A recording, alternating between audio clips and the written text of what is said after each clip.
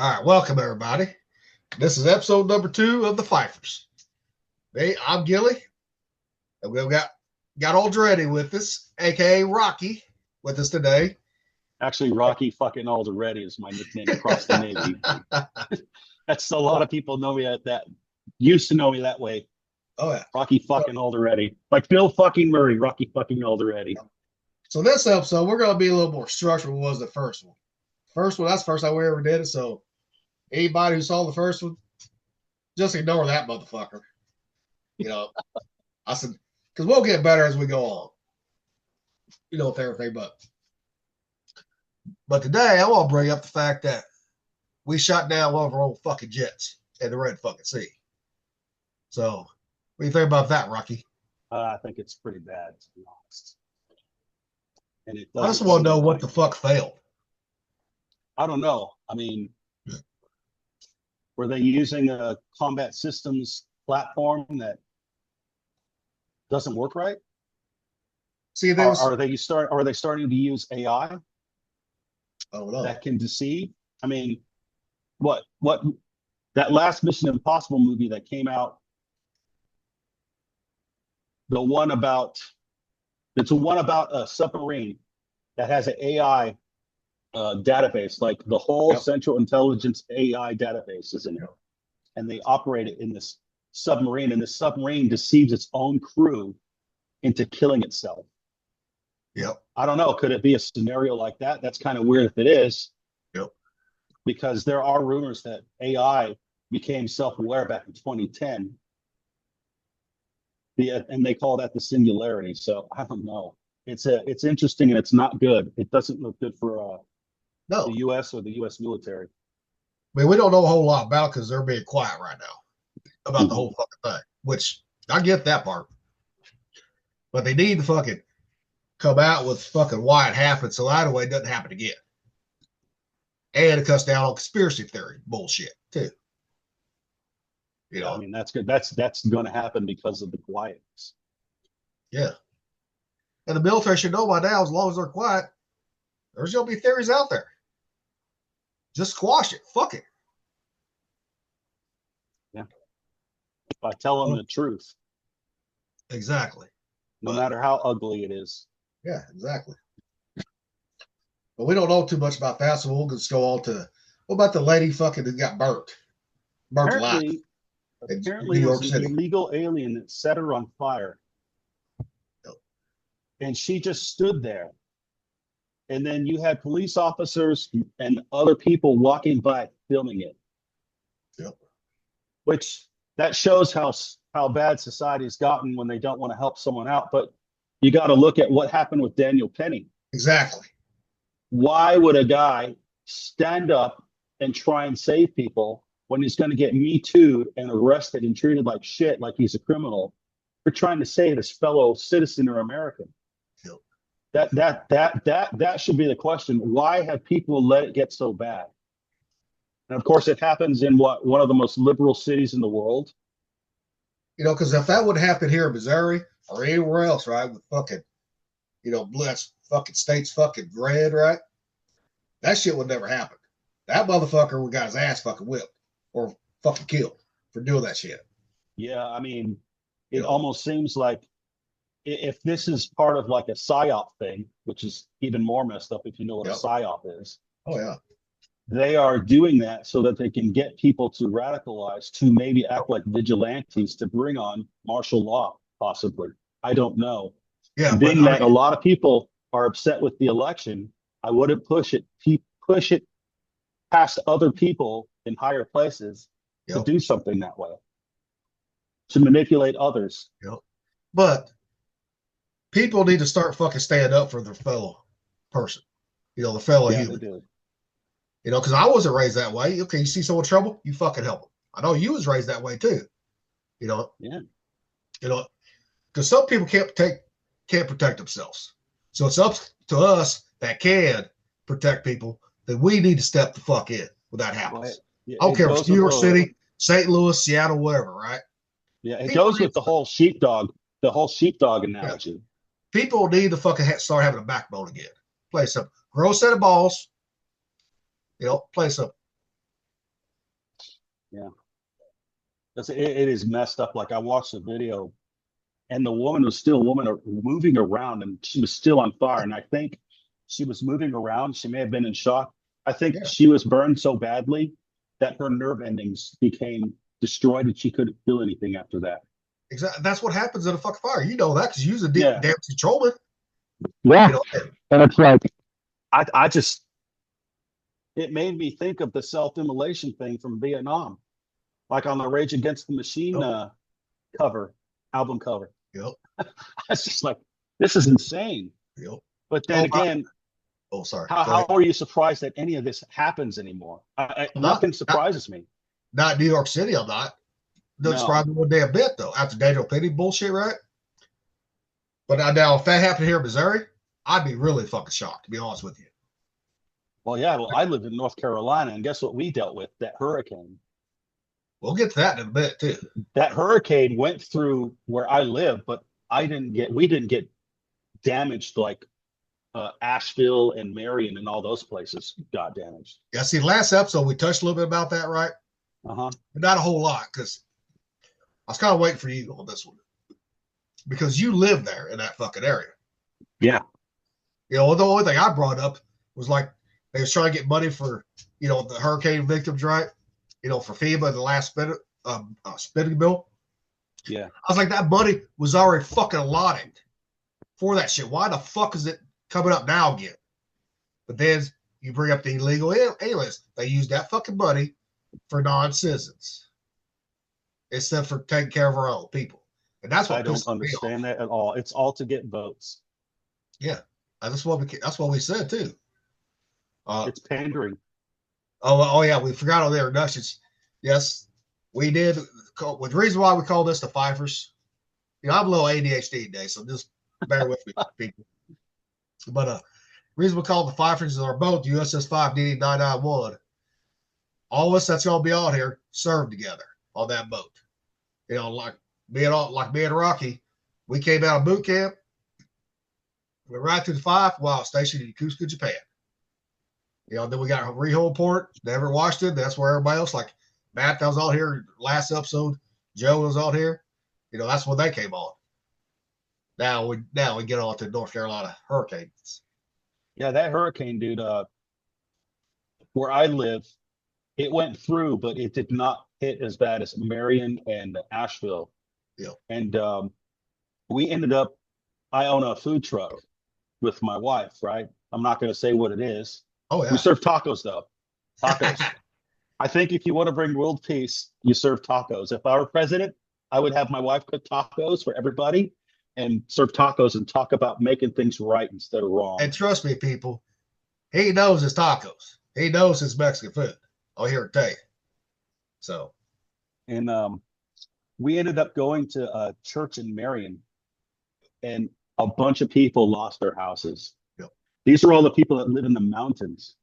So like the mountains and all this stuff got flooded, landslides, and they were still getting bodies out.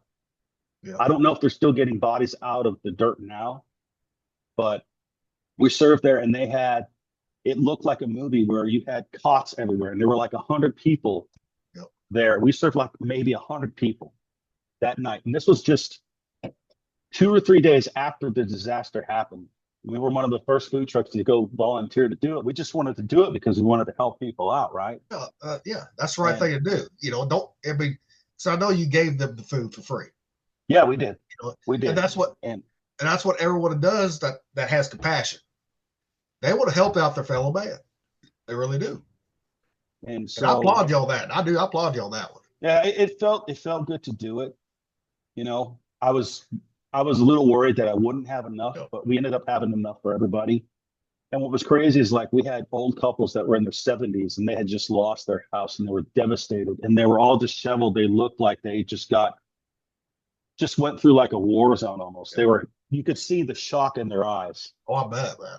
I mean, it was pretty bad. But after that, I think other food trucks went in and they started helping people, and they were all over the place from like Catawba County, Caldwell, all those places, Lincoln, maybe all the way down to Charlotte, and all those counties over there. But it was interesting. It was interesting to see it Now, one because thing I want to bring up, I've heard this. I don't know. I could be wrong, right? But did someone sell body rights for all that fucking lithium in those areas? that's the going story. Some people say it's true, and some people say it's not true. That's what I would like to know. I haven't found definitive proof either way. Because the government should have been there. You know, because I know I've seen the videos and all that bullshit, right? FEMA didn't do shit. It was all the locals rebuilding the fucking roads. Oh, they're still out here, dude. FEMA is? They ended up coming to my house and asking about how we were doing. Because when we got hit by the hurricane, we lost power for like 5 hours.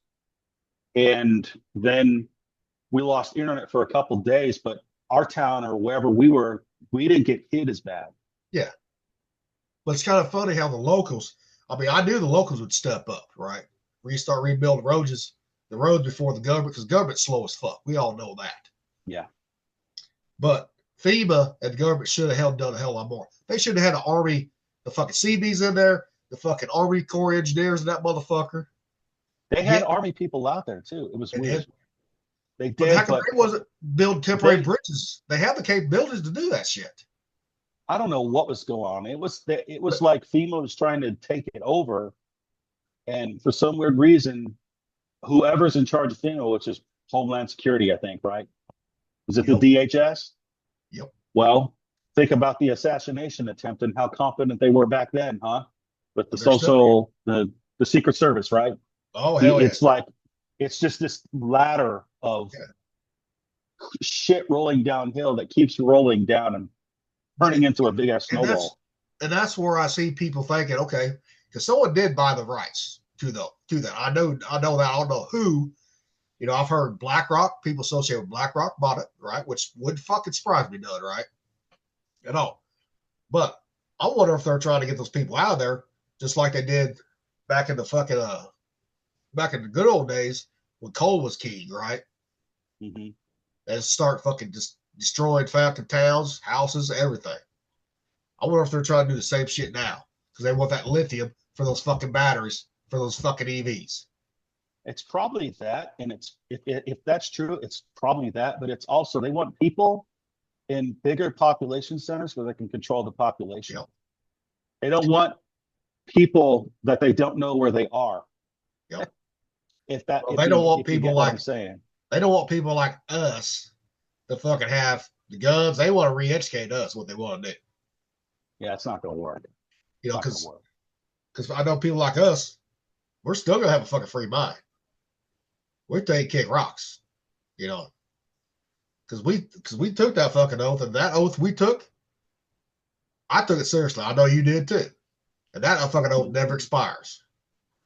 If that means okay, we got to fight World War because they're fucking going against the Constitution, so fucking be it. Then we'll do it.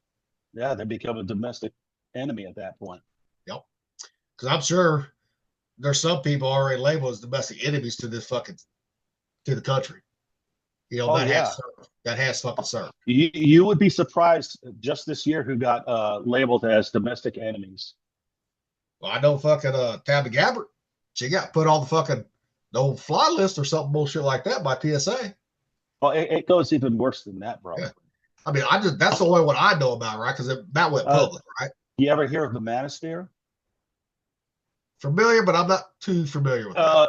It would be like podcasts that come out. They talk about relationships between men and women, dynamics, how politics plays a part in that. So people like Rollo Tomasi from The Rational Male, or a guy named Sandman, who's in, I think he's from Canada, MGTOW, Men Going Their Own Way. Anybody that does not say nice things about women and talks about how people actually are, whether it's good nature or bad nature in people, they're deemed terrorists because they don't pander to women. And it's crazy. And then they wonder why marriage is falling apart. Like everything going on right now, it's interconnected. Yep. There's a little piece here that's connected to here, that's connected to here. It's like that crazy picture of I don't know his name, he's an actor, and they always make it a meme where he's got like arrows pointing all these places, and he's like, "This is how chicken's made," or something like that. It's like that, but it's like on this bigger level of what they're trying to do is they're saying these people that may have a right to think the way they want to think because they're not the thought police. This ain't 1984, even though it's turning into it. Yeah. Um, I've told people they need to watch that fucking movie. yeah, You know? yeah. If you can read the book, Yeah. I mean, but there's people out there that don't like to read, right? No, they don't. But the movie, if you don't want to read the book, watch the fucking movie at least. Because we all know the books that have more shit in there, right? More detail, just like they always do. You know, but the movie, at least watch the movie, people. 1984. I mean, it's slow, but you know what? There's a point in that movie that's relevant today. Yeah, dude. What's another one that's kind of relevant is Brave New World. I haven't watched that one. It's I read the books. I read the graphic novels. I have the actual books, but I read the graphic novels Okay. because sometimes you can get more with a picture. You know how a picture says 1,000 words? Yep. Well, if you read those books and you know what you're looking at, you're like, oh my God. Just the way that people act in Brave New World, it's very similar to the way that people are acting right now. And then the way that people are also acting, it's like 1984, where they tried, like, I think the Biden administration tried to make a ministry of truth, which is in 1984, but it was actually the ministry of lies. Yep. And of course, Hitler said something. If you say it lies a lot, loud enough and often enough, the people will believe it. And exactly. See, that's the thing. See, me and Lil Tate, since he's been doing his government class, because he's going back to get his degree, right? Mm-hmm. Well, he had to take a government class, right? And me and him talked about a lot about the fucking Nazis, the propaganda bullshit, right? That's what the Democrats have turned into. Yeah. Because me and him, we could be wrong, right? And people could say we're conspiracy theorists. Go ahead. I don't give a fuck. But I still believe the Nazis took over the Democrats now. They've been trying to infiltrate the government for years because they always said you can't kill them from the outside. You got to destroy them from within. They almost remind me of a comic book organization. If you've seen the Marvel movies, Hydra. Yeah. They're like Hydra. Destroy them from within. That's what they're doing. Like, I mean, the perfect example is Captain America, the Winter Soldier, right? Hydra took over S.H.I.E.L.D., and then S.H.I.E.L.D. collapsed in on itself. Because a lot of people think, like, the Nazis and all that died out after World War II. No. They, with a lot of the high-ranking ones, did not get caught. They was down in Argentina, and that's been proven. Then they went to NASA. Well, yes. But the ones that we did not recruit, right? Yeah. Was in Argentina, along with Hitler, because I do believe Hitler escaped. Because his remains, right, was no fucking DNA test done on those remains that fucking Russia has. And Russia will not release those remains to have the testing done. So, because we all know that he had a fucking stunt double or stand-in, right? Yeah. Because a lot of those people did. The leaders, they all did. So, hell, I mean, you see pictures of people on the internet now, and their earlobes look different. Yep. It looks like someone wearing a fucking mask, like it's Mission Impossible. So, and there's evidence of them down there in Argentina, right? Mm-hmm. They were working on a nuclear fucking weapon down there because the buildings are still there, and they're out in the fucking wilderness out there, but they're still there. They found those on it. And people think the Nazis died. No, they didn't die out. They got smarter. That's what they did. If they want to kill us, they kill us from within. Is what they're doing. And it's the same shit like Obama, right? Wasn't he the president that did away with the fucking propaganda that allows the fucking media? Yeah. Yes. I think it was in 2012 or 2013. Yeah. You can lie to the American people. Yeah. And when did society start fucking crumbling? When he took fucking office. He took office, but after they signed that propaganda thing. Yep. And then all the mainstream news media started fucking lying. Yeah. Like, It's sad. And then when they do get caught in lies, they don't apologize. Nope. They don't. And I think, well, they should lose their right to be the press. They can't tell the truth. Freedom of speech should not mean freedom to fucking lie. Yeah. Because like now, Or it's like right now, we can speaking the truth, and we're going to get labeled as misinformation bullshit because it does not fit their agenda. yeah, I know. And I think a lot of people don't care anymore either. no, They're sick and tired of it. And that's why Trump won again. Yeah. Because they're seeing through the bullshit that the fucking Democrats have been saying. And the media, because the Democrats control like CNN, NBC, ABC, right? Now, Almost everything. Now, Fox, it depends on the anchors that's on there, right? Some of those anchors, you can tell that they're controlled by somebody. Yeah, I thought it was interesting when Tucker Carlson left. Yep. And they fired. Either he got fired or he left, and then he went on Twitter, and he was getting more views on Twitter than all the news people altogether, really. That's interesting. I want to talk about him, but we'll get back to that. But look at Jesse Walters, right? You can tell he's not controlled by Democrats at all. Or Greg Gutfeld, right? Or Judge Judy, right? Because I like watching the Five. The Five and all that bullshit.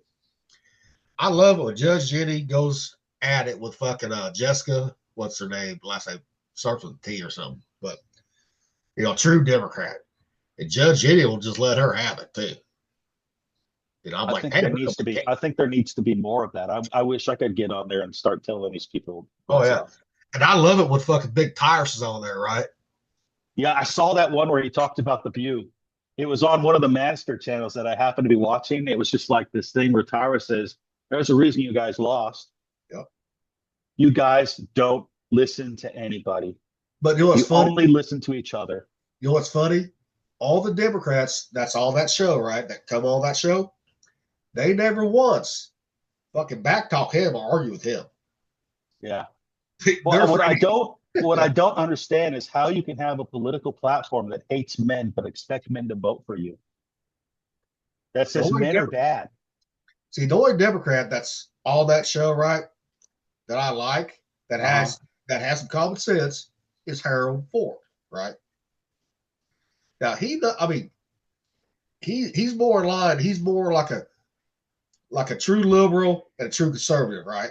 His values, or what I see, anyways. Yeah. But like Jessica, she's far left, like a motherfucker. Because a true liberal is gonna have some common sense about shit. It's about liberty. It's not, hey, you have freedom to do what you want, but don't force what you want to do down other people's throats. Yeah. Live and let live. Yeah. And if you know what the Democrat Party is doing is wrong, they call them out on it. No matter if that's your party or not. That's how you change. Get the party back to what it was when my grandpa voted Democrat. Yeah. My grandpa's 93 years old. He switched to Republican when Trump started running because he started saying, he said, this ain't the same party that I grew up with back in the 30s and all that. It's funny. They call themselves Party of Love and Inclusion. They hate men. They want to kill babies. Yeah. They want to, punish anyone that doesn't believe like them. They're not willing to talk to anybody and reason with them with logic and reasoning because, once again, I mentioned before you were recording, emotionalism. Yep. It's all about emotion and how I feel. Well, what about if it's fucking right or fucking wrong? What are the effects of that? How does that happen? You look at it right in front of your goddamn face, and then you look a little bit later, and 2 weeks down the line, something else happens because you decided to do something based on emotion instead of fucking logic and common sense, which ain't all that common right now. Hold on. Yep. Yeah, buddy. Did I bring my basketball back from your house? Did you, Brent? No, did I? No, you didn't. No, it's still here. It's still there? Yeah, still here at the house. Okay. All right, buddy. I thought I lost it here. Oh, you did. You did take it this time, okay? Okay. All right, bye. Bye. Sorry, but No, no problem, dude. You know, Kids are so, important, man. oh yeah. I mean, I don't care if we're live or not. I ain't gonna stop the recording because I don't want to have to read loop shit later on. Fuck Yeah. that. Hey, I it shows that you're human. yeah. It also shows you're a father, that you care about your kid, Well, your yeah. I son. mean, I'll do anything You for know? him. You know, it's just like we're talking about. They want to destroy masculinity, right? You know, Yeah. That's a well, big mistake. I have a shit. lot to say about that You one. know, well, the school fucking hates me on certain things. You know, because there was one counselor tried to tell River, well, River, you can't be as masculine. That's toxic masculinity. When I found out, I would ape shit on my counselor and that whole fucking school. And I, they I and they won't fuck with him now. All that shit. I had a meeting like that with my son. Um, he uh he was 12 or 13 at the time, and he was in junior high, and girls were picking on him because he had red hair, and they were calling him ugly and all this other stuff. And they're feminists at that age. They're Yep. feminists. Oh yeah. And I always want to ask a feminist this: how can you have a relationship with a man if you think he's fucking oppressing you? Yep. How the fuck does that make any sense? And when you look at it, it's like, if you're a feminist, you're the antithesis of life. You want to kill babies. You want your freedom at the cost of everyone else dying. Yep. And that's selfish. That's self-worship.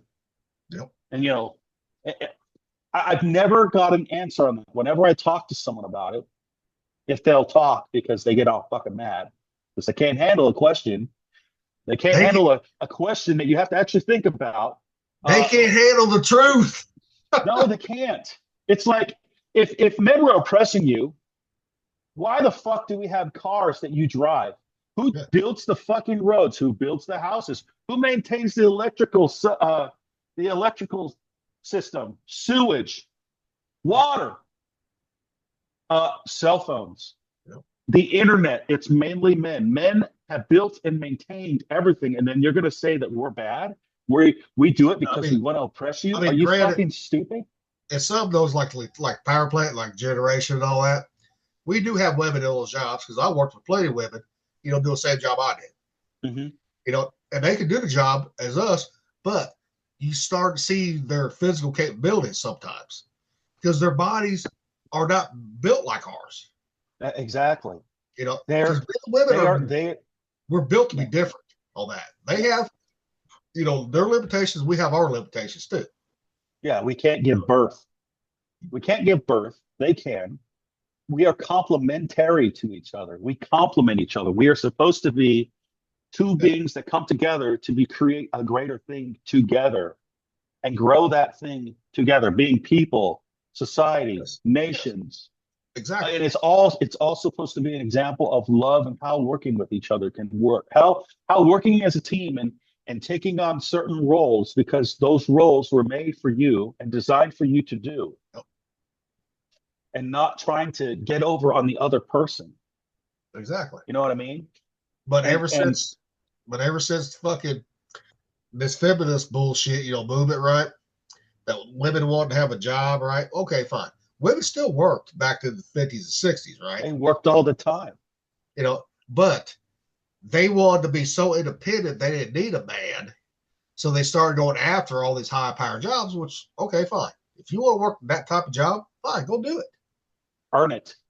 But Earn it. It's not going to be given to you unless you earn it. yeah, It should be based on merit. But don't sit there and say a man's keeping you down. Okay, earn it, like you said. Because a great example of the women who did in the 60s, right, earned that, you know, get those high paying jobs was at fucking NASA. You watched that about the black ladies who helped get us to the moon, right? I never saw the movie, but they were really good at mathematicians. Yes. Yeah, they earned it. That movie's fucking great. And one of them, you know, she was so good at math, right? But she was black, so she could not use, because where they put her at, you know, with all the white people, engineers and all that, there was no black bathroom at that time because back then it was so segregated back then. And fucking the director, Kevin Costner, you know, he goes, "Why are you taking so long to go to the bathroom?" because he didn't realize or forgot that there was no black bathrooms in that area. So she had to run all the way across campus, right, to fucking do it. Then once he figured that out, he said, no more of this bullshit. Anybody can use any fucking bathroom that they need to. Play something. And that's the way it should have been. Yeah, it should be based on, it shouldn't matter what your sex is, what your color of skin is, or any of that shit. It should be based on, can you do the job and can you do it right consistently? And those can ladies you help the organization succeed? And those ladies, and in turn, you succeed. Those ladies prove that they can do the job better than most men could at the time. Because everybody has different, like different strengths, right? Their strength was fucking math, and they were damn good at it. But that just proves that women could have done it more and more and more if they just had that same fucking determination as those other ladies did. Yeah, I mean, the biggest thing is I think it was a scam because you created a whole new bunch of taxpayers, which means everybody's salaries stopped going higher. Yeah. And everybody now is competing against each other. Yeah. And what does it do when everybody's competing against each other? How can anything grow? Exactly. In a good way. And even today, right? There's women out there talking about, well, a man gets paid more than I do for the same job. Bullshit. He works longer hours. Because the power plant I worked at, right? The women made, they made the same amount as I did in that job. Exactly. Now, if you want to make more fucking money, on your gross at the end of the year, you work fucking overtime. Yeah. I mean, that they've had so many news segments on that where, I don't know, it's Rachel Maddow. He looks like a dude. and it's the guy that does the pillow thing. I think it's the guy that has the pillows. I forget. And they're talking about 77 cents to the dollar. He's like, no, yeah. I wish that you were right about how passionate you are, but you're just wrong. He's like, men work longer hours. Yeah. We work more hours, therefore we get paid more money. Yeah. We're designed to work harder. Yeah. That's look at our bone structure. Look at our muscles compared to women. Look at what women are really good at doing and look at what men are really good at doing. Yeah. Yes, some people can do those things, but there's certain things that will never go right if it's someone that's not supposed to be doing it does it. Yeah. It negates progress. Yep. I mean, getting back to that, look at like the women in the past that thought they could go to Budge, right? To come to SEAL. And those women didn't last very fucking long at all. I remember seeing G.I. Jane back in 1997. And that's what started that whole thing with them thinking, okay, I could go fucking be part of the teams, right? No, your body's not fucking built for that. Ben's body. Remember when that lieutenant that was in the Marine Corps, I think either was an Army lieutenant or a Marine. Talking about Scroggins? And she said, like, my body's been destroyed. There was a woman, she's like, my body's been destroyed. I can't even have kids now. Yeah. And she, yeah. It's like, ready to talk about Scroggins, right? I mean, he went through his body. His body got destroyed too. Yeah. But he didn't let it stop. I thought you was going to bring him up. Sorry. But no. It was this girl that was on the news talking about just women being in infantry or combat positions. On the front lines like a soldier, right? See, that's the one thing I did reach out to. See, I go to counseling every week, right? Mm-hmm. At the vet center. Well, I just go to a group, for combat vets, right? Well, I'm the one Navy motherfucker in that group. The rest of them fucking Army, jarheads, right? Well, I reached out to one of the guys in the group that's Army, right? That's got his Ranger tab and all that bullshit. I want him to come on this fucking podcast and talk about, the women that's tried going to Ranger, get their tab, right? I know there's one that recently done it, right? Yeah, they did. But how bad did it fuck their body up versus the guys, right? I think they failed numerous times and they kept on lowering the standard. See, there was something in the news about it, or someone got on Twitter and actually talked about it. I don't know if they got in trouble. Probably did. They probably got in trouble because it's not politically correct. Yep. But hey, the truth is the truth is the truth. It's Yeah. the truth. But the thing is, you don't lower the standards just to get that first female in there. No. Now, if you don't lower standards and they do the training just like the guys did, right? Be held to the same fucking standard. Okay, if they make it through it, great. I'll give them praise all fucking day long. But don't lower the standard like it did for, like when we went at, the PRT, right? Mm-hmm. Well, the women had a slower time on the run. They had to do less sit-ups, less push-ups, and all that bullshit, right? How's that equal? That ain't equal.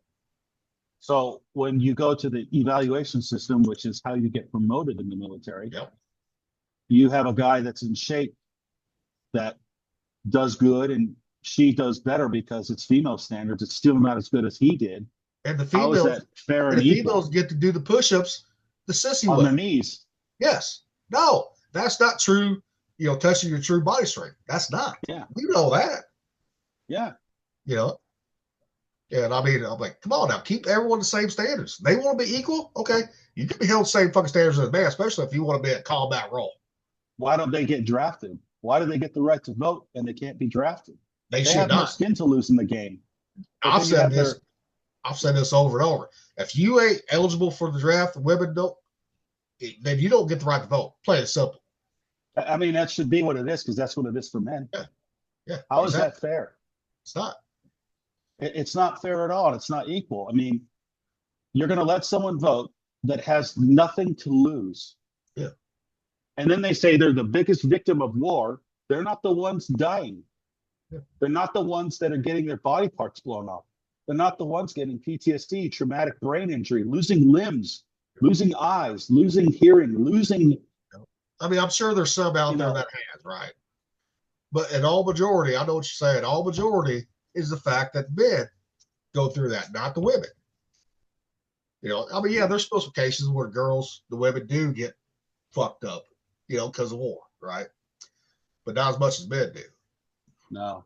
I mean, I would say 99% of the victims of war have always been men. But that's why I love Pete Hegseth, to be head of DOD, right? I know that's why they don't want him head of DOD, because he wants to bring the standards back. That was when me and you was in there. As it should be. Yes. As it should be. And reevaluate the women in combat roles to see if they can truly do the job. Because I know for a fact, I've never met a woman that would say if me and you was over there, right, and we went down, are they going to be able to fucking drag our bodies to safety if we get to hit, right? Probably not. No.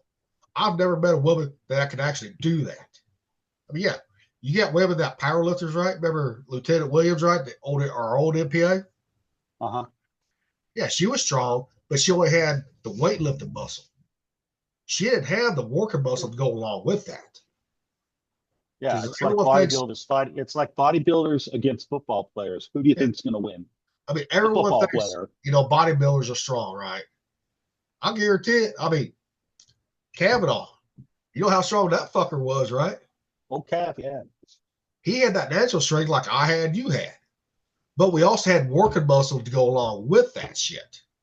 Yeah, you knew how to use what you had to your best of your ability. Oh, I see Joe popping up online. Oh, that's going to get good now. But yeah, I mean, but if they don't have that working muscle go along with it, they ain't going to be able to drag us, if they had to, or carry us, right? Because because we both know how dead weight on a human, you may be able to bench press 350, 500 pounds, right? But that dead weight of a human is fucking heavy. At 150 pounds, it's kind of hard sometimes. Yeah. Because, remember the firehouse that we had to go through in Washington State and all that bullshit, right, for firefight school? Remember those dummies? We had to drag, right? Yeah. Fuck. I mean, remember the sheer power? Remember the sheer power in the fire hose? Yep. Like you were like, oh, I got to get ready for this. And it's like, oh my God, it's freaking hard. I remember one time we had, I can't remember, I want to say Matthias, right? You remember how small she was, right? Yeah, Christine. Yeah. I think she was on the nozzle one time. It fucking started pushing her back. Yeah, I think the next lineman had to back her up. Yeah. You know Yeah. what I mean? Or Which it might have been Diaz, right? Or some or McKeever, right? I know it was one of them. They're like, holy shit. yeah, But and I know, it's not a joke. no, because I know And when it's at the power plant I worked at, right? See, I was on the fire rescue team at the power plant. Well, we had to do the same, like top type fucking, hose train, firehouse, all that bullshit, right? To keep current. Well, there was women on the team, right? They couldn't drag the fucking dummy at all. So we had to help them drag the dummy. You know, I mean, that just proves that women are not as strong as men. They never will be. yeah, I know, but you know what's funny about it is back then I would never thought second would never had a second thought about helping her out Yeah, I because mean, we in the helped long her run out. we have to protect each other so Yeah, that we can live for the next day and go home to our families, exactly. right? We still do that, but they have to be able to do the same for us too if we need it too. Yeah, and that's when it becomes a problem. Yeah. There's Joe. Hey, Cheers, gentlemen. Merry Rocky, Christmas. Merry what's up, Christmas, man? Rocky, Joe. Rocky. I haven't talked to you for 20 years, man. I And know it's been tell a you what, man, while. this is so amazing from Jason to come up with this thing. And Well, I really, me and Matt did. We I both really came up with appreciate it. it, man. This is fantastic. I'm just the one that's running with it because I was like, no, what? I'm gonna get this off the ground. Fuck it. Yes, it's And I got fabulous, more man. and I got more Great. time than Matt does because Matt's going back to school and all that bullshit, right? And I have time too because of the taco truck. And Yeah. hey, I'm living a retired life right now. I just do the taco truck for fun. Well, yeah, because you love the cook, and what they always say, if you love what you do, you'll never work a day in your life. Yeah, yeah. You know. And Joe, what you been up to? What time did you guys start? Uh no, well, no, about 4. A little bit after 4 here. What I've been up to today is I got up this morning and started drinking and then fell asleep and took a nap.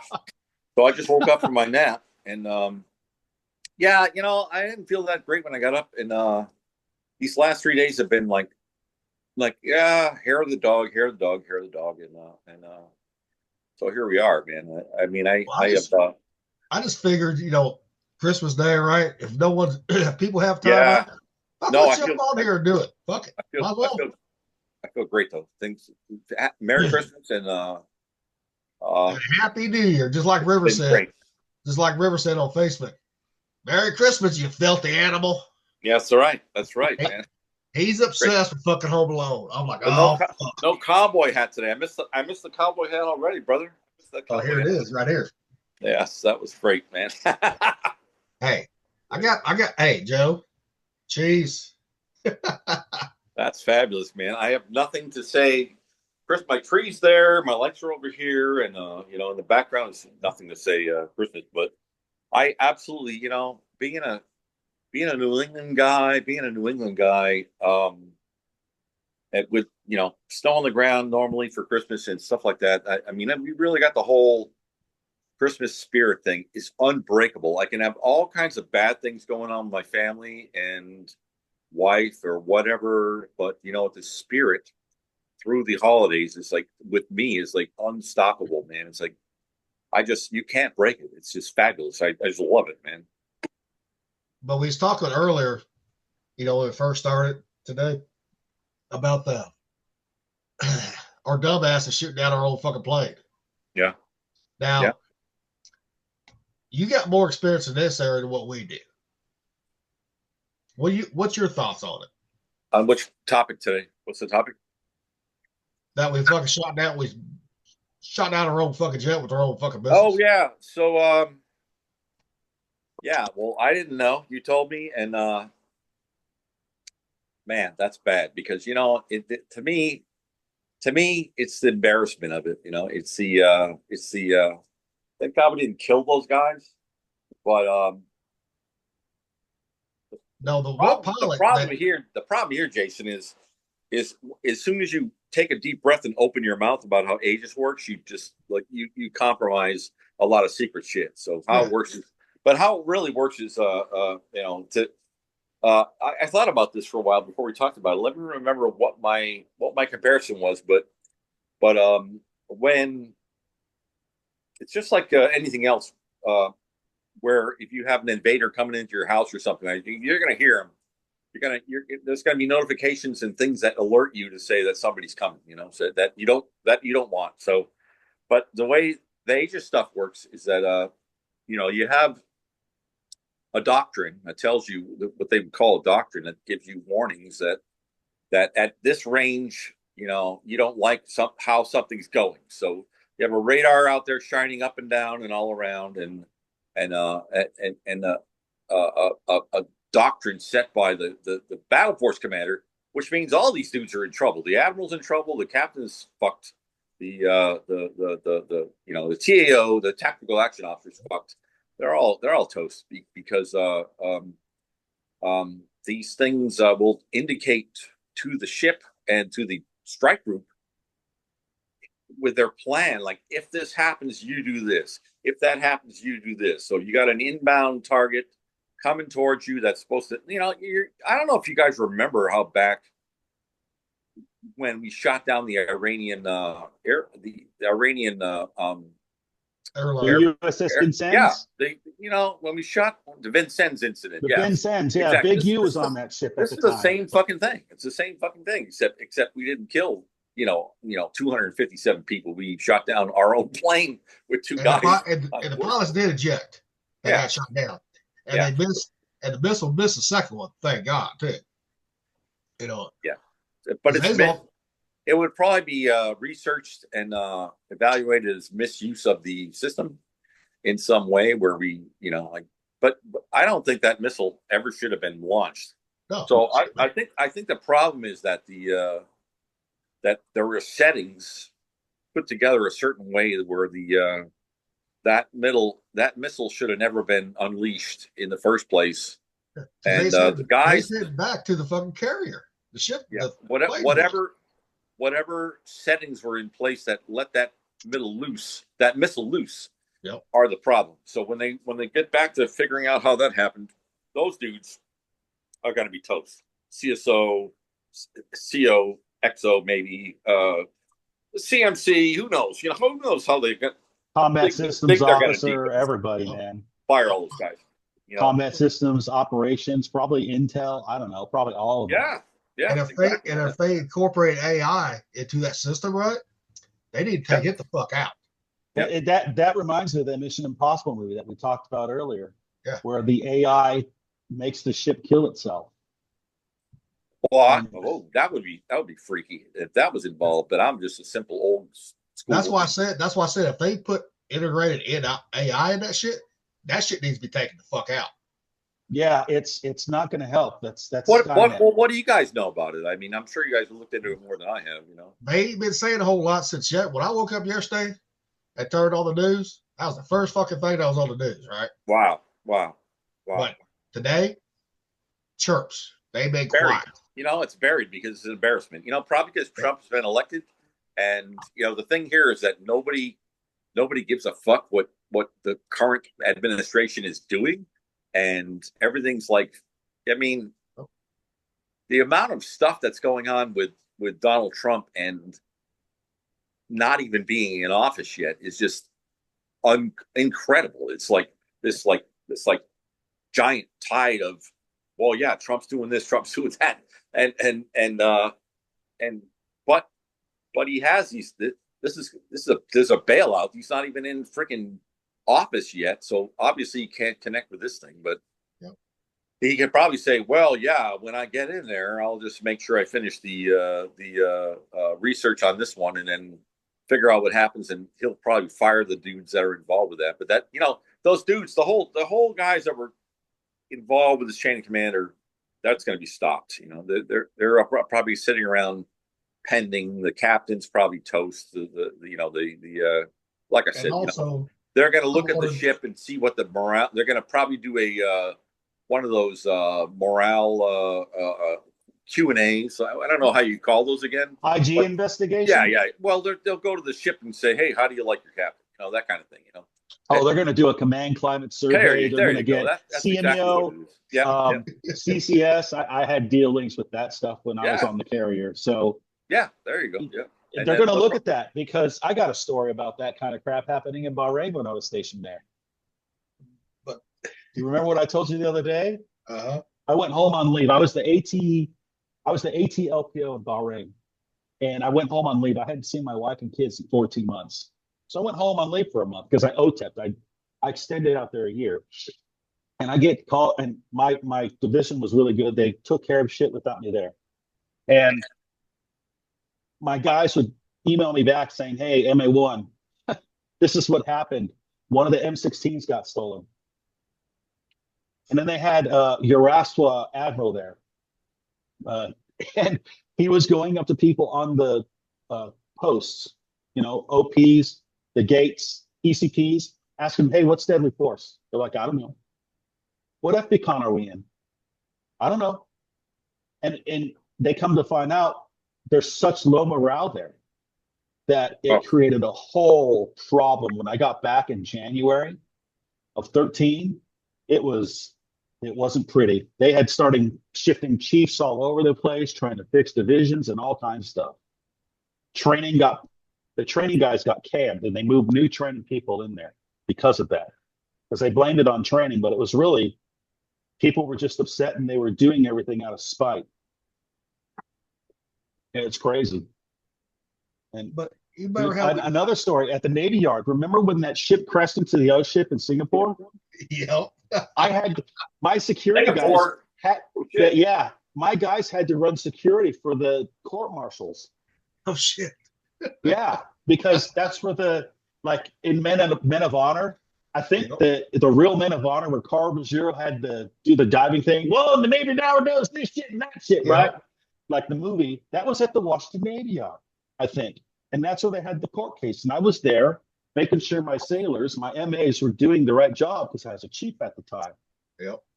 Making sure they had everything taken care of. Security was good. They were checking people's badges and whatever.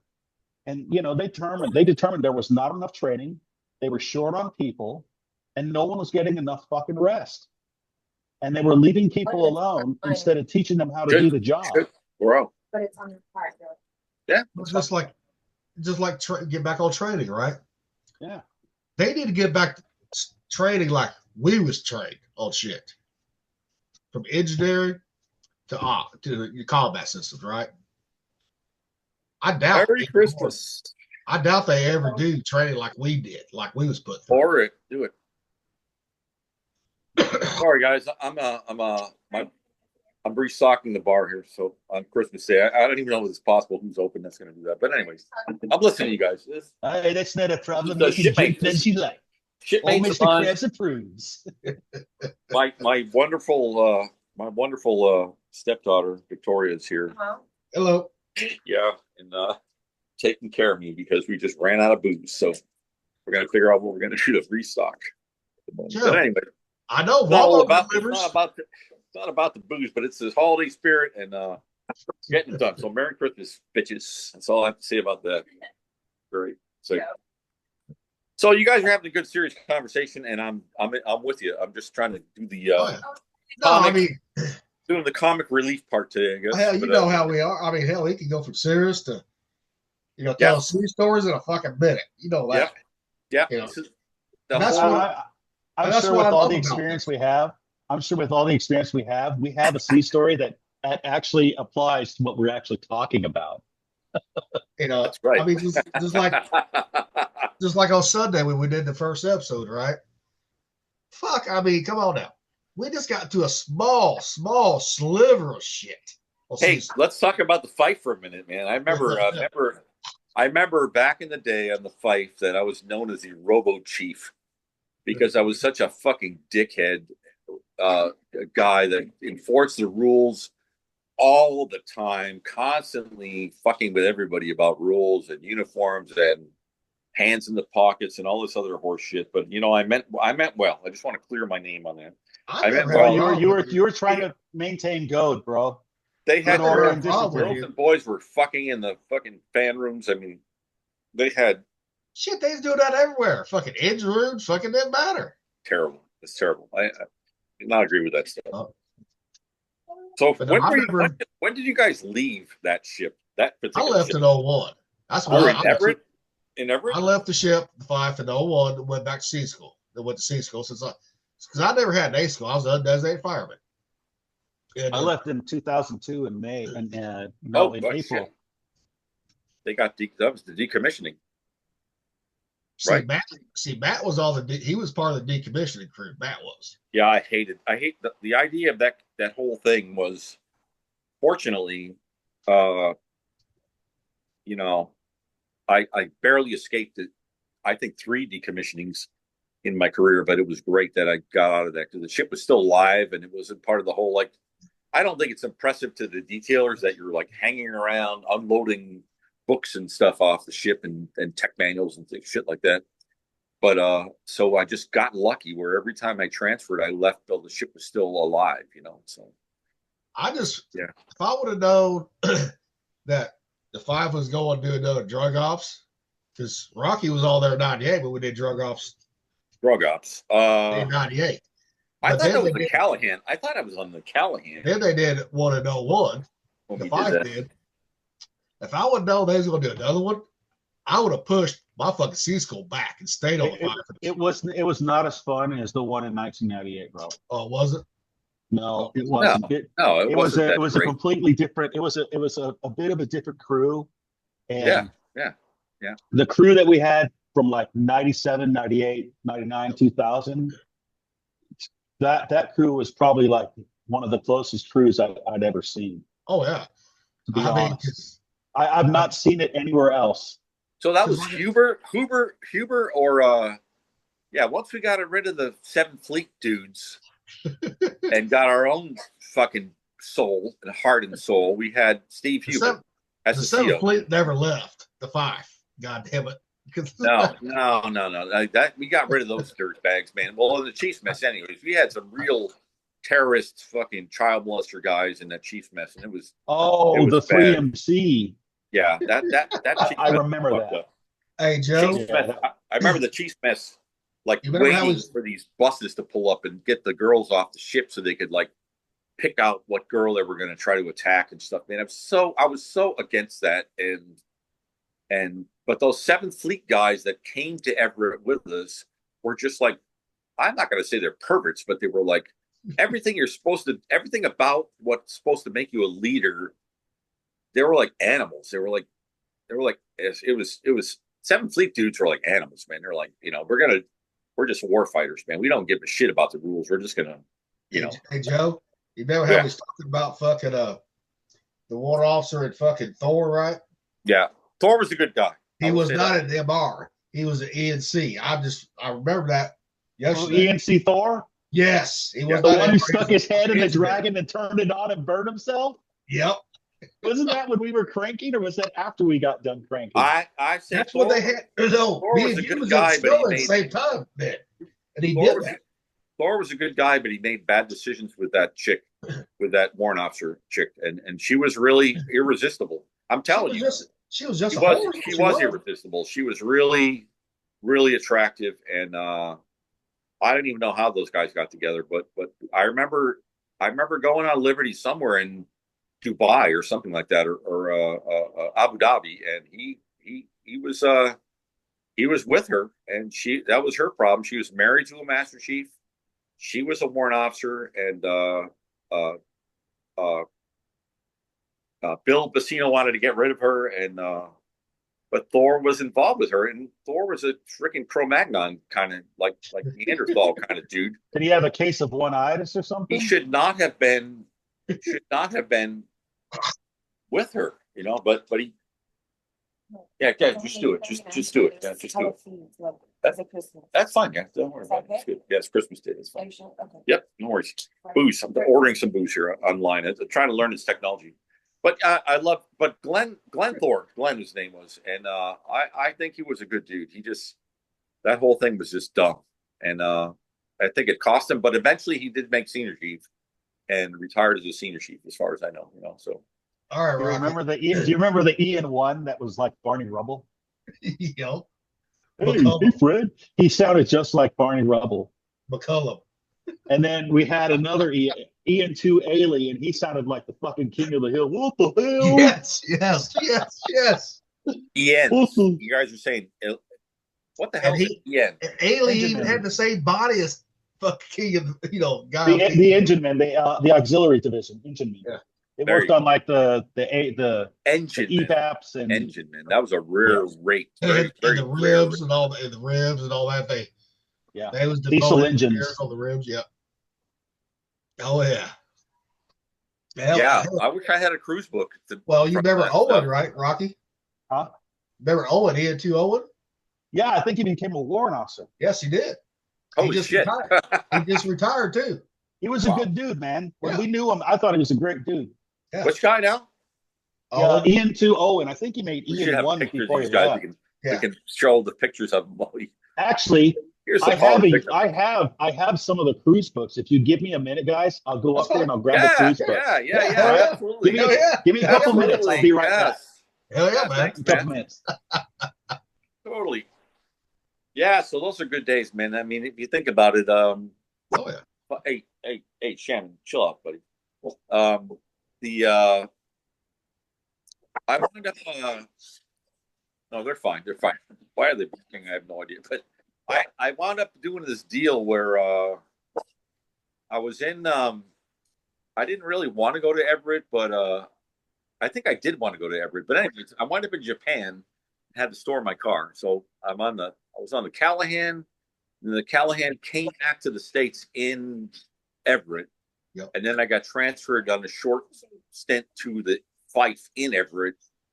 And I can't really remember the whole thing. But anyways, we did a little tiger cruise thing there where we came from Japan to Hawaii for a brief stop and picked up some tigers and then went to Everett. And my dad came with us and he was fucking seasick as hell, man. He was seasick for like 3 days, couldn't do anything. And he was Mr. Sailor. My dad loved to sail with his like 17-foot O'Day Javelin sloop. Yep. And I spent so much time sailing with my dad on his sloop. And but man, get out there with the real stuff. And we had been diverted a couple times to do the transit over to Everett. And I'm like, hey, that's how it goes, But a lot of the tigers spent their days for that segment of the tiger cruise laying around on the aft missile launcher, because the best thing to do when you're seasick is to see the horizon, right? So they're all laying out there with their lounge chairs and blankets and shit like that. And they're like literally saltine crackers and all that bullshit. Yeah, back aft on the missile launcher. They all kind of hung out there and watched the horizon and kept themselves from being sick. But anybody kind of gets over seasickness in three or 3.5 days, and then he rose up and was fine after that. This takes over. Yeah. I never got seasick. Never did, right? Me neither. Never. Not I one. love fucking with those Filipinos like Baldo, Saldivar, right? In the engine room. Yeah. As soon as we got out of Puget Sound, right? They was always seasick. Yeah. Right? And then you're wondering, is this an excuse or is this real? No, they was actually sick. They was actually sick because I would fuck with them because I would take my chew and put it on my tongue and just go like, motherfucker. They're like, oh, they would actually throw up. Oh yeah, I fucking. You know how they cuss, right? Yeah. Fuck sound like puck, right? Fuck you, Billy. Fuck you, Billy. You fucking hillbilly. Yes, I remember that because we talked about that during Volume 1, where the first time we've seen a Filipino guy in our lives. And that was, hi, Molly, how you doing, girl? Yeah, that was pretty crazy. Oh, yeah. Got my 13-year-old dog next to me, and she looks like shit. I mean, I don't know when I'm going to put her down, man. It's a tough situation with her. She's doing okay. But sometimes when they're that old, right, sometimes you just got to bite the bullet and do it.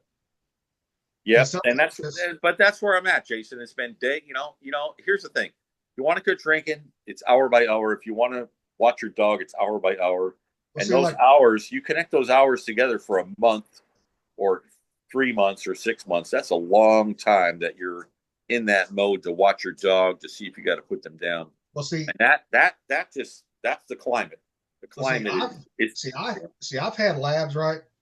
Grew up in labs, all that crap, and there was a couple of dogs I waited too long, put them down, right?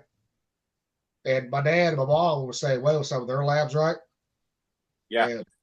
And it's hard. I know how hard it is to let go of them, you know, but sometimes you have to, you know, and that's the hard. Everybody has to come to that old decision on their own. They have to. Yep. I put Like, down, let's see, how many dogs have I put down now? 1, 5, 5 or 6, I think I put down, and it's my job. It becomes my job. Yeah. It's because I'm the guy, I'm the man, or whatever you call it. That's but, like Kavanaugh, right? He had to put his black lab down after 15 years. You know, last summer, right? that's a good life, though. Yes. You know, and But then he the had other cancer. thing is, you're But the dog God. had cancer, right? I said, brother, he's hurting. I said, labs don't show pain like other breeds do. Oh, really? No, they do not. They don't whine, but they're like heavy panting and all that crap, right? And the dog can hardly move. I said, brother, it's time to put him down. Yeah. I said, trust me on this one. But he did. He said, I wish I would have done it sooner. I said, exactly. Now, the next dog you get, now you know. You know, don't wait so long, you know. But, I mean, I told him, I said, you got to come to that conclusion yourself. I said, I can tell you, the vet can tell you, your wife, your daughters can tell you that. But you got to be the one to pull the trigger on it. You know, come to that conclusion.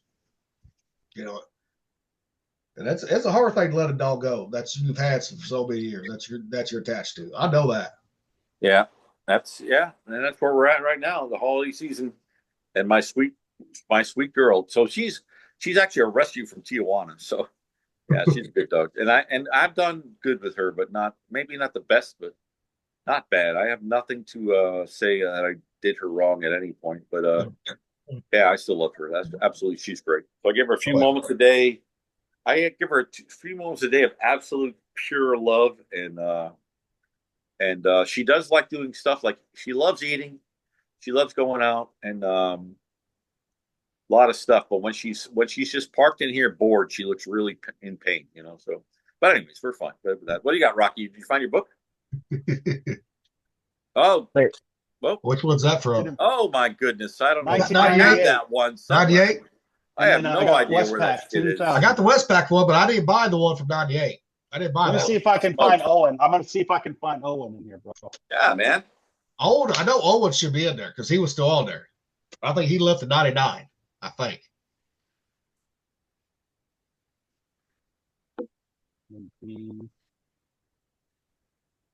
There he is. Yep. I'm sorry if the camera's not working right. It's not working right. I can't tell from here, but it's okay.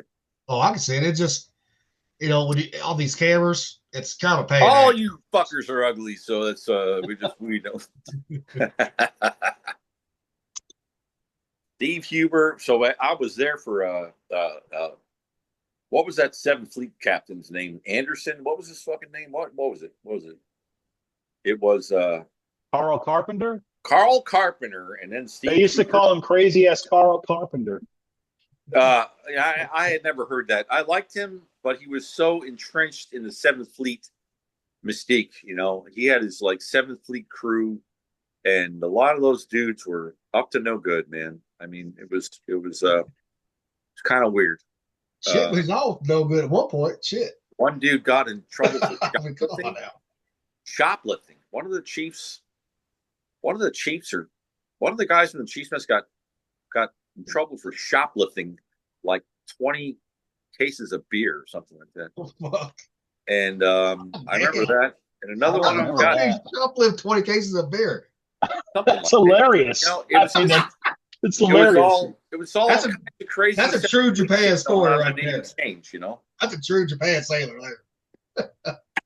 Well, it was all weird Navy exchange shit going on. It was just all weird. The whole base was just crazy over there. And another guy was in trouble for child porn. So I remember that. But I think I remember his name. He was the 3MC. Yeah, I'm not going to specify his name, but he had red hair. His nickname is Spanky. So that, oops, so anyways, I don't know what happened to him, but he got in a lot of trouble over that stuff. And Do you remember? This takes us back to the volume 1 there, Jason, with and I remember the CMC's name, Bill, his name was Bill. Rocky, don't crusty motherfucker that fired me from Cheese Fest because I wouldn't have his mayonnaise ball. Yeah, his nickname was Beloy, and I can't remember his last name, but his first name was Bill, and I actually liked the guy. He was all right, but yeah, he was better than the guys we had later on, like that submarine guy, submarine Master Chief guy at the end, and yeah, that was a crazy ship. That I had all kinds of things going on with that ship, with crazy guys in the Chiefs mess, and this EW, electronic warfare chief guy. He was a weird dude, man. But I think I remember him. He was the one that grew a beard, right? Yeah, and he was a guy that had 2 different colored lenses in his glasses, right? And protested stuff, but he was weird because we were still in the 7th Fleet. He hated me so much that he would we were still in the 7th Fleet, so the soda machines still had pop tops on the sodas, right? So and this dude would like take a couple pop tops and save them up, and he'd put them in my boots in the middle of the night, so that when I woke up to go on watch, I'd pull my boots on, my combat boots on, and it would be full of like fucking razor sharp pop tops, and I eventually had to go to the CMC about him, although I never wanted to do that, you know. But he said the CMC was a submarine guy, and he said, "Thanks for coming in, because you know what, this guy's been terrorizing his division officer." There was some cute redhead ensign kid. She was doing the best she could do. She was like 23 years old, and apparently that guy Shevchek, that was his name, Shevchek. He was terrorizing her too. So I remember him. Yeah, Shevchek. So I went to go see the CMC, and the CMC says, "Well, yeah, Shevchek turned in his draft his draft evaluation. You know, because the chiefs are supposed to be teaching these young ensigns how to do stuff, and had everything as like, and you're on the scale for the at the time, you're on the scale of the 1 to 5.0, right? And they did the 1.5.0, and everything was on 1.0, and on the back it says something like, "Does nothing right, tell me something I do right," or something like that, and gave it to the ensign, and she was like crying and had to, you know, I mean, this guy was just fucked up. So the way he took care of him was, we were stationed in Everett, and this guy was in Everett for a reason, because he lived in Oregon, right? His family was in Oregon, and the CMC told the dude, "Hey, if you fuck with anybody else, I'm gonna get you sent to fucking uh, the South Pole. You know, I'll get you orders to the South Pole, and you're not gonna see anybody for a long time." And the guy chilled out after that, but we got rid of him. And unfortunately, I talked to somebody from his division like just a few years later, and that Shevchek had died. So, you know, I don't know if it's karma or whatever, but nobody should die, whatever. But I don't know what happened to him, but he did not live a long time after he left the fight. So that's how it worked out. Just didn't be an asshole. Didn't need to be an asshole. I mean, he was doing everything he could do to support his family, and his, you know, driving on bald tires back and forth. I remember this stupid excuse he had over the Christmas holidays or something. We were in port, and he wouldn't go back to Oregon to see his family. We're talking like 100 miles, and he didn't want to buy new tires to go down and see his family, or he had told somebody else that because his tires were old on his car, he wouldn't go see them. Like, he was a nutcase, man. He was a nut job. And it's sad, but oh well. You live your life how you see fit. You know? Yeah. That's a sea story. That's a non-sea story. I guess. So what else you got in that book, Old Ready?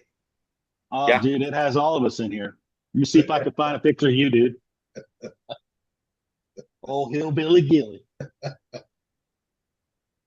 Where are you at? Yeah, when I was rewatching the first episode, right, I always knew I had a little accent, right? But damn, I didn't realize how thick my accent was. What Hey, the accent? camera's working. Yep. I'm expanding this. I'm gonna put it up there again. I'm gonna take a picture of that and zoom in on that later. There you are, shipmates. There you go. Wait, up, there we go. All right, I got it. I'll Let's figure see if that I can out. find you. I bet I can find you if you're on this. Let's see. Rocky Eldreddy. Holy shit, it's been 20 years, man. Plus. This is so cool. It is. It's pretty neat. I'm enjoying this. Yep. I'm just glad we got it going after months of planning. Fuck around, find out. Yeah, it's good words to live by. It can go good or it can go bad. That's the finding out part. I'll be right back, fellas.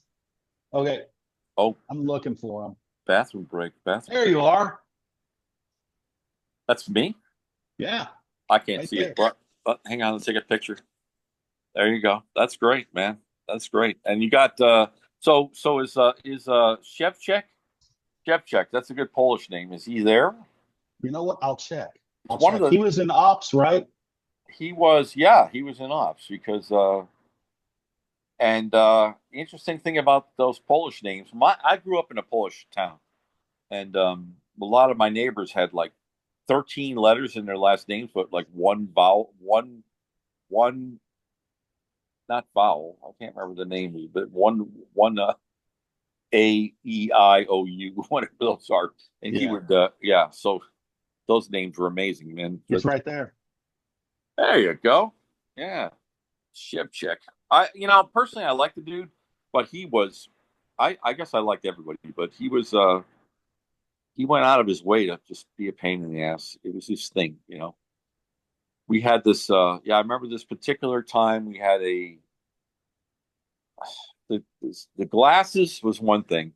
So he had glasses with a yellow, one lens was yellow, one lens was pink, and he had put those together and wore them for a while. And then he just needed he wanted to generate his own notoriety in some way. But we had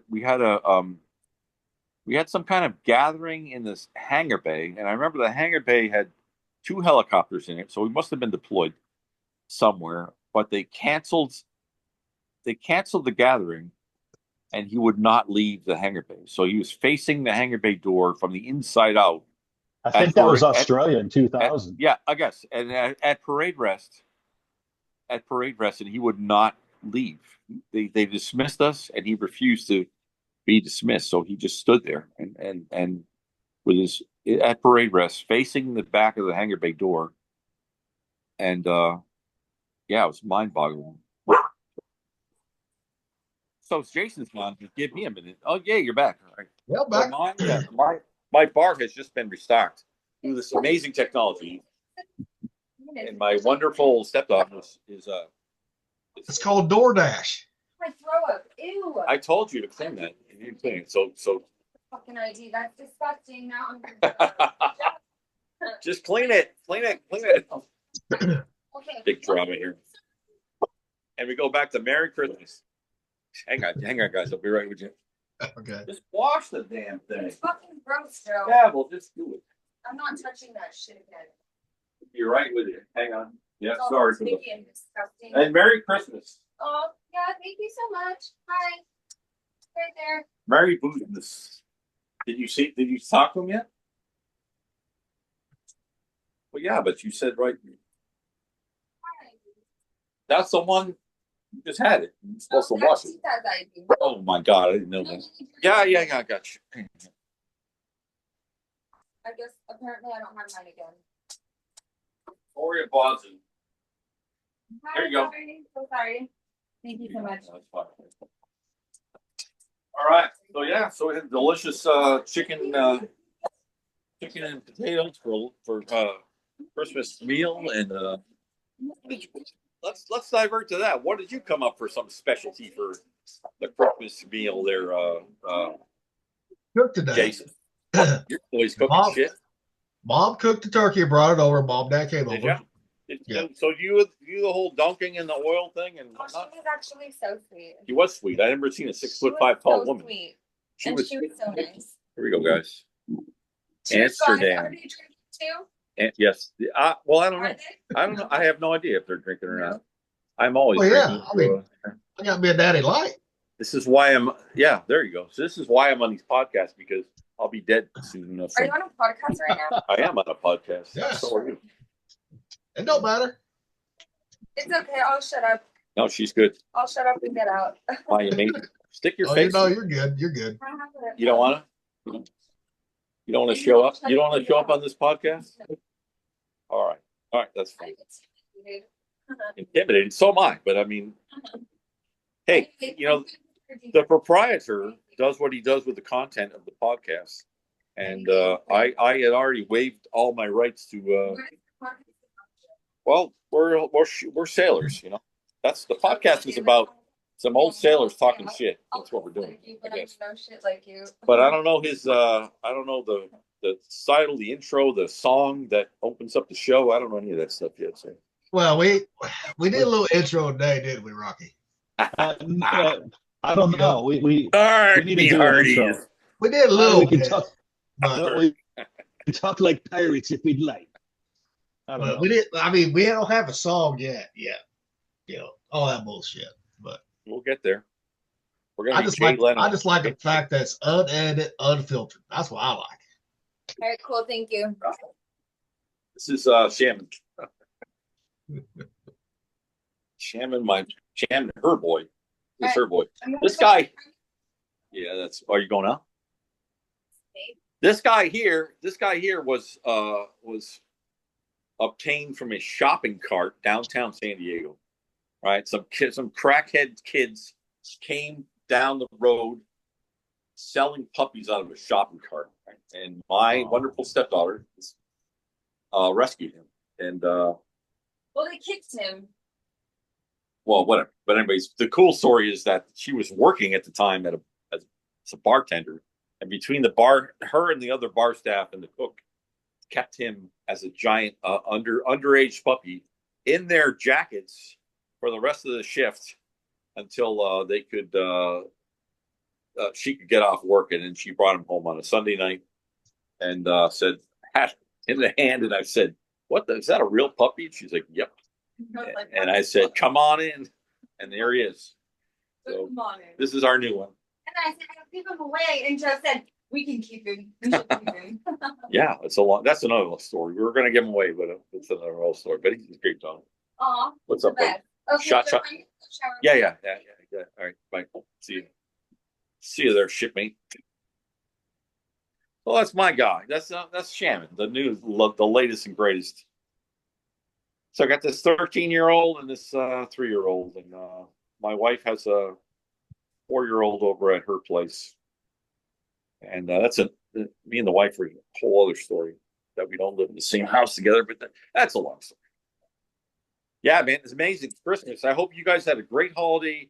Contacted everybody that you wanted to contact. You got your kids with you and whatnot, and or the folks you wanted to reach out to. You got a chance to do that. I think that's fantastic, and I appreciate this podcast. I had Big U call me earlier today. You know, I told him about the podcast, so he seems like he's on board. I told him, I said, just send me your fucking email, and I'll send you an invite. If you can join, you can join. Yeah. You know, if not, just wait till next time. You know. So, well, that one, but so what else you got in that book, Rocky? I don't know, man. There's all kinds of pictures, dude. Let me see. Something. Does it have any of us on leave, right? You know what? I'll see if there's pictures of us. Because in Mexico, we did a lot of drinking. Mexico. We did the counter narcotics, right? Yeah, 98. I remember that. That was a good one. So, yeah, you know what? I'm remembering now the volume 1. So we talked about Bill Bacino's twin screws tattooed to his butt cheeks, right? We talked about that. We talked about I remember this girl. I was on shore patrol. So at that point in my life, I was trying to get my shit together and do good things. So I was on shore patrol, volunteer shore patrol, and one of the quartermaster chicks who was having sex later on with a guy on restriction in a fan room, and they got caught. She got in trouble for that. But anyways, at that point, we were in Acapulco, and she was hammered in some bar, in some beachfront bar in Acapulco, whatever town we were in, and we all said, "Hey, you got to go back to the ship." She was very much protesting, but it was the right decision. She was completely destroyed. But and like 15 years later, I Instagram, Facebook, whatever, I had sent her a message, a friend request or whatever that thing is, and she's like, "You motherfucker, you bastard, you tried to prosecute me after this or that." I'm like, "Well, yeah, but you were but here's what I remember of you, that you and that dirtbag getting caught having sex in a fan room or in a map room, storeroom, whatever." And she's like, "Yeah, well, that's none of your business." But I'm like, "Okay, not everybody can be friends, So there you go. I can try. I was glad in Acapulco I didn't go out with fucking good at Acapulco, because he's like, "Come on, Gilly, I'm gonna go to this whorehouse. You can come with me." I said, "Fuck no, I ain't going to the whorehouse." I said, I ain't gonna pay for sex in this fucking city. Hey, hang on. That motherfucker ended up catching crabs because he fucked some dirty old fucking whore. I'm trying to remember if this was the ship we were on, where the CSO and the navigator were fucking each other and were the last people to come back. The ship could not get underway because the last two people that were coming to the ship were the CSO and the navigator, and they were late, and we had to wait for them so we can get underway. Is that the same ship? I can't remember that guy's. I did not like that dude to see. I recognize him. I got the picture right here. So they were having an affair. He was married, and eventually his wife was Japanese because he was a Seventh Fleet leftover guy, and his wife left him with the kids, and she just bailed, and so he became a single dad with 3 kids. And you know what happened to that dude? As much as I did not like that dude, he was a lieutenant at that time, a prior enlisted lieutenant. That guy eventually became a captain in the Navy, and I guess he retired at that point. I'd have to look him up, but man, I never liked that dude. But he was he was not dumb. What was his name? He was a player, and he's probably in the damn cruise boat there. What's his name? What's his name there? Lieutenant Murdoch. Oh, Murdoch, yeah. That motherfucker. Yeah. Hated that guy. And I'm here to tell you. I'm here to tell you, guys.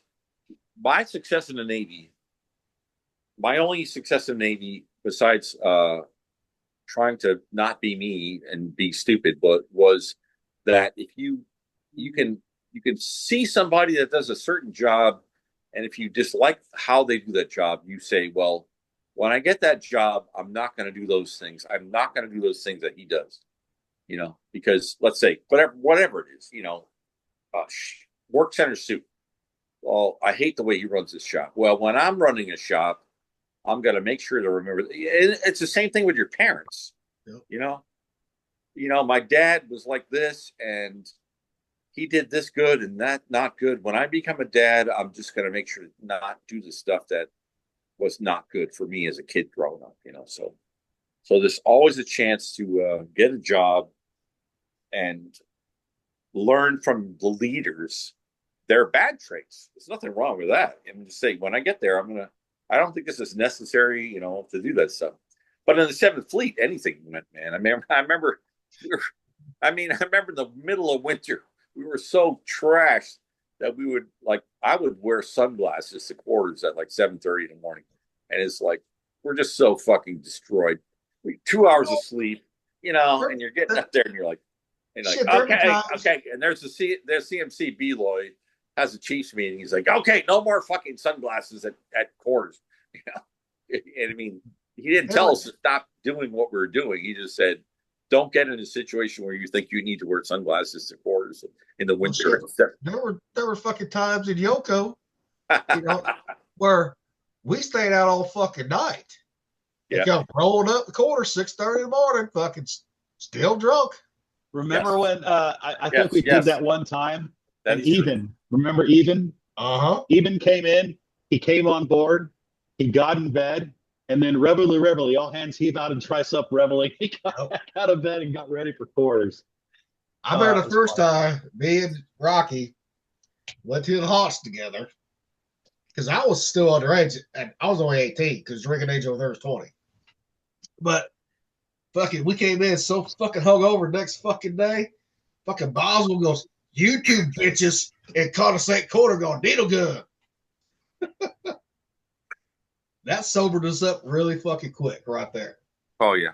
Oh yeah. Remember Baker who would fall asleep needle gunning? He fell asleep needle gunning, dude. I still don't see how the fucking did that. I mean, That's liberty, man. That's what liberty is, you know.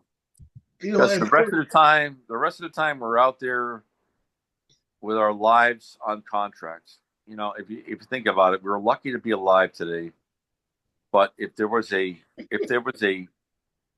sea battle, surely some of our shipmates would be dead. And you're going down in big groups, and you know the weapons these days would strike those kind of ships.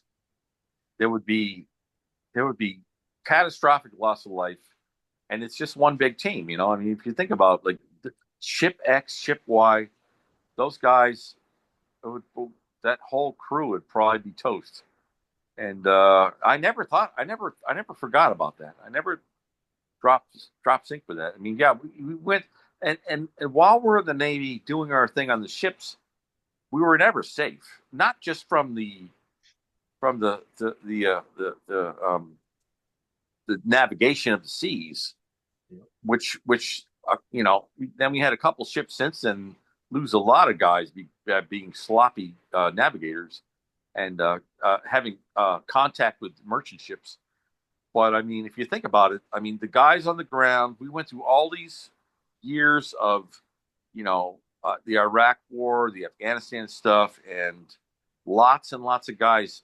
You know, I did get to go to, you know, uh, Iraqi freedom, and we were 40 miles off the coast on an aircraft carrier and bombing the shit out of them. I was standing conning officer on the Constellation, watching our full loaded F-18s launch off the deck to go bomb the shit out of the cities, and it was mind boggling, man. But that's as close as you get. But at the same time, you know that we're part of the team that has these guys on the ground with their backpacks shitting themselves that are just busting loose with their handheld weapons and you know, trying to not get killed. And it's amazing. It's an amazing team, you know. It's an amazing team. So I remember in 02 when we during Operation Enduring Freedom, when LeBou was launching Tomahawks. Anytime we knew we was launching Tomahawks, the fucking captain would play Enter Sandman. You know, right before we did it. So we knew what the fuck was going on before it was fucking gonna happen. All that shit. I mean, he played it loud enough where you could hear it down in the fucking engine rooms. I was like, Playing God, the 1MC, right? The yeah, 1MC. yeah. I said, I know it because I'd be down there fucking ERO, right? Because I wasn't allowed to stay in Packer, FC, or fucking EL, even though I was qualified for all that shit. Because I pissed off the senior chief on LeBou, right? So my ass was demoted down to engine. Okay, fuck you. That's what I like. You know? And as that come on, I said, yep, I know what we're getting ready to do now. You know?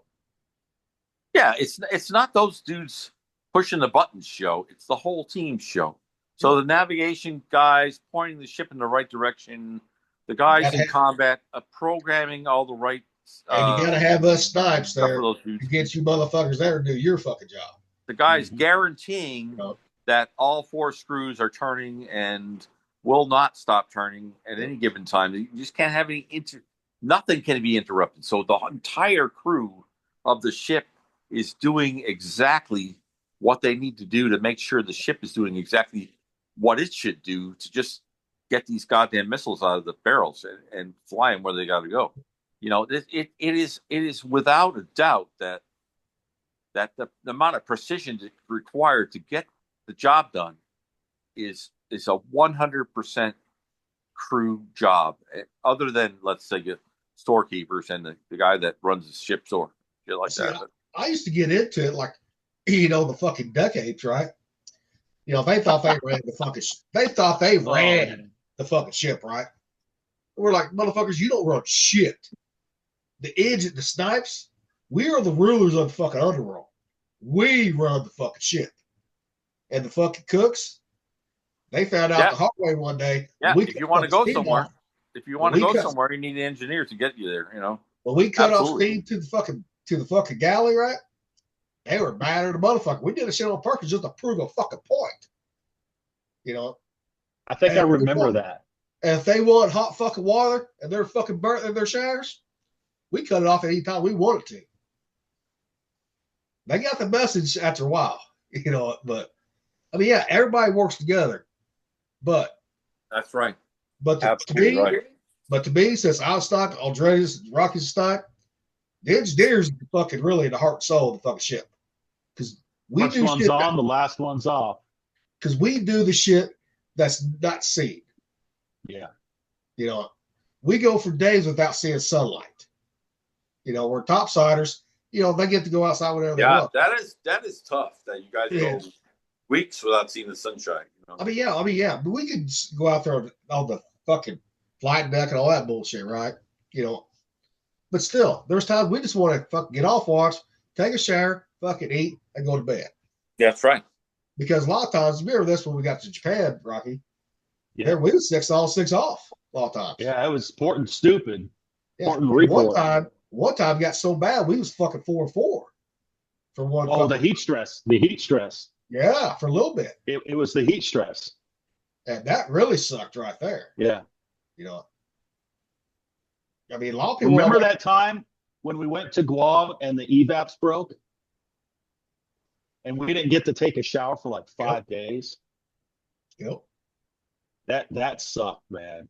Well, technically, water conservation. See, that's the thing about being a snipe, right? Especially with waste heat boilers, right?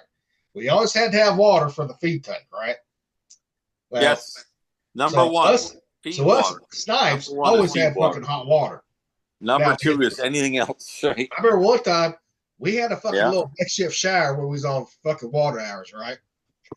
And we'd be coming out there fucking smelling good, fucking all these decades, right? They're like, what the fuck? Like, hey, we're the ones that make the fucking water, bitch. We're going to take our fucking shower. That's what a lot of people don't realize. Hey, if you want to fucking take a shower, be an engineer sometimes. I remember when you guys came, well, whoever was an engineer, came around the ship and installed those water conservation shower heads, right? So where you had to like literally press them to have water come out of them. I remember that. And I was all good with that, because I was on one of the first ships I was on. I think my second ship was a 1,200 pound steam boiler ship, the Halsey, the first Halsey's. It was a DLG and then became a CG 23. So cruiser number 23, and we had some water days where everybody knew the only way you should be making water is for the boilers, because it was boiler ship. So everything else, boilers was number 1, feeding people was number 2, showering was number 5, and but for the most part the guys kept the systems running. But eventually I wound up staying in long enough to wind up on one of the ships with the I don't even know what the systems are where you cannot not make water. Reverse I was on one of the newer DDGs with this ROs. Yeah. So we had, I mean, the kids, if you tell stories to the kids about the way Navy was back where I came in, 15 years ago or whatever, they'd just look at you like, fuck, what the fuck? I don't give a shit. I don't care what you're saying. I got plenty of water. And we had the ladies on board, and the girls would take their Hollywood showers, and that never even was. You could never entice anybody to do the right thing by to save water was one of those things where it's like, don't slam doors, don't waste food, just basic things about life that you want to teach these kids to not waste stuff, money, food, whatever. But once those damn desalinators came on board the ships, couldn't tell them to take a shorter shower because they would never run out of water.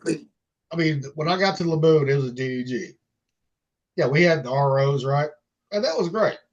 But the only problem I didn't fucking like was the fact those fucking ROs was in the fucking engine room. It wasn't in an auxiliary space. So they can fucking try to get us GSs. You fucking actually fucking take care of them. I'm like, no, motherfucker. The instruments, that's their fucking job. Plain and simple. I said, GSs, we take care of the turbines, the fucking fuel, lube oil, all that shit. But I'm not working on the fucking RO. I ain't doing the fucking maintenance on it. I mean, yeah, we were never out of water, but I hated fucking those engine rooms on DDGs, man. Those fuckers were smaller and hotter than the fucking DDs was. And I couldn't stand that shit because the ventilation, instead if I could have the 8-inch ones, went down to about 4.5 inch. Mm. And then when you're the first y'all, remember the fucking cheesecloth shit we got put on it, right? I ended up fucking taking the cheesecloths off on the main one when I was on fucking watch. I said, I don't care. If I got to sweep up extra sand, I don't care. That's what I'll do. I think we lost Joe, didn't we? I think we did. I don't know. Okay. That happens, though. Phone died. Last time his phone died, last time. All that stuff. But no fucking, oh, shit. No, tonight was great. I remember that stuff, dude. When we didn't have water. Yeah. And all that. I don't know why my camera's off. Camera on. Okay, it's on again. Yeah, it's on. Yeah, I mean, those old evaps, right? Fuck, I hated them fuckers. They were a problem, dude. Yeah. The problem is, like, we talked about this last episode when Bill Clinton was in office, right? We didn't have the money to fix the shit the right way because the budget was so fucking bare bones. Yeah. And that was part of the problem. Trying to remember fucking all the evaps, they had to be overhauled. I can't remember if they ever put them in the 5. They didn't put the ROs, but they did overhaul the evaps. Yeah, they did, but they didn't because they were going to decommission it, right? Because they was going to be the reason. Because I remember when we was in Shipyard Brimpton, right? Was it 99? I think it was. Yeah, it was 99, 2000. They had to overhaul the evaps because they were so fucking old. They couldn't be. I mean, all we could do is band-aid them. They always break it on us. So they finally had to overhaul them and put new ones in, but they wasn't the ROs. The ROs, they're simple as hell. As long as you can do the maintenance on them, they don't break like the steam evaps do. Because like when I got to Laboon, some of these GSs, there was a second class, right? I got me and another guy that he'd been on DD. He's like, we talk about a fucking evap, steam, waste steam boiler. Motherfucker, you're a GS, you're supposed to know all this shit. You're a fucking E5. But all he knew was DDGs. And that was part of the problem. When I saw the East Coast, those fucking new sailors coming in, those fucking 6YOs, right? Okay, they're 6YO. Then after whatever they're able to make take second class test, right? Fuck, they didn't know half the shit they did, but the rate at that time was so wide open, you could score low as fuck and still got fucking promoted. Hell, I remember when I actually made fucking second class twice. So I lost it once and I got it back. But both times I had to take the test, I was in the fucking top 1 for fucking 1%. The first time, you knew your shit. The first time it was, wasn't wide open, right? Just kind of closed up but not bad. Second time I took it, it was getting closed up. You know, and everyone's like, how the fuck you do that? And I can't even get drunk every time I take a test. They're like, you got to test it up. I'm going to fucking bar, and I did too. But it's all about doing your job. You know, if you get in there, do your job, and learn it, you don't have to study the fucking books all damn time. You know, my worst part on the test was LCACs. You know, because you never dealt with them on a destroyer. Yeah. And the fucking plus the hydrofoils, that was still on the GSM2 test. I'm like, fuck. The only time I seen a hydrofoil was in Japan in '97. Then right after that, they decommissioned all those. So I was like, fuck it, I'm just gonna guess on it. But C school, when I went to C school, man, that was a fucking waste of time. I mean, all it was just to get those fucking NECs for DDs. Because I actually came out with 2 fucking NESs. One for CGs, DDs, and one for DDGs. But that's just a waste of fucking time. So all it was engine change out and all that bullshit, right? How many engines did we change out of the 5? Quite a few. Because we blew some up. We blew some up. I mean, you know, because fucking shit would fuck up, electronics fucked up, or one of the things was the rods blew. Yeah, I think the rods in the LM 2500s, if I recall. I don't think it was the generators. I think it was the actually main propulsion ones. Well, we changed out 2 fucking L2500s. We also changed out a generator because the fuel dump didn't fucking open up like what it should have. It didn't drain the fucking fuel like it was supposed to during the start sequence, right? And that bitch fucking went boom on it, but no fucking. Yeah, we got way off sidetrack today, didn't we? It doesn't matter, man. That's all right though. I was doing good. Don't get fucking news in, right? Look. On it. It's funny though. You probably can come up with a C story that applies to what's going on in the news, what's going on in general life. Yep. Well, it's like being a little Tate last time talked about the fucking food, right? You know how? Because I asked him, I said, okay, what do you think about RFK, right? You know, because we got talking about how the fucking food, the same stacks we get overseas, right? That we get here, they're made totally different because they can't have all that fucking bullshit in them. The food coloring that causes paranoia and shit. And they taste so much better over there. To me, they did. Like the sodas are made totally different than what we get over here. Now the beer, they just added formaldehyde to that shit. That's all they did to that. I remember the beer in Bahrain when it had that shit. And I always wondered why that beer. You know, I'm like, you know, it had formaldehyde in it, dude. Well, even in Japan, the beer had formaldehyde in it. You know, when you get a Budweiser and shit, I'm like, damn, why is this shit making me fucking get so fucked up quicker?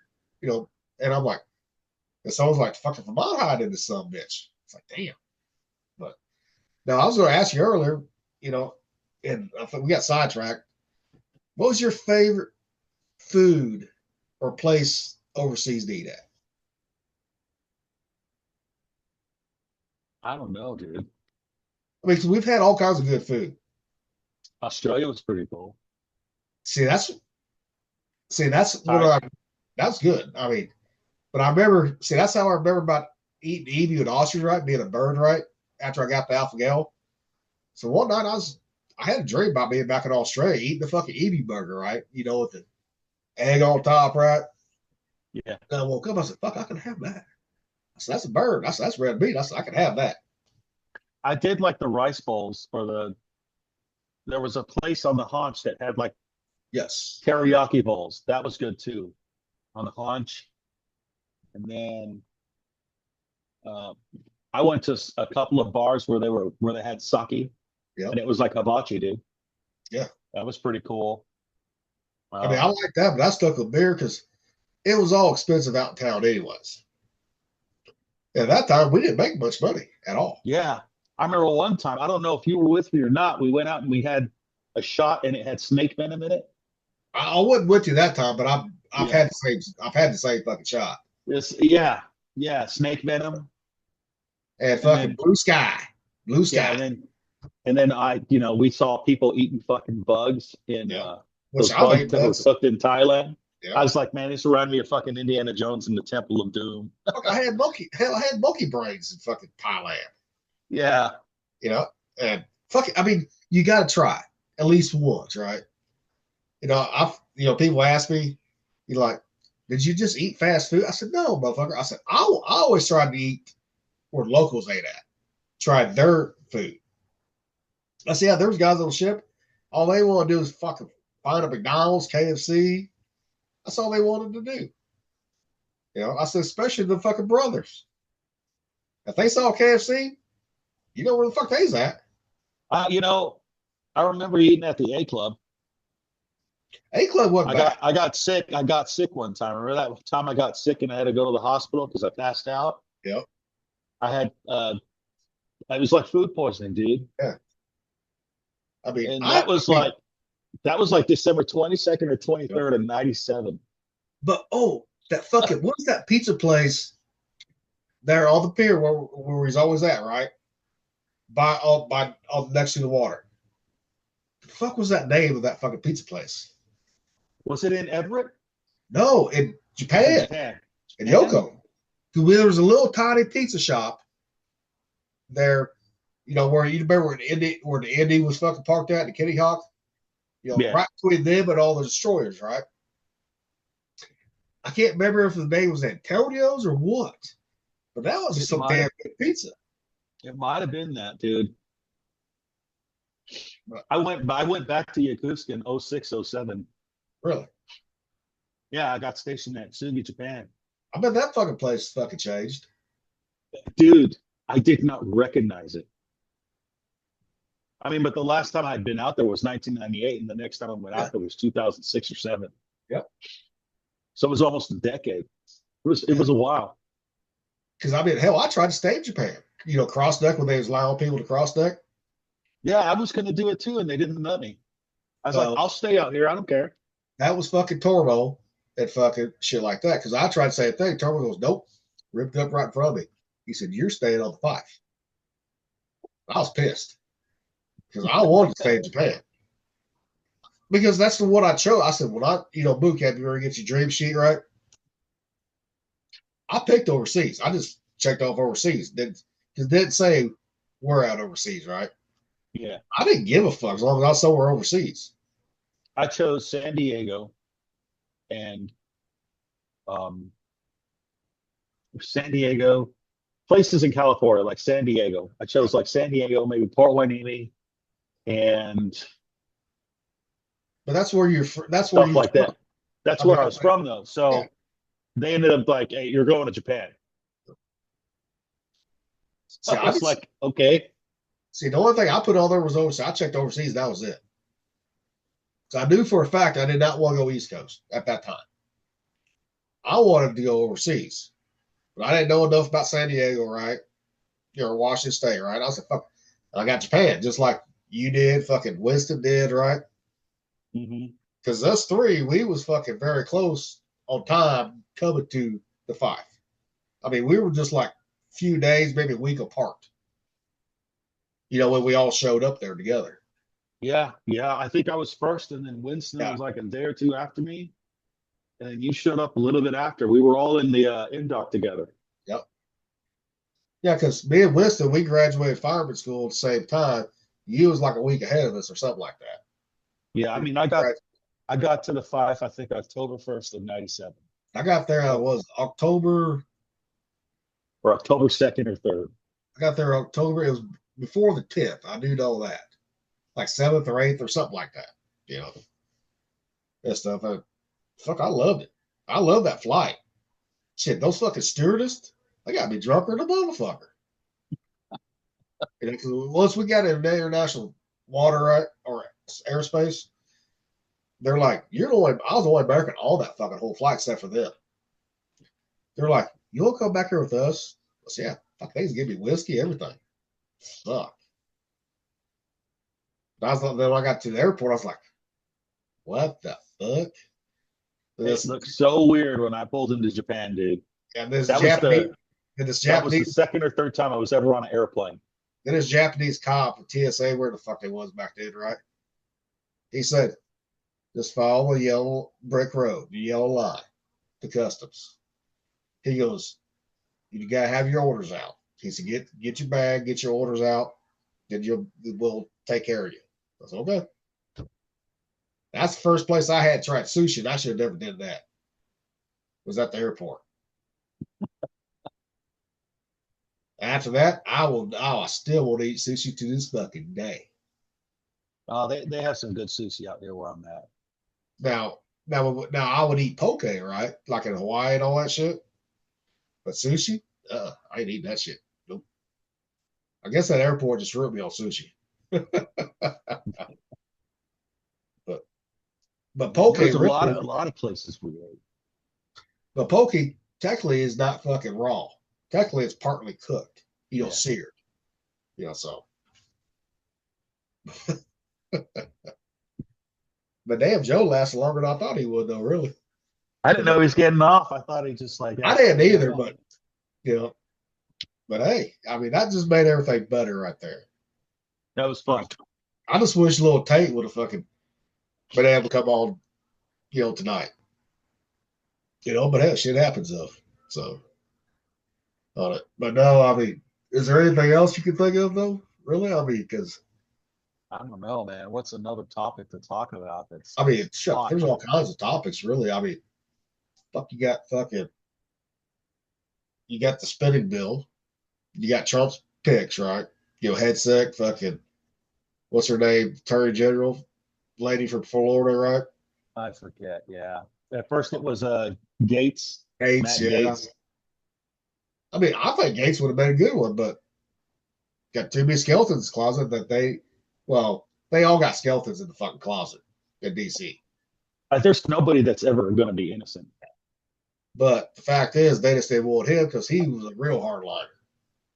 Well, I remember seeing that video where some women got offended because he called women fat and ugly because they were fat and ugly. And he's like, well, if they're fat and ugly, they're fat and ugly. I'm not going to change the fucking truth. Exactly. Too bad if they're offended. That's on them. They can control their looks, right? They can work out. They can eat right. Yeah. And now we're dealing with what? Body positivity, where they have 400-pound motherfuckers. Like, oh, this is going to win Miss America. And it has. Not Miss America, but certain states. I'm like, what the fuck? It's so stupid. It's like, really? The one that made me laugh the most was when I got stationed in DC in 2017 at the Navy Yard, and they had like Miss Universe, and it was a guy that said he was a girl from Spain. I was like, oh my God, we're better at being pretty women than women are. It's so fucking hilarious, dude. Well, or like that, who's that dude that was an Olympian and then he married that chick? They had the daughters on TV. Caitlyn Jenner. It was Jenner. His last name was Jenner. Now he won like Woman of the fucking Year. Like, seriously? That motherfucker, right? He voted for Trump. I know. And he didn't vote Democrat. I'm like, the fuck? I was like, okay. I said, he's sure old, but I was like, I don't know about that one, but still. It's so weird, though. It's so like. But yet women, bizarre. Women, it's okay to call men fat and ugly, right? Yeah, you call them fat and ugly? Oh my God. It's the end of the world. Yeah. Fuck, if you're fat, you're fat. Plain and simple. And I just love these, like when I was at the gym all damn time, right? Some girls that I knew in high school, right? They're like, okay, what do you eat? You diet. And I tell them, I said, but just walking on the fucking treadmill and running, cardio is not going to get you to lose the fucking weight. I said, you got to build muscle to burn the fat. I said, you got to have weight training. I said, yeah, you don't have to bulk up. You do lightweight, high reps. We don't want women that are bulked up. We want them nicely toned. Yeah. But I said, low weight, high reps will get you to start burning that fat along with a good diet. I said, so you just can't feed your face fucking Mickey D's, whatever you feel like it, or chocolate, whatever you feel like it. I said, you got to have some discipline now. But majority of them have no discipline at all. That is true. I mean, there's some that goes for everybody, though. And I've seen that. I've seen women at the gym They just drop dead gorgeous, but they worked their ass off and ate the right diet. I told girls, I said, you know what? If you don't believe me, I said, I picked the one girl. I said, go look at her. I said, go ask her. I said, you see how she looks? I said, she used to be fat. She ain't no more. I mean, she was in between. I mean, she wasn't all bulked up, but she had that nice, firm, shape to her. And they still didn't want to listen to her. I was like, no, you're on your own. You know, You know why? It's because they don't like the competition. Yeah. Because I try to put yourself in their head. This is what I imagine. I could be wrong. They look at her as a threat because she can get more guys. Yeah. Because they all want guys' attention, right? And who did Al? What's the guy from fucking Married with Children? Al fucking Bundy. Al Bundy said, "Don't try to understand women. Women understand women, and they hate each other." Yeah. And it really is true. That is true. And it's like the supposed sisterhood is so wishy-washy on fucking everything. They can't fucking agree on one thing at all. And they will backstab each other in the back quicker than men will do. For a dude. Yes. They Or will for compete for a themselves dude. on their job or anything. Yeah, it's like, how can you say this out of one side of your mouth and then do this other thing? It's like, why don't you make your actions? Why are you not held to your word? I That's am. right. You are. Yeah. And I think that probably needs to change. Because I am a big believer in action speaks louder than words. And you pay attention to someone's actions, not necessarily what they say. Because then you're going to see what kind of person that actually is. Yeah, I remember when I got out of the Navy, when I finally came home, right? Mm-hmm. Before I got on the power plant. Well, because the power plant takes months and months to get on. Yeah, I mean, it was a slow hire process. And it still is to this day at that same plant. But I took a job at a factory for Orscheln's, because Orscheln's, I don't know if you ever heard of Orscheln's fucking farm and home stores, right? But dude, they got factories fucking here, Tennessee, right? Well, I was building oil dipsticks for like Bluebird, Cummins, all them places. Had this one girl started on the line, same time as I did. She was a little bit older. Well, she's in her 40s at that time. I was just in my mid 20s and shit like that. And she fucking, 90 days coming up, right? And she stopped by mom and dad. Well, I still live with mom and dad's. She stopped by there before because I worked second shift, same shift she did. She said, I just got fucking fired. Make sure they don't do it to you. I said, you got fucking fired because you took off too many times in your 30 days. I said, and you was late a couple of times. I said, that's why they let you go. I said, I ain't worried about me getting fired because I haven't taken off one fucking day in 3 fucking months. And I've worked all the overtime they asked me to. And I fucking showed up on time.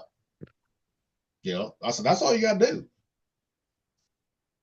And hell, I became fucking before my 90 days was up, I was fucking lead man on the whole second shift of that factory. Really? Yeah.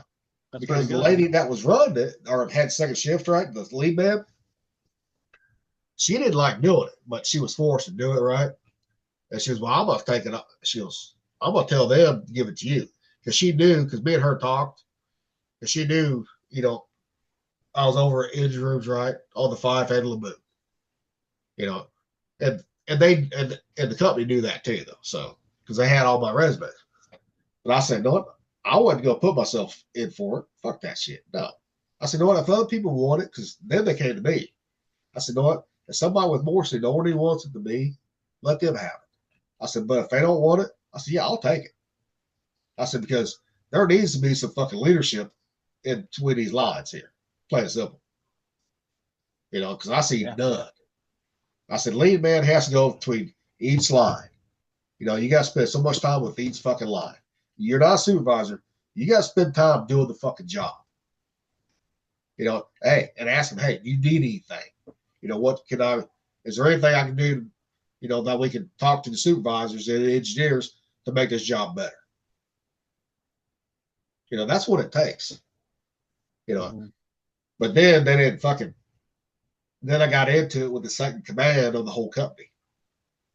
And I've known her since I was a fucking kid because her husband was one of my ball coaches. And, you know, I grew up with her sons. You know, same grades, played ball, Boy Scouts, all that together, right? Well, I told her how it was with fucking first shift, so I could start a bad, you know, be degrading this, right?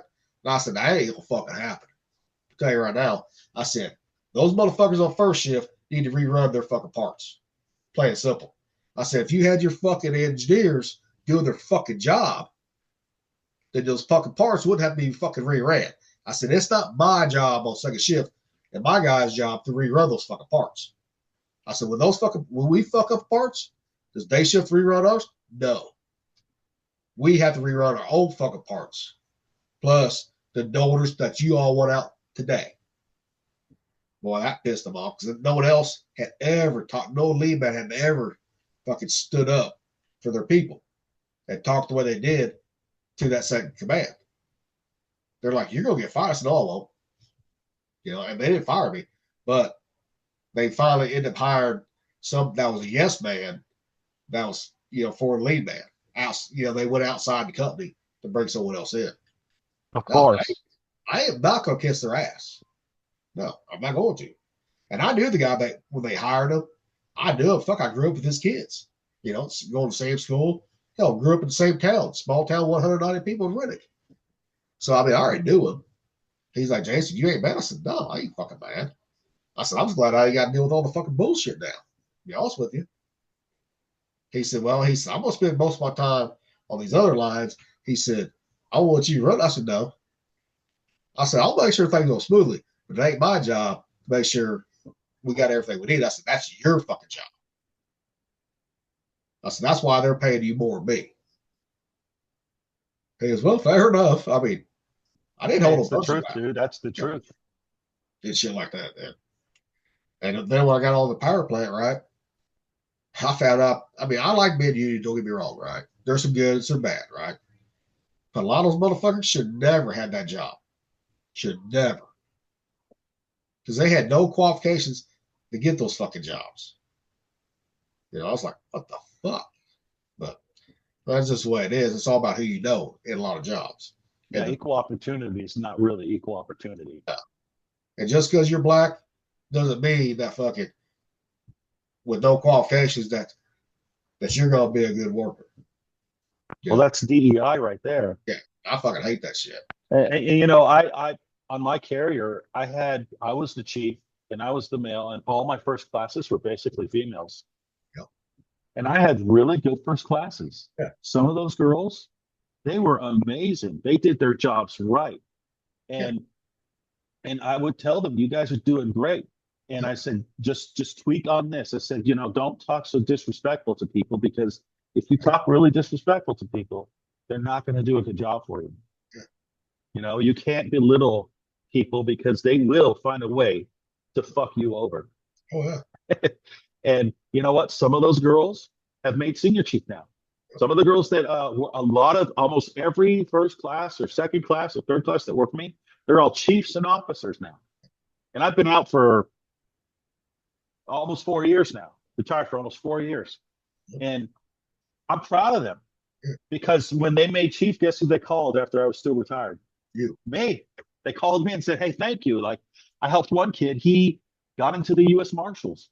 Yep. He's like, thank you for writing a letter to the U.S. Marshals for me. I said, no problem, dude. You did a great job for me. Yep. You actually did what I needed you to do. And then you'd come back and ask me if you could do more for me to help everyone out. And I was like, that's what we need. Yeah. I didn't care what color they were. I didn't care what race they were. I did not care. I didn't care if they wanted to fuck a giraffe. It didn't matter to me. All I cared about is, are they doing their job? Are they doing it right? And they're keeping their personal shit out of the workspace for the time being. Exactly. And that's because the personal crap always happened, especially like when I got to the Abraham Lincoln. It was me fucking too central.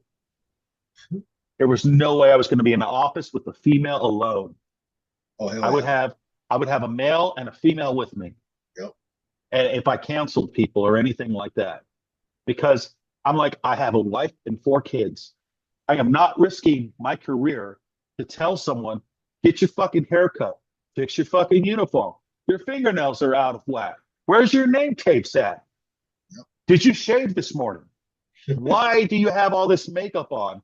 Why are your fingernails not the natural color they're supposed to be? You know, all this stupid stuff that people came up with to make a stupid excuse to do the wrong thing. And, you know, the thing that burned me the most on that boat, dude, was I came up with a page 2. Remember the page 2s? The counseling? Yeah. I came up with a page 2 that said, you will not lie, cheat, steal, or manipulate others to get your way. You will use and live by the Navy core values of honor, courage, and commitment. And if you are caught doing something outside of honor, courage, and commitment by lying or cheating or stealing or manipulating others, I'm going to take your fucking ass to captain's mast. And my secco and my chain of command would not let me do it. Oh shit. Yeah, that was in 2019. Oh shit. And you know, they preached, do the right thing, do the right thing, do the right thing. And then what do they do behind fucking closed doors? Pick and choose, so they're going to get away with something because of some other ulterior motive or political reason. Yep. So, you know, I had my run-ins with Master Chiefs too, especially like I had a Master Chief that was on that boat. He was the CMC, and I said, if you got to use politics with me or political correctness with me to get your way, I'm not going to show any fucking respect to you. Either it's going to be right or it's fucking wrong. You know, we have the UCMJ for a fucking reason, right? Yeah, that's right. It changed a couple of things over the years, but that's the law book. That's what you do. That's what you're not supposed to do. And so, yeah, I told my wife about that. I told all these people about it. They're like, that's fucked up. And they were kind of like, they were puzzled, but I wasn't puzzled after I started to think about it. I was like, you know how many people would get in trouble constantly? Like when I got to the boat, they had a Lieutenant JG on fucking restriction. He was a conscientious observer. He went to the Naval Academy, had a certain religion, and did not believe in doing what he was supposed to be doing. But the Naval Academy let him go through and graduate and became a naval officer. They kept him out of everything. He could only go into the wardroom to eat or eat on the mess decks with the E6 and below, I think, or in the chief's mess sometimes. He did absolutely nothing. I had a senior chief that popped on drugs. I had 2 chiefs that had an affair with each other. One of them was married. I had another chief. She was caught embezzling. She went to mass. And I had like 18 or 28 E6 and below on restriction. And that's the day I got there. I got there like March 5th of 2019. And I was like, what did I get myself into? Because they were like, hey, you got to go to a ship. And I'm like, really, dude? I'm retiring in less than 2 years, unless I make senior chief. They're like, yeah. They're like, what do you want to do? I said, can I go someplace where I can actually lead sailors? They're like, yeah, you can go to the Abraham Lincoln. So I went to the fucking stinking Lincoln, dude. And that there's part of the problem is a fucking carrier, not a fucking just small boy. You know, but they, you know, the MACs are the MAs on the small boys. They didn't get the they didn't have them as much importance as they did on those ships. Like a lot of my sailors, because they were so good in the first class, second class, when they got ranked with all the other first classes, I had a couple that were EPs. I had a couple that were MPs, and I had some that were Ps.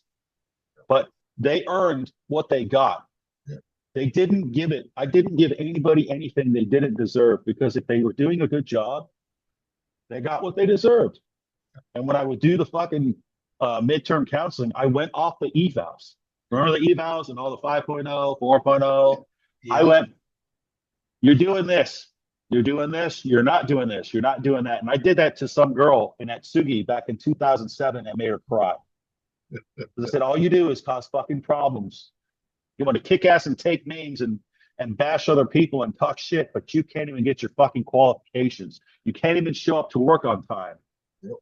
And you talk shit constantly. I never once had a 5.0. It didn't matter how fucking early I got qualified and shit, right?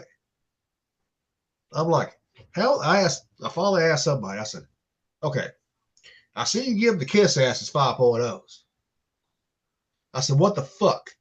I said, I qualified a hell of a lot faster than that one motherfucker you just gave a 5.0. You're giving me a 4.0? Well, you bitch. I said, motherfucker, if you're going to give him a 5.0, then you better give me a 5.0. God damn it. You know, he said, well, you drink. I said, who gives a fuck? I said, do I show up on time? Do I show up for my fucking do I do my fucking job? Do I fucking get qualified in what I'm supposed to? He said, well, yeah. I said, then what the fuck's the problem? You know, Yeah, they always look for something to be negative yeah. about. And like Turbo, first one I had with him, you know, which went bad, right? You know, gave me a 4.0. He said, but Jay, he goes, give me. He said, I can't really give you anything higher. He said, I can't find nothing wrong with what you're doing. He said, but you don't kiss ass. You know, Why do you need to kiss ass? exactly. I mean, I didn't I, give a I, fuck. I mean, I will never as, understand that. as long as it said like early promote, shit like that, right? That's all I give a fuck about. When I think of a kiss ass, I think of something Yeah. said in the ancient days. These people honor me with their lips, but their hearts are far, far away from me. Yep. They really don't like you. They're just doing it Yep. to get ahead, and Yep. they're not really getting ahead like the way you should with a good work ethic. And those are the ones I fucking can't stand. Even doesn't have to be in the Navy, right? It could be in the civilian world. It's all over the world, man. It's everywhere you go. I mean, I see that shit at the power plant. You know, power plant, it's all about fucking get promoted is fucking seniority, really. Doesn't matter how good you're at your job, it's fucking seniority. And I see these motherfuckers fucking sucking dick and fucking ratting motherfuckers out trying to get ahead. I'm like, dude, that ain't gonna get you nowhere. I said, that's gonna get you an ass whooping. I said, you ran on the wrong motherfucker. I said, we're gonna throw you a fucking blanket party like in the fucking back in the fucking good old days of the military. He kind of looked at me. I said, motherfucker, there ain't no cameras on these fucking boilers. I said, anything can fucking happen. They had cameras in they had cameras in the nuke spaces on the carrier, dude. Nukes, yeah, but Yeah. on the fucking power plants, coal power plants, Yeah. right? You know, they didn't. No, man, that's sophisticated, right? Not like the nuclear plants, you know, civilian, right? But I mean, I made it. No, I said, motherfucker. I said, no, I may be quiet at times, but when I go fucking, you know, I said I'm loud at times too. But when I really go quiet, that's when you better watch the fuck out.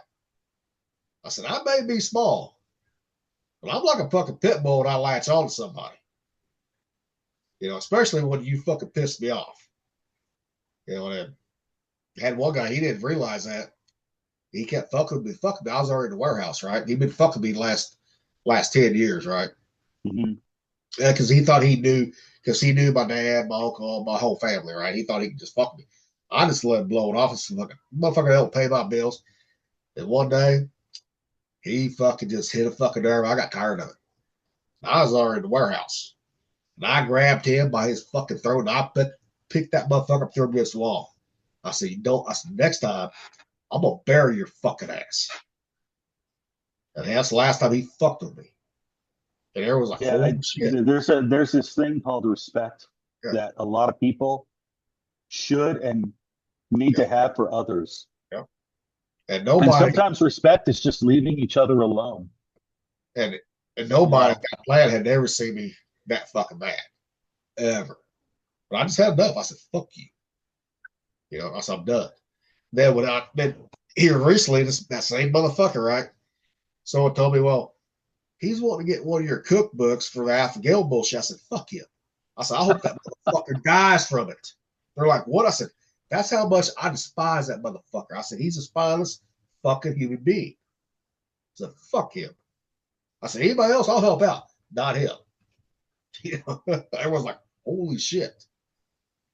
I said, so I didn't even give that. I gave it out to quite a few people, but I made sure that motherfucker was never going to see a copy of it. And there's a few times in life when you say something to someone that makes their blood run cold.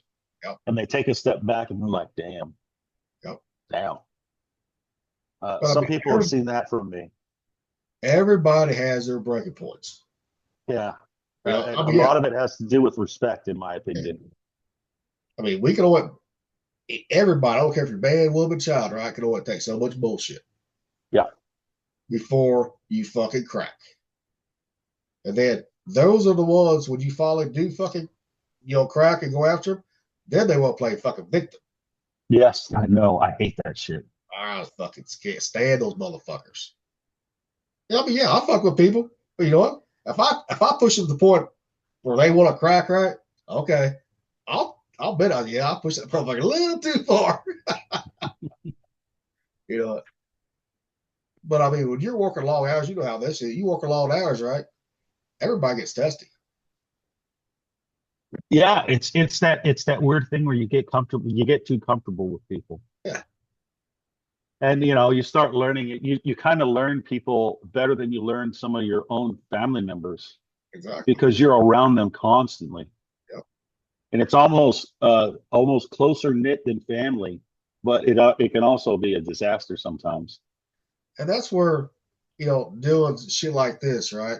That put it out there for everybody to see, right? Just hearing some of our stories about what we've done and all that bullshit, right? Might help, our families or other people's family that has people in the military, right? Understand them a little bit better.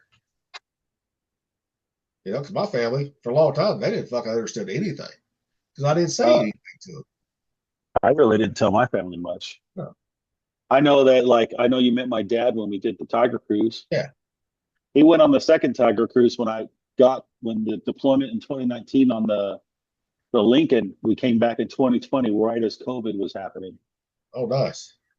So he got to see me as an E3, as a fireman. And the next time he got to see me on the boat was as a chief. Yeah. He was like, dude, everybody respects you on this ship. Everybody loves you. This is so cool. He's like, I've never seen this before. He's like, I said, Dad, I just treat everybody with respect, whether they're an E1 or E2 or E3 or an officer, And they came to see me as this guy that, look, I'm MAC. You're going to come talk to me when one of your fucking sailors fuck up. And I'm going to ask them what they did. And we're going to get statements and you're going to come meet me and we're going to talk about your sailor and what's going on with them and what happens next. And I got to learn all the different chiefs and I got along with everybody, which was great. All right. Since you was fucking MA, how many fucking those lesson fuckers tried to lie their way out of shit? A lot. They know they've been caught red-handed. A lot. Jesus. A lot of I saw a lot of false accusations. Well, I bet. The same shit like last week. Was it last week when the Duke University thing came out? Oh yes. The fucking rape. Like, why the fuck are those guys' lives ruined and she doesn't get punished? That should be a felony and she should be in prison for that shit. She should be put in jail. There's another one I just saw on Twitter yesterday or today is about a girl. A guy got released from prison because his stepdaughter, I think it's a stepdaughter, lied and said that she raped him or he raped her or whatever. And it was all a fucking lie. And there's going to be no charges on her. That's bullshit. That double standard bullshit. Yeah, that's bullshit. Yep. And I'm telling you right now, I wish people would hear this. They probably think I'm crazy.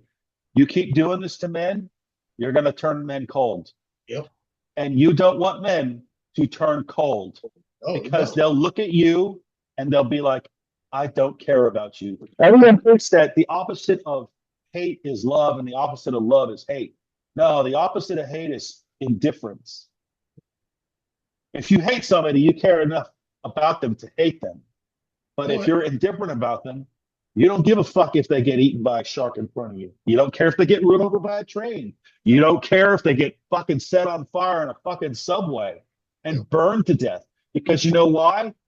You don't care. Because you've been treated like shit for so long after just not being a bad person, not doing anything wrong. Yep. What do you expect to fucking happen? I know we talked about it earlier. But it kind of applies in that situation, you know what I'm saying? And that's like you said earlier, I know we got sea stories that apply to almost everything. Yeah, I remember, dude. I saw girls doing the false accusation thing on the Lincoln. And I was like, and I had a lot, since I was a chief that people liked a lot, they respected me and they saw me that I was a decent leader, right? Because I did want to be a good chief. I wanted, when I made chief, my goal as making chief was I wanted to be the chief that I needed, Yep. the one that I could look up to and be like, hey, chief, I got a question. Yep. And I'll tell you a story about that. But I saw these people doing the false accusations, and there were even guys doing it. And I was like, how are they getting away with it? Because they're Why lying. are they not getting punished for it? They are fucking lying. They're making a false official statement. I forget if that's Article 107 in the UCMJ. It's been a while. Yeah. But you're lying. You're lying. You're lying. You're lying. Why are you allowed to lie? You have to be punished for that. I would get punished for it. Well, So, you know, that's a problem that the Navy's going to have to deal with, and the military as a whole, because either they're going to treat everyone fairly and equally, regardless of fucking sex, religion, sexual orientation, skin color, whatever the fuck. yeah. You're there to do a fucking job. Do your fucking job right. You're there to protect the country. If you want to get your college, which a lot of people join just for fucking college, guess what, motherfuckers? You got to get all your fucking qualifications first before you go to college. Yep. You'll get the GI Bill or whatever it is, Yep. but you're not going to get all the other stuff and tuition assistance until you do your fucking job first. And you need to do it proficiently. Yep. And that includes getting the job, getting the quals, Yep. passing your PR fucking Ts, your weigh-ins, because that's the most dreaded time in the Navy ever. It's always the PRTs. I always hated them motherfuckers. Because even in boot camp, right? I mean, because we was both kind of short, right? And all that bullshit. I mean, you're a little taller. You were stockier than me. You were a little shorter than me. And fuck, I mean, I was weighing 170. You know, size 33, 32 fucking jean waist. You know, boot camp like, well, you're overweight. I'm like, what the fuck, motherfucker? Do you see this guy? It was like you looked like Wolverine. If we could have put like fucking. I said, I'm built. I said, I'm fucking in better shape than you fat fuckers are. I told one guy that boot camp when he said that, you know, doctor. He said, motherfucker, I said, the fucking truth. I mean, just pissed me off. I'm like, I said, all right, take me out. What's my body fat, you know, count? He said, they did that. Oh, never mind. I said, exactly. The same thing we got through the fives, right? And I'm like, Jesus Christ, here we go. I hated that shit. I know. I think the way that they do the body mass index thing, I think it's done in a way where they expect everyone to be like 6 feet tall and 150 pounds. Like, I mean, what is reality? Reality is you have people that are short and tall. You have tall people that are fat and short people that are in good shape, but way heavier because they probably have a larger bone mass and they're full of fucking muscle. Yeah. I was like, my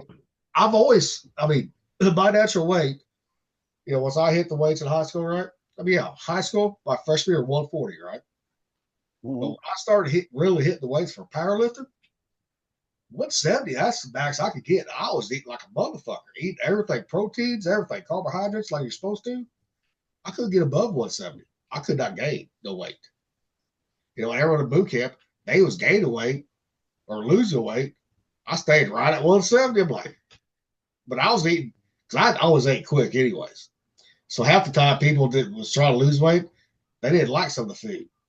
I'm like, here, give it to me. I'm going to fucking eat. Remember boot camp where it was like, yep.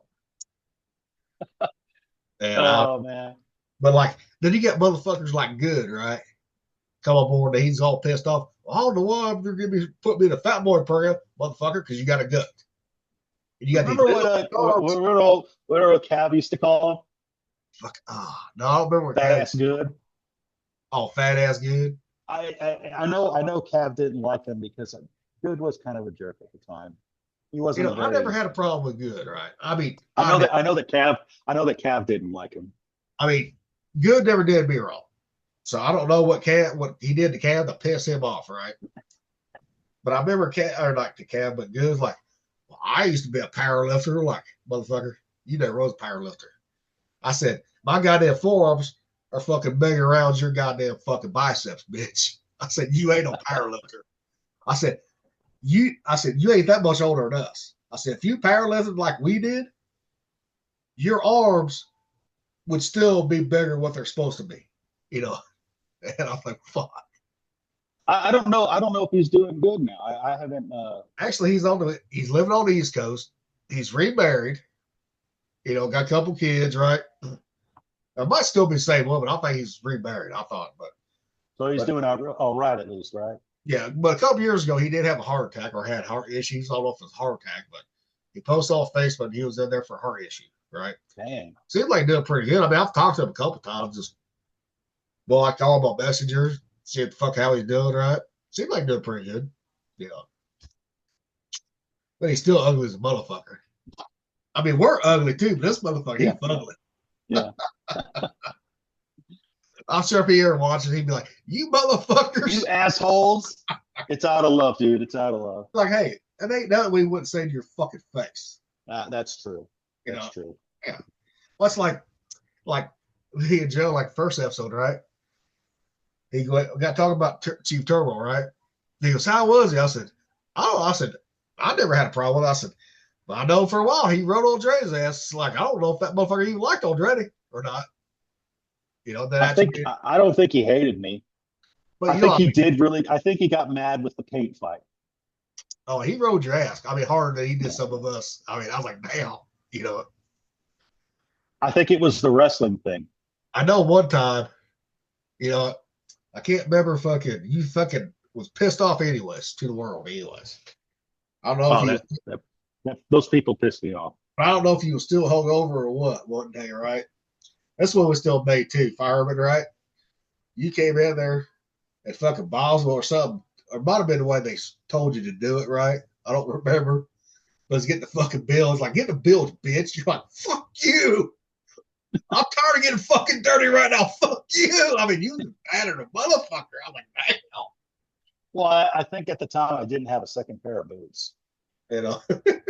You know, athlete's feet and stuff like that. Yeah. And the bill just, oh my God, they were nasty. I mean, They were nasty. yeah. But I was like, God damn. I said, I remember him one time, you know, saying something like that, but God damn, I said, I don't know why Chief Turbo just rode his ass sometimes. I said, I don't know why, you know, but, you know, then Joe's like, well, maybe he probably rode him a little bit because he saw something in him that he didn't see himself. I said, it could be too, you know. You know, that might have been it. I remember he told me, "Hey, I'm not going to let you. I don't want to let you go to the Navy wrestling team." Yeah. And nothing ever came out of it. Yeah. And by that time, I was I wanted to do it, but I was also like, you know, I got to move on from this. Yeah, because I mean, hell, you went DC, you know. Hey, you still caught hell fucking being the DC, but Yeah, they made me the ERM still. you know. And then when we had the inspections, I was the only one that knew how to do CRP. Yep. Remember? Like Yep. they had me do the whole thing with that investigator or the officer that was observing me do it.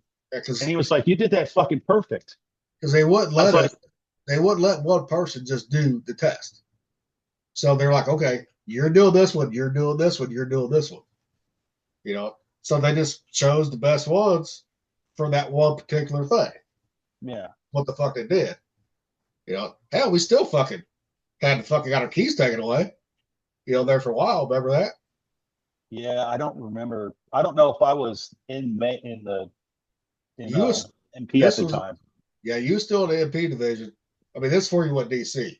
Right when we came back from fucking Japan, we had Chief Tate and all those guys from fucking ATG come on board.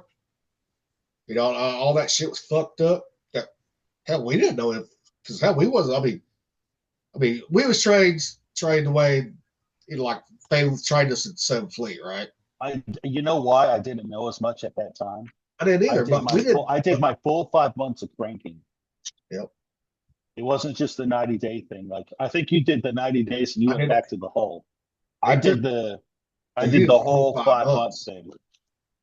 See, I don't know why they took me after 90 days. You know, took me out of there. I didn't give a fuck, really. I mean, we got the leave going like every time we pulled into port, right? Fuck. I mean, as long as we wasn't on duty, it wasn't chow time. Fuck, we got to go. We didn't have to wait. We weren't the last ones off the boat, you know.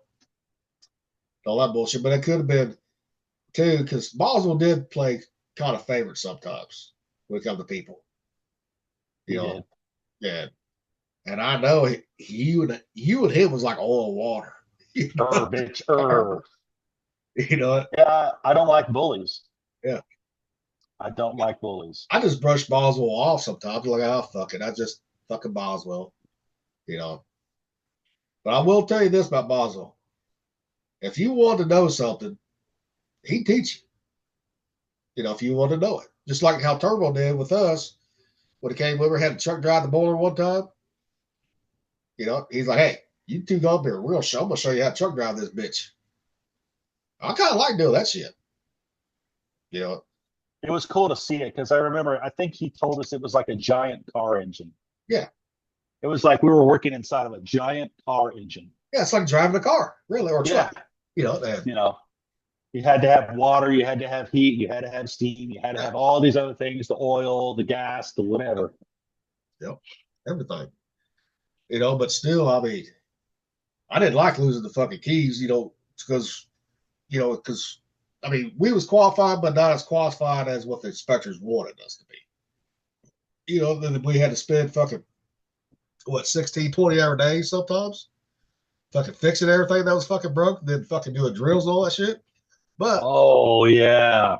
but that did make us better fucking at our job, make us better sailors too at the same time. I remember when people started walking off the boat because they were just so mad. Yep. Because they would make us work Monday through Thursday, and then Friday would go underway and pull back in on Sunday. Yep. Oh I yeah. remember that shit. And but then, I mean, we did it. We all complained because we was fucking pissed off, tired, you know, all that bullshit. We needed rest. Well, we needed. But when I got to Laboon, when we had to go through Easter and all that bullshit, right? I was like, it's a piece of fucking cake right here. You know, then Yeah, I mean that place made you resilient. yeah. It made you tougher because it wasn't a perfect ship. It was But it messed up. There also were things that were broken on it. The shit that's just was never be right there. but it also made us a tighter crew too. Yeah, it did. You know, and that's one thing I seen on Laboon. Laboon was not tight at all. It didn't matter if it's the MP division, right? You know, our fucking topsider, right?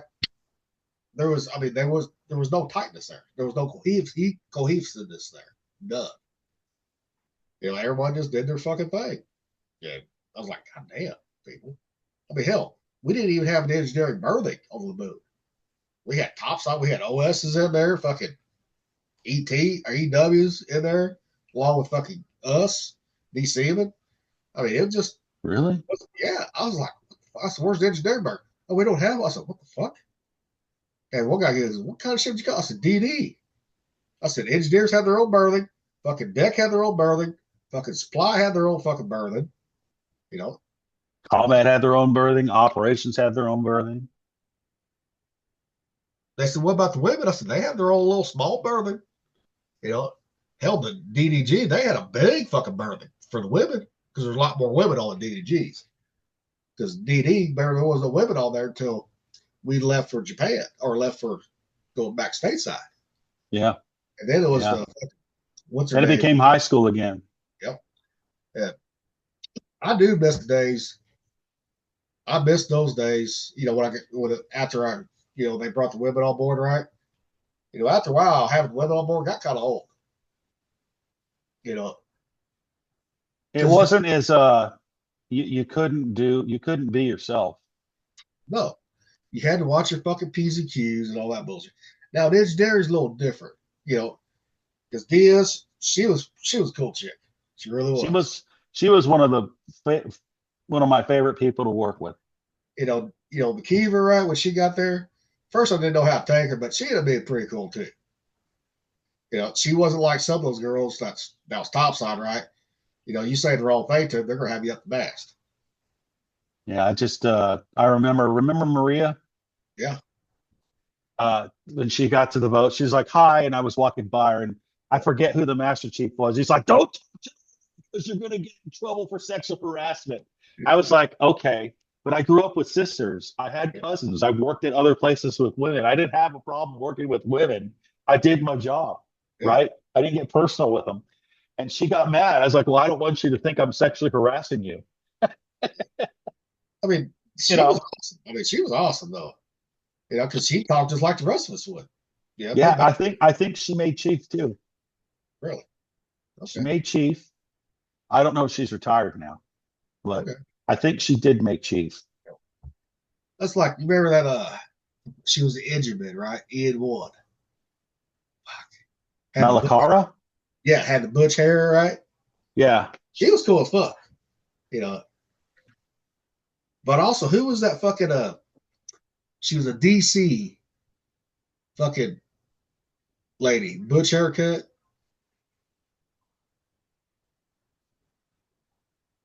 I don't know. I had to look back through the cruise book. I remember a DC3 Dean. We called her Mean Dean. She was a pretty good DC man. I bet her had a butch haircut and all that bullshit I think she had long hair. on it. But She was older than us, and I think she was already divorced. I think she already had her hair. She cut her hair at one point. I do remember that. You know what? I didn't pay attention to the girls in the boat, so I don't know. She fucking. I remember one time I kept a little tape from getting fucking raped by fucking Goodwin. Remember the Amazon looking chick, little black girl. Oh, she wasn't little. She was like 6'5". Goodwin? She was a deck seaman. I don't remember her. We was in fucking Thailand, and they didn't think fucking because that time, remember Thailand in 2000, we didn't have to have be out buddy system, right? At all. But they thought he wasn't with the rest of us, right? Because I was in the bathroom or I was somewhere else, right? And I came back, and they was trying to fucking. I was like, damn, he gonna get fucking raped. I mean, he was drunk off his ass, or they tried to steal his wallet or something. Because at that time, some of those girls were trying to steal your wallet, And I saved his ass. He goes, man, thank you. He still thanks me to this day. I said, no, if they just wanted to fuck you, I would never say a word. I said, but the way they tried to manhandle you, especially her, I said, you're smaller than me. I said, on it. There's no, but no, I mean, the women changed the whole dynamic of the ship. They really did. It did. Especially when you got those fucking midshipmen on there, right? Oh my God, I want to fuck all them. Some of them were cute, I think. I don't remember. I did screw one of them. One of the last ones that came up when I was there, right? Well, see, remember GSM Wood Smith? Is he this deployment? Yeah, he was on that deployment. This is right before I left. And fucking I was on fucking I watch, on CCS, right? Because we was in port, and I had my feet up, and this one of the midshipmen wanted to learn about because we had the turbine open that I was working on earlier today, right? And she wanted to learn about it because she was going into she wanted to be an engineer. That's what she wanted to be. And he goes, hey, he said, I'm gonna relieve you, go teach. I said, won't you? He said, no, go teach her. Or show her what she wants to show. Well, I got down there, she had pretty much she coveralls are pretty much down below her waist, damn near almost. Wow. I'm like, I don't know who she was waiting for, right? And I said, can I help you? I said, what do you want to know? And she just gave me that look and she just started fucking just rubbing her eyes. I said, okay. I fucked right there to fucking injure her. Oh man. I don't know if he did. That's the only time I ever had sex on the boat. The only time. And then I seen that when she graduated from the academy, right? She came to the fucking laboon. Because I was on fucking top watch in CCS. Because she came in, said something. I didn't recognize her voice, right? And then here comes fucking Carsmore. Carsmore made fucking chief. Yeah, I remember that. That motherfucker showed up with a laboon. And as soon as he spoke, he goes, Gilly, what the fuck are you doing? I was like, this motherfucker. And I turned around, I was like, oh, fuck, it's you too. I was like, oh, fuck. And see, when we went on Med Cruise in 02, for Operation Enduring Freedom, see, us three would go out a lot in ports, even though he was a chief and she was an officer. And the fucking wardrobe hated it, and the fucking chief's mess hated it.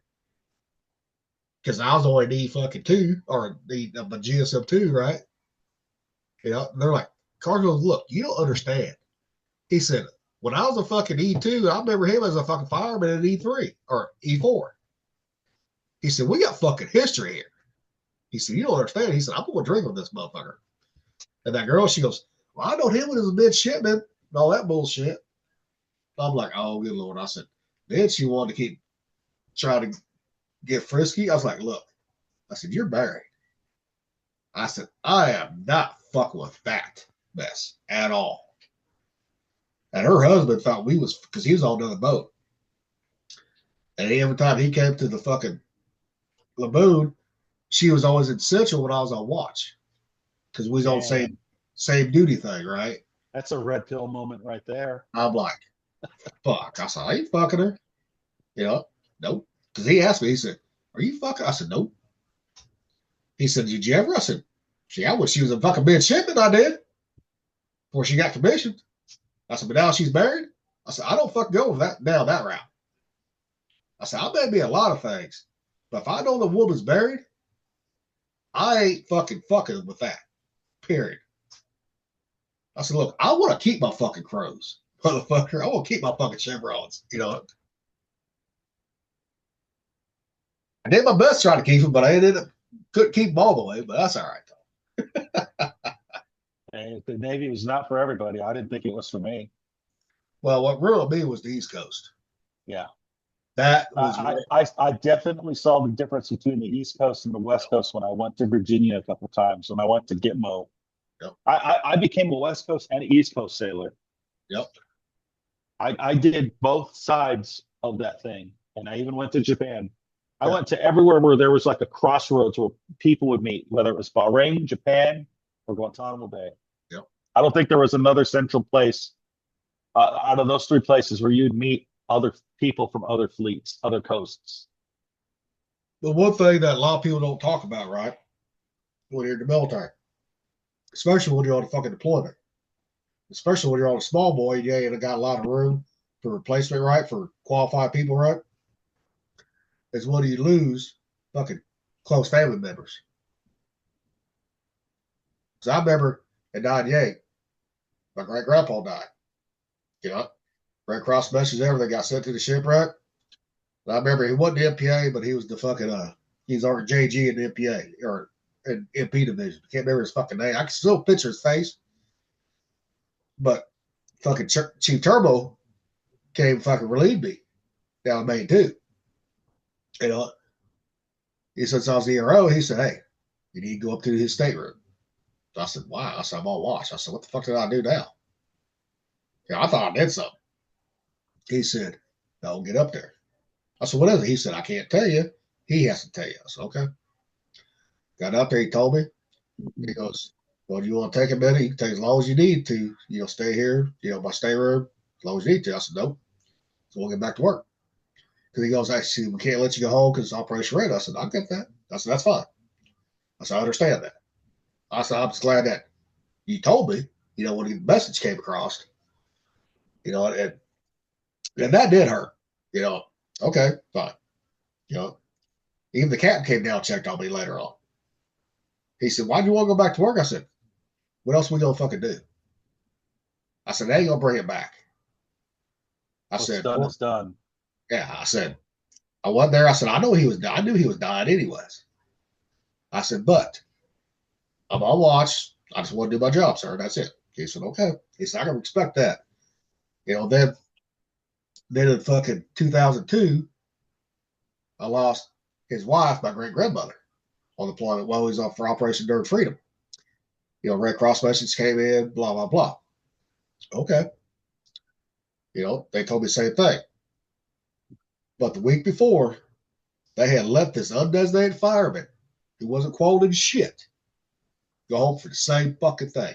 And that one right there really stuck in my craw over that one. And I made sure. Probably because he wasn't qualified. And the fucking captain knew I was pissed about that fucking Senior Chief, and I let Senior Chief know about it. The MPA, my chief, and first class, they knew that was fucked up. I couldn't. They wouldn't gonna let me go home, but they let this other motherfucker go home for the same fucking thing. You know. Then this is when I finally lost my fucking E5 and E4. This was in fucking 03. We was getting ready to go through an E-cert. We was in port, right? Got a Red Cross message. My grandmother, my mom's mom, got cancer again. They only gave her 3 months to live. And I told her, I said, I went, through chain command, all that bullshit. I said, I just need a couple days. I wasn't going to say my goodbyes. And they knew the reason why I wanted to say my goodbyes because they knew, because they was the ones that told me I couldn't go home for my great grandmother, which was her mom. I said, they denied me. I said, look, you don't understand. I said, I'm going home. I'm going to say my goodbyes. I said, the last 2, I couldn't. Operation Redis. Okay. I understand that. This one, there's no fucking reason. Yeah. I said, we're fucking in port. I'm asking for 2 fucking days. That's it. I said, it's a 4-hour fucking flight, 3-4-hour flight straight to St. Louis. That's it. And they said, nope, can't do it. I said, you don't understand. I said, I'm going home. I'm going to say my fucking goodbyes. As soon as I walked off that ship, I went home, packed my fucking bags. I went home to Missouri. And they called the house. I said, I'll see you motherfuckers in 29 days. I said, I told you I was going home. When I got back, Cap was madder than a motherfucker, too. He wanted to throw me in the fucking brig. But even the SEER chief that hated me, he said, well, sir, we need him for the drills and all that bullshit, right? The MPA loved him. He was a warrant officer, right?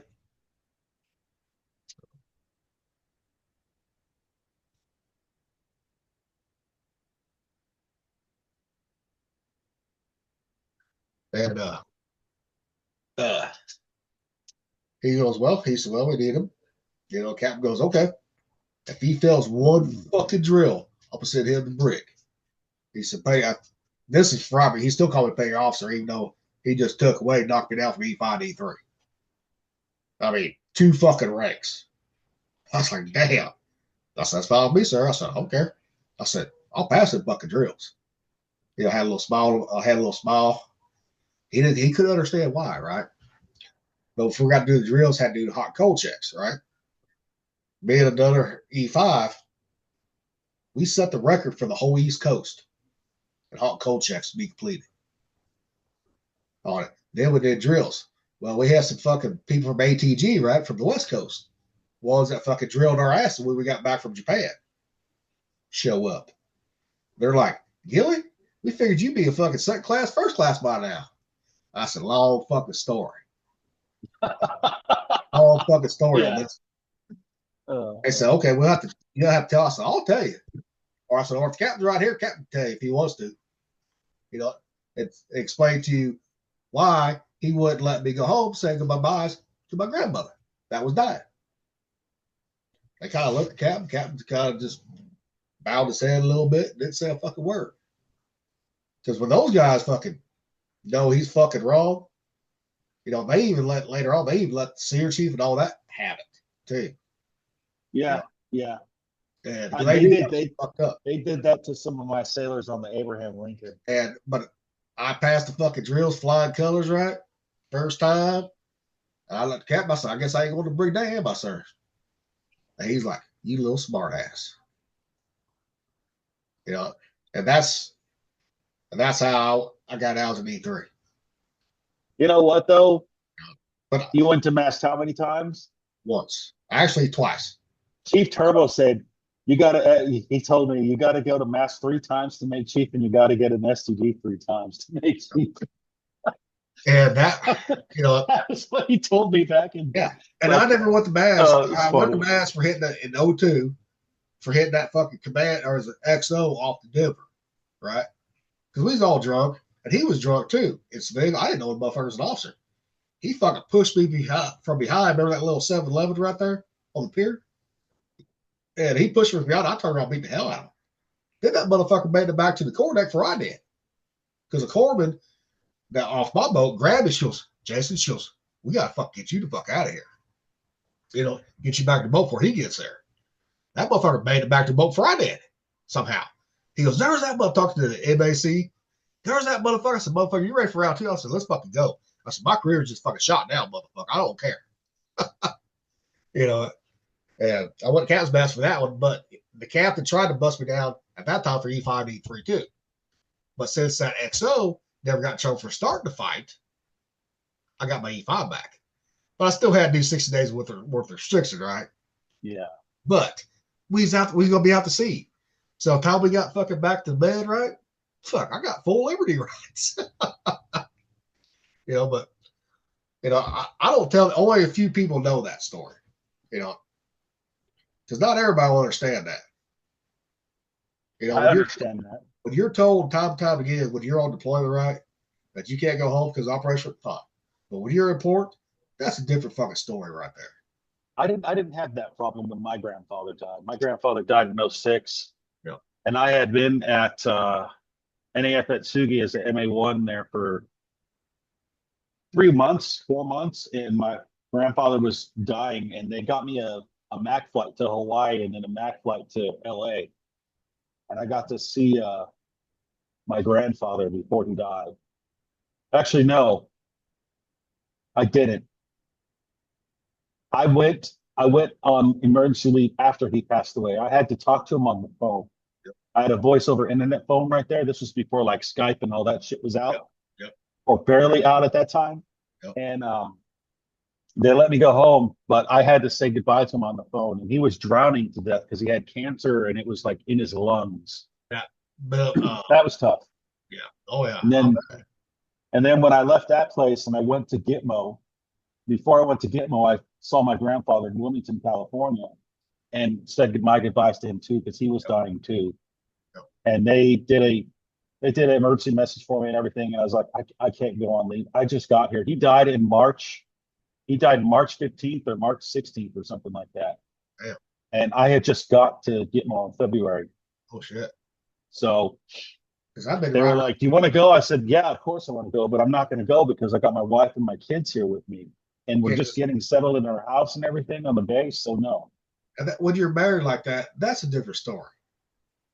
Because it's hard when you first get there, then all of a sudden you got to pack them back up and go back home. Yeah. I mean, that's. Well, I mean, I missed my first son's birth. Yeah. I heard him being born over the phone, that same phone that I was talking to my grandfather as I had to say goodbye to him. That's how I heard. My wife's like, hey, my water broke. And he was supposed to be born August 18th. He was born August 12th. So I had my leave date set for August 18th, right? Or whatever. Fuck. Oh, fuck. And he's like, nope, I'm coming early. He's like, and she's like, hey, Rocky, my water broke, because she could call my cell phone. I had to get a cell phone there that could contact me, right? And she's like, my water broke. And I said, well, you keep that fucking baby in there, honey. She's like, I don't think I can do that. He's got other plans. So they were like, so I had her on the cell phone, and she talked to the doctor in the delivery room. It's like, can I keep my husband on the phone so he can at least hear this? He's in Japan right now. Yeah. They're like, yeah. So I heard my son Nate being born. I mean, at least you got to hear him. You know, I mean, yeah, it sucks you couldn't be there. It really does. Yeah, and there's a picture on one of my Facebook accounts, and it's me leaning over, and it's the first time I've seen my son in real life. Like, I'm leaning over at him, and he's just he's a week-old newborn. Yep. 6 days old. Yep. But yeah. Yeah, River's on his way back down though, so because he texted me, he said, you gonna tell me to come home? Because he's over with his cousin. I said, well, I was gonna let him stay a little bit longer over there, but if he wants to come home, fuck it, come on home. Yeah.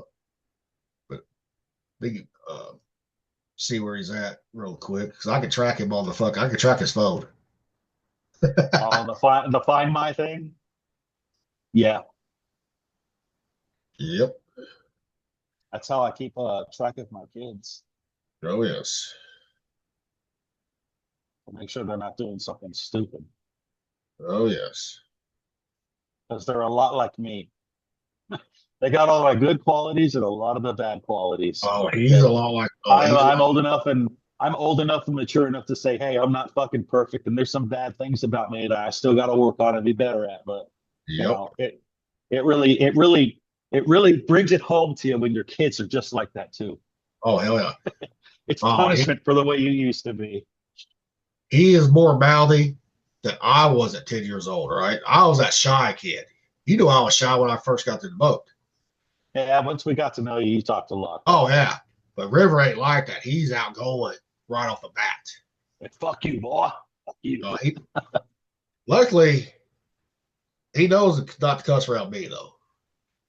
But he does around his mom at school sometimes. But My, around my me, kids, my kids try to be smart asses, and it's just I'm like, I I'll was be in the right back. Navy for 24 years. Yeah, I got to go to the head real quick too, bro. All right, people, we'll be And right back. yeah, I got Take to a little go. break. I'll be back in a sec. All right.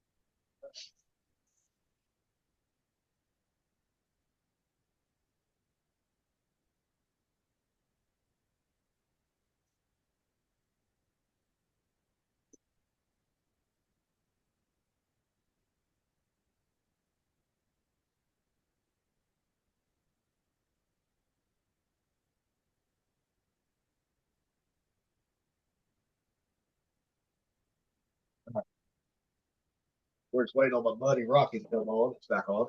He has jail? no, he's not in jail. It does look like the prisoners. Well, Good Lord, boy. I got popped it. What is this? Be right back. It drove like a Orby, but it's not. Let me see what it looks like.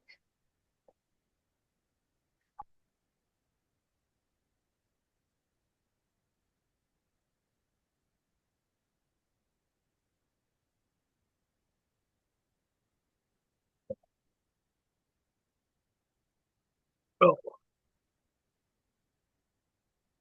what's that thing? Hold on. I need to get a plate. But go not near, just wait till we're done, okay? Can you Rocky? hear me? Yeah, I can hear you. Rocky, this Okay. is River. River, this is Rocky. Hey, what's up, bud? And everybody, this is my little man, River. So, all right. But no, a lot of people don't realize the kind of hardships that we go through on the ship, not being home. You Yeah, know, it's not all fun and games. and that does take a toll on you mentally. It really does. But you remember how it was back when we first came in? You didn't say that you wouldn't need to go see a shrink. If you did, they'd blackball you. 'Cause that shit was frowned upon. You know, just suck it up, do your fucking job. You know, Yeah, it changed a lot. Like the more time I did in the Navy, the more they got concerned with people's mental health and all that stuff, Yep. which was interesting to see because, as a dude, do you ever want to be vulnerable ever? Not ever. because You don't want anyone to ever see your weakness or that you're sad or that you're down or anything like that. women can use that against you, Yes, they can. and they Yes, do they too, can. and they do. That's sad. But I am glad that the military is taking the mental health part of it more serious than what they did. And that's good. But it's still not 100% though, at all. No. I know through my vet center, since we got the University of Missouri in the same towns where the vet center is at, right? Well, when they had some psychology students wanted to write a pamphlet on trying to get for family members, so that way they could understand their soldier, their sailor, a lot better when they come home. After being in for so many years, right, or having witnessing something that messes them up, right? Yeah. And we gave some good things. Hey, what to ask them, what not to ask them, right?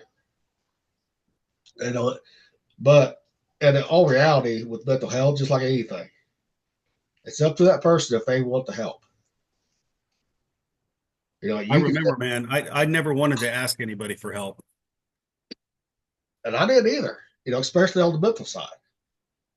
That's like, well, you remember when I told them I needed to go to rehab, right? Uh-huh. Well, I told this Sunday, to Joe. Matt already knew about it. Joe didn't know about it.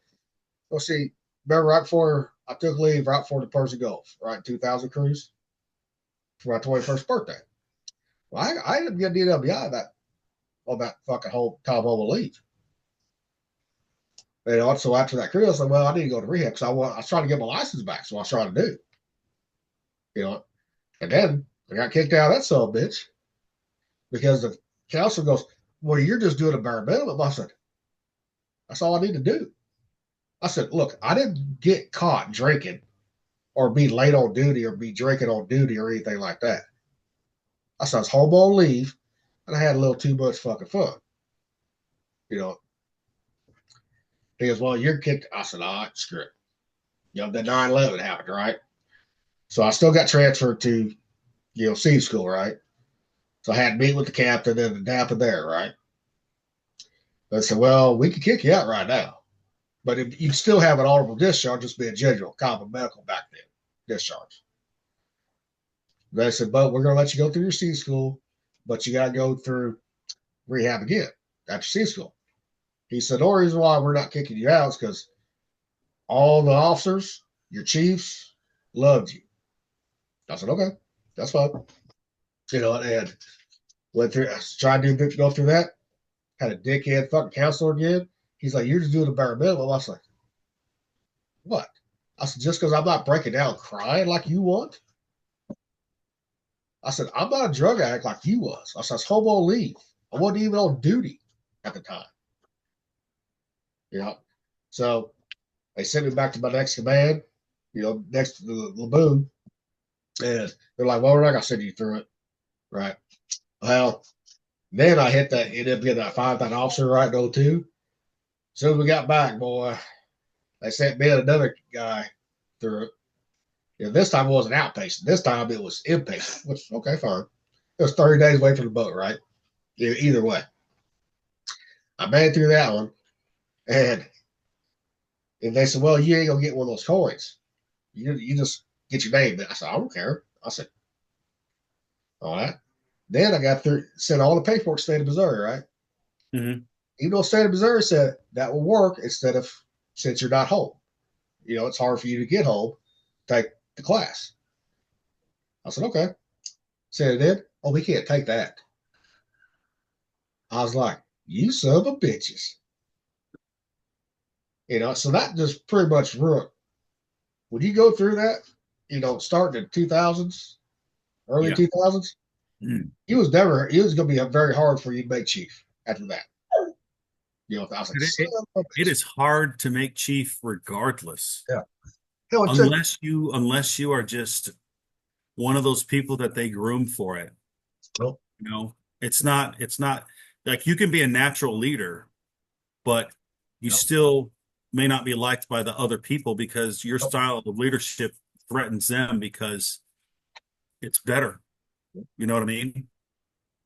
And I think sometimes that's what happened to me because I could talk to anybody about anything, anytime. And I thought that was a good thing because again, if I was going to be a chief, and chiefs were supposed to be the best in the Navy, right? You wanted to be the person that everyone could come to help you fix their problem, not necessarily solve the whole problem, but get them to think about how they can fix their own problems and not make them feel like a complete moron. You know what I mean? Yeah, we had some chiefs on the fight that would do that. Not all of them, but there were some dickheads that were like that. Well, the one senior chief, man, he sucked. Well, The Collins? one with no, the guy with No, it's Ito. He was engineering, the EMCS. Oh, no, that was it's Ito, the one who had the twin screws on his ass. Scherer, Senior Chief Scherer. Scherer, yes. Not it. Yeah, Scherer, yeah. I never had no problem with him at all. I didn't, anyways. But, but some people do, you know. But yeah, I mean, you're right. That, if you're going to be in that, whether you're, especially as a chief, you got to have that leadership. I mean, I could tell you crazy stories. Like, when I went to the Lincoln, the first day I get there, or I'm checking in, right? And then I spend the weekend there and I go to my office and they give me login and all that stuff so I can log in. I'm able to watch YouTube. So I'm like, well, I guess I'll watch YouTube here because the internet's working, right? Yep. And I was just watching some crazy videos and one of the sailors comes in and she's like, "Hey, Chief, what do you think about the flat Earth?" I'm like, "I don't know." But the fact that I would talk to her about it and not mock her and make her feel like an idiot was enough for her to gain respect for me to say, you know what? This chief is actually pretty cool. He'll actually talk to me about other stuff. Oh, yeah. It's not going to be like love life crap or anything like that. But I talked to the sailors like that, and it was like they would call me Pop, Yep. like Papa. Like for all intents and purposes, when I had 70 sailors under my belt as the chief, because I was the operations chief at the time, I was like dad and they were my kids. There's a picture that this is my basement, right? It's brick. But I have a really big basement, dude. It's like River goes, is he in jail? I said, no, he's not in fucking jail. My basement is like brick, right? And it's as big as I have like this, then another house, another floor, and then a floor above it, and then an attic. Yep. I got a pretty cool house, right? And this thing is big enough to where I could make a home gym and everything. So I have walls. I have like pictures of Navy stuff in another room. So like when we continue this, I want to put my desk somewhere. So all that stuff is in the background and you guys can see it. Oh, hell yeah. It would look cool because you'll see this picture of me and it's me I was on a carrier. So I have khaki pants on and a blue shirt because we didn't have to wear coveralls, dude. I didn't have to wear camis. I got this stuff. And it was like the command picture for security and everyone's there. And I had a master chief with me and then an ASECO and a SECO. So a department head and then assistant department head and then a master chief, right? And I was the one that did the goof off picture with them. Yep. Like we did a funny picture, right? So we did a funny picture. And when I left that ship for the retirement thing, they presented me that picture with it signed by everybody. It was really cool, dude. Because I didn't get a retirement ceremony. I just asked the command master chief, because it was a different command master chief at the time. I was like, can you guys just read the watch for me? The poem, The Watch? For 24 years, this sailor stood the watch, right? I think that's like the fucking coolest thing. I was like, I didn't need to have a big speech and all this other crap. I just wanted someone to recognize like, hey, this guy did his time. He did it to the best of his ability. He did it full-heartedly, trying to do the right thing the whole time. And they read the watch for me, and then they dinged. And I was like, can they ding me off the ship? Because remember when they used to do that for chiefs? Oh, yeah. Ding, ding, ding, ding. Chief petty officer retired, departing, ding. And they did that for me. And I was like, that's all I wanted. And I got that, and it's on camera and everything. And so I didn't have to have a retirement ceremony because I had one of my first classes, and she made chief just this year. She filmed it for me. Oh, nice. She filmed the whole thing for me when they gave me my Navy comm and all this other stuff. And I talked to the CO, shook his hand and shook all these people's hands and walked down the pier. And then after I walked down the pier, I got a coffee and started going to Georgia. Yeah.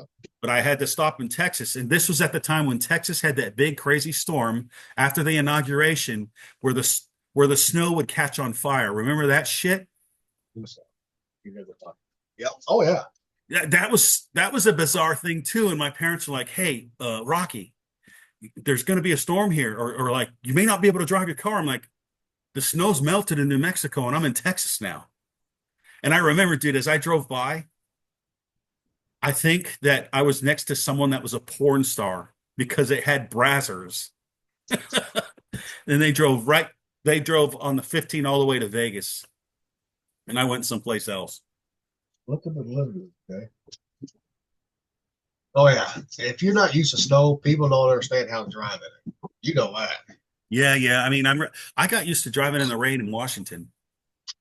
And I was like, it's ridiculous. 5 minutes after it starts raining in Everett, Washington, there's fucking car accidents. I'm like, what gives? And They then get used to it.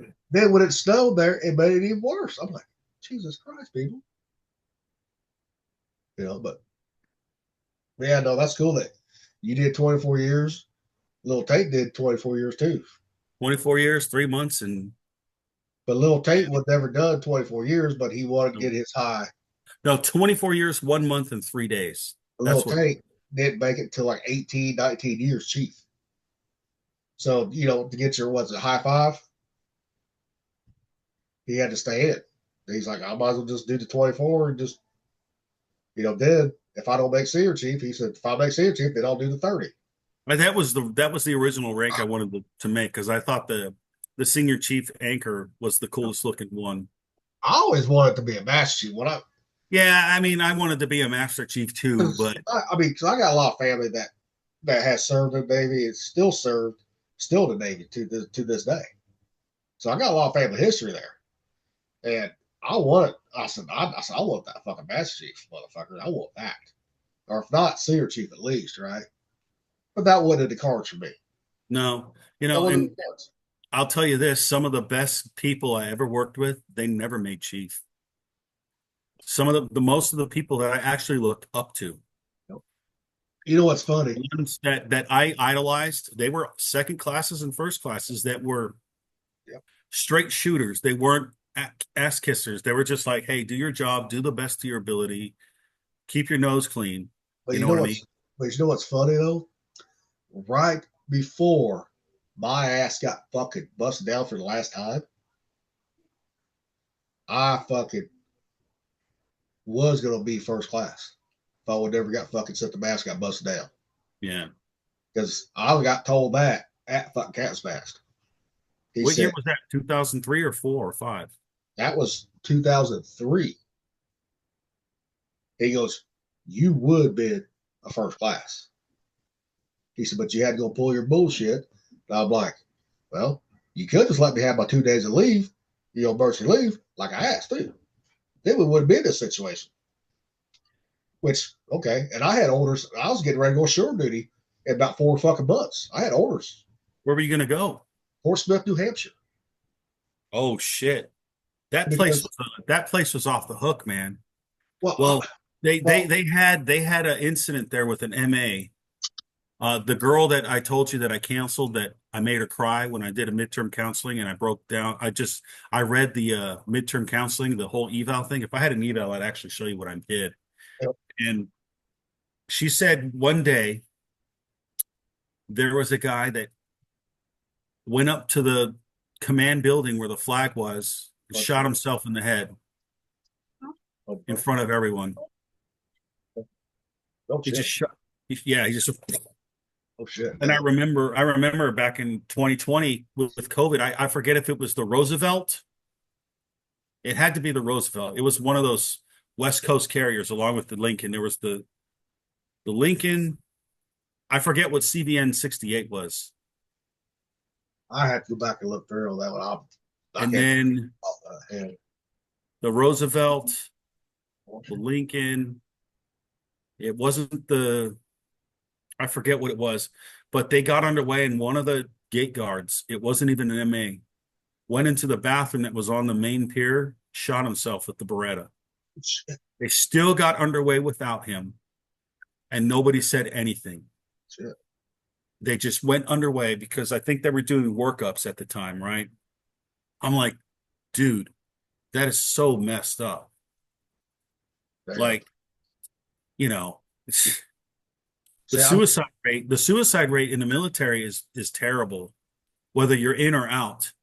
And, Oh, and yeah. the bad part is I don't think it's 22 a day. So I saw a video and I don't know who it was, and I think it was a red pill one. They said it's more like 44 people a day are killing themselves. Okay, we'll get into that in a minute too, because I got some theories on that shit. Right? It's really bad, dude. It's After really being part of the VA system, right? And yeah, shit yeah. what the psychologists do, right? But the reason I chose Portsmouth to go shore duty, I was already on the East Coast for a while. And I really didn't want nothing to do with gas turbines for shore duty. I didn't. You know, technically, I was going there for fucking security. You know, I'm like, fuck it, I don't care. I just don't want to be at Simba or anything like that, right? Because they wanted to send me to San Diego because I had the NEC that they was beating. I said, because when I re-enlisted, I had in my contract that stated what after since my sea school and I have to be another boat, you know, right after sea school, my shore duty, I get to choose. They just not get to choose for me. Mm-hmm. And I'm glad I did that. But maybe I could have stayed in, and because the captain did give me an opportunity to stay in. He said, "Do you want to stay in?" I said, "No, that's fucking Navy. Yeah, if you can't go home and say you're buying your loved ones, then no." You know, When there's when absolutely nothing was going on, right? yeah. And I was like, "Nope." That's just stupid, But dude. maybe if I would have chose that route, right? Said, "Yeah, I want to stay in." Maybe I could have still stayed in and did the 20 years, right? But I still gonna get busted down either way. But then I could have went to West Coast, back to West Coast. And I probably should have done that. But hindsight's 2020. But I didn't want to be in San Diego either. You know, if I could go back to Washington State, you take that in the kitchen. Okay.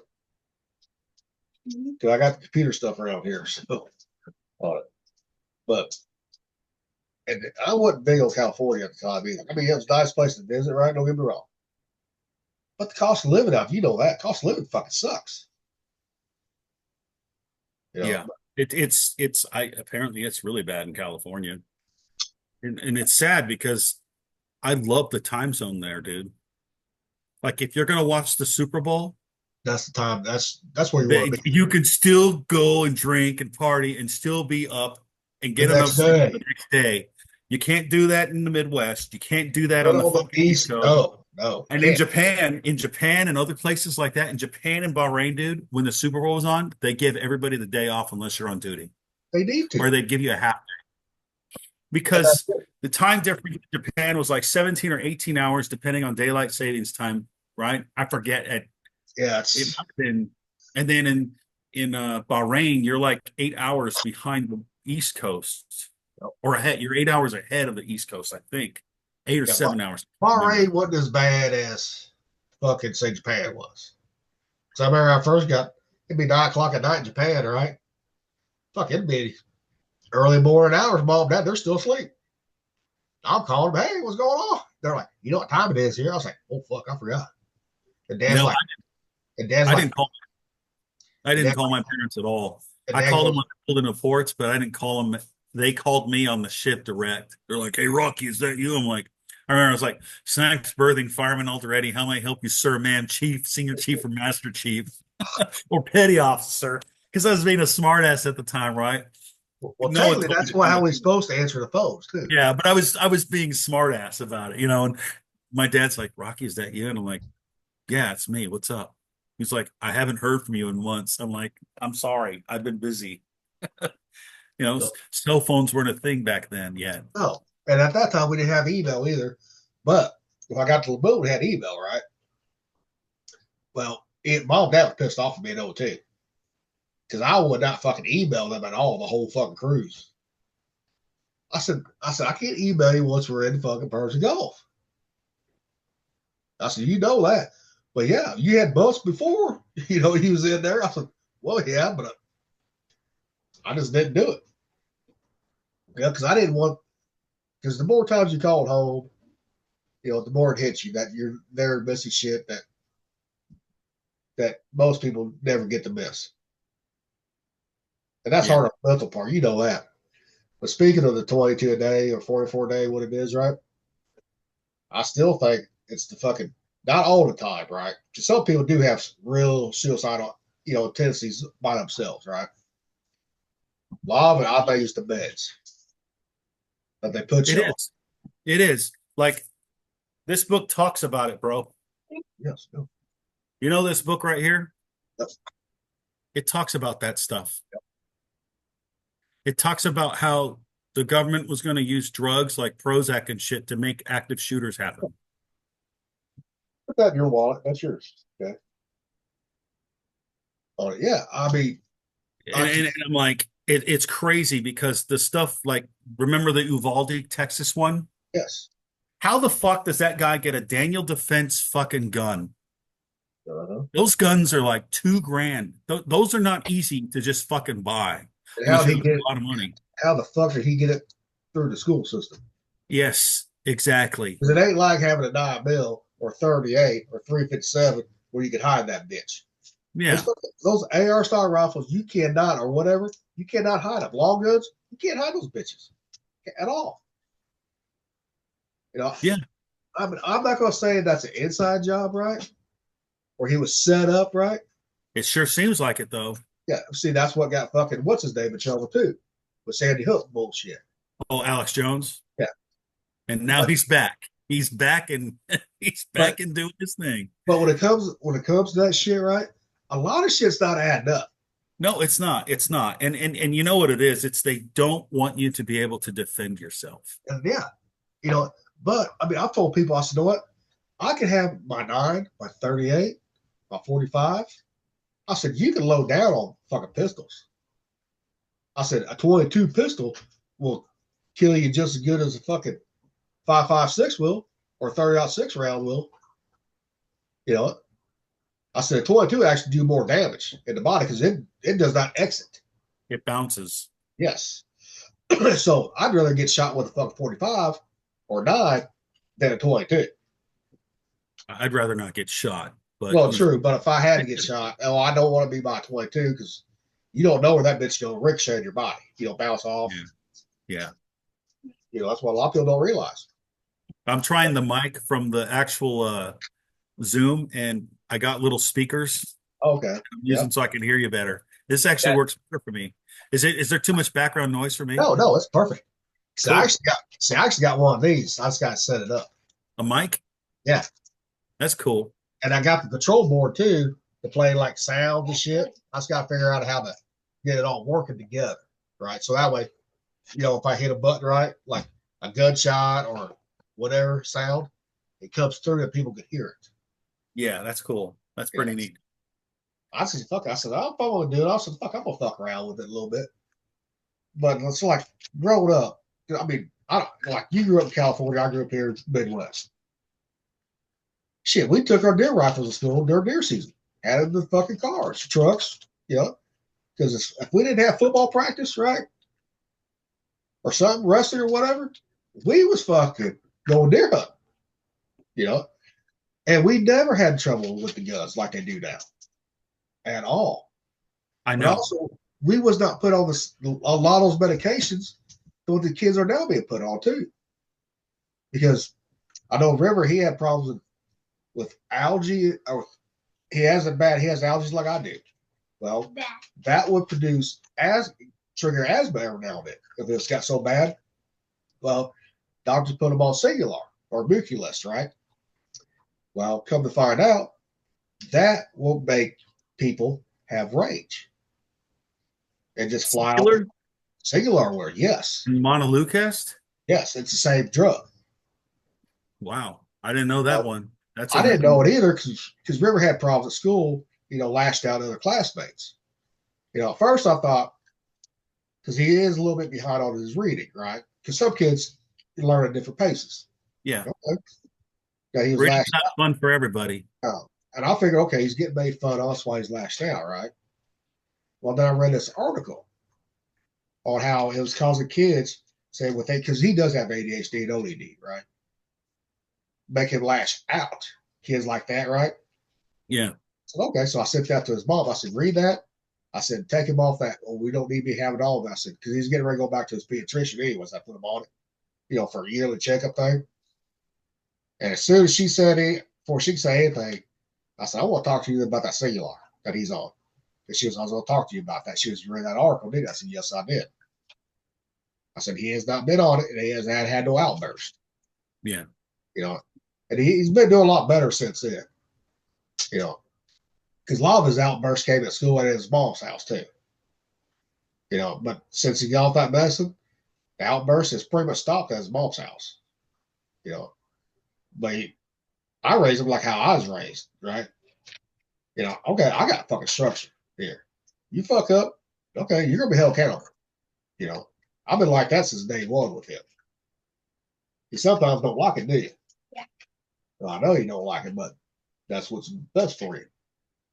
But I think they need to go back and look at what these kids are on medication wise that's due to school shootings.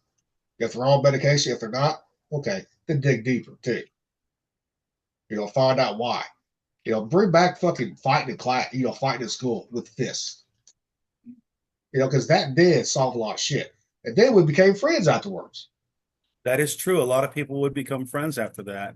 I mean, not everybody, but a lot of friends, people became friends with their bullies after beating their ass.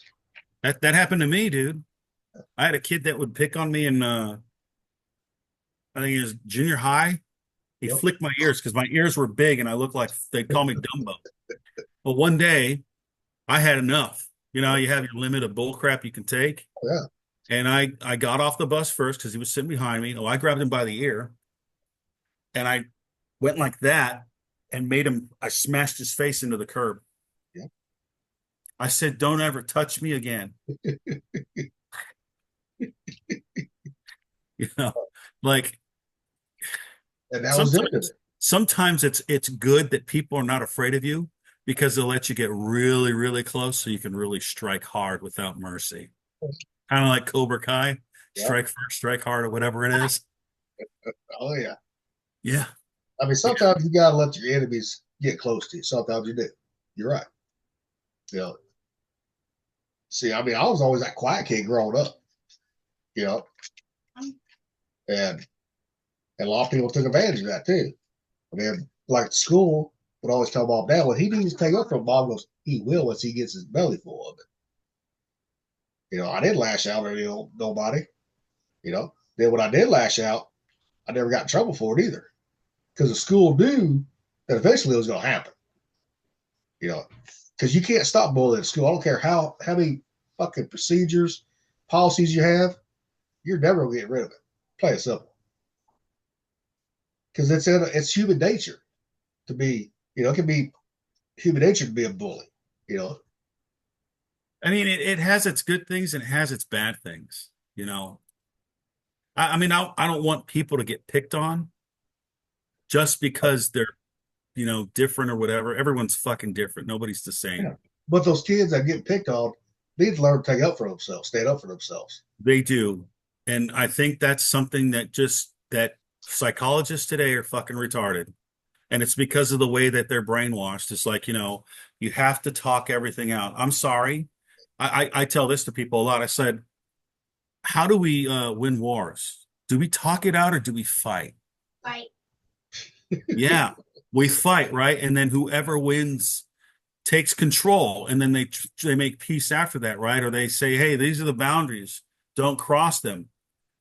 Because if you don't fight somebody, you don't fight your enemy and meet them face to face, and you don't conquer them, they're going to keep on thinking they can keep on fucking doing that shit. Oh, yeah. And it's going to go on and on and on and on. And that's probably what's been going on for thousands of years. Ever since we, was created. You know, like River. I mean, you think about it, the first two people born on Earth that we know of, Yep. Cain and Abel, one Yep. killed the other. Or they were brothers. And they were brothers. It's like it's human nature. Yeah. And it's not going to go away anytime soon. You're not going to change that. It's been there since the beginning. It's in our DNA. I'm just Something glad River, happened to make our DNA change to make us this way, because I don't think we started out this way, but that's what it is. I'm And just glad people, River takes up for himself. yeah. You know, other kids won't nowadays. I told my son when he was getting harassed by that feminist, I said, you know what? Put her in her place. Equal rights, equal lefts, motherfuckers. You don't want to respect the dude and you want to come to him like you're tougher than him? Go for it. And if the parents have anything to say, guess what I'm going to do to the parents? Yeah. Oh, yeah. Yeah. Yeah. And I remember, dude, I had a parent teacher conference one time, right?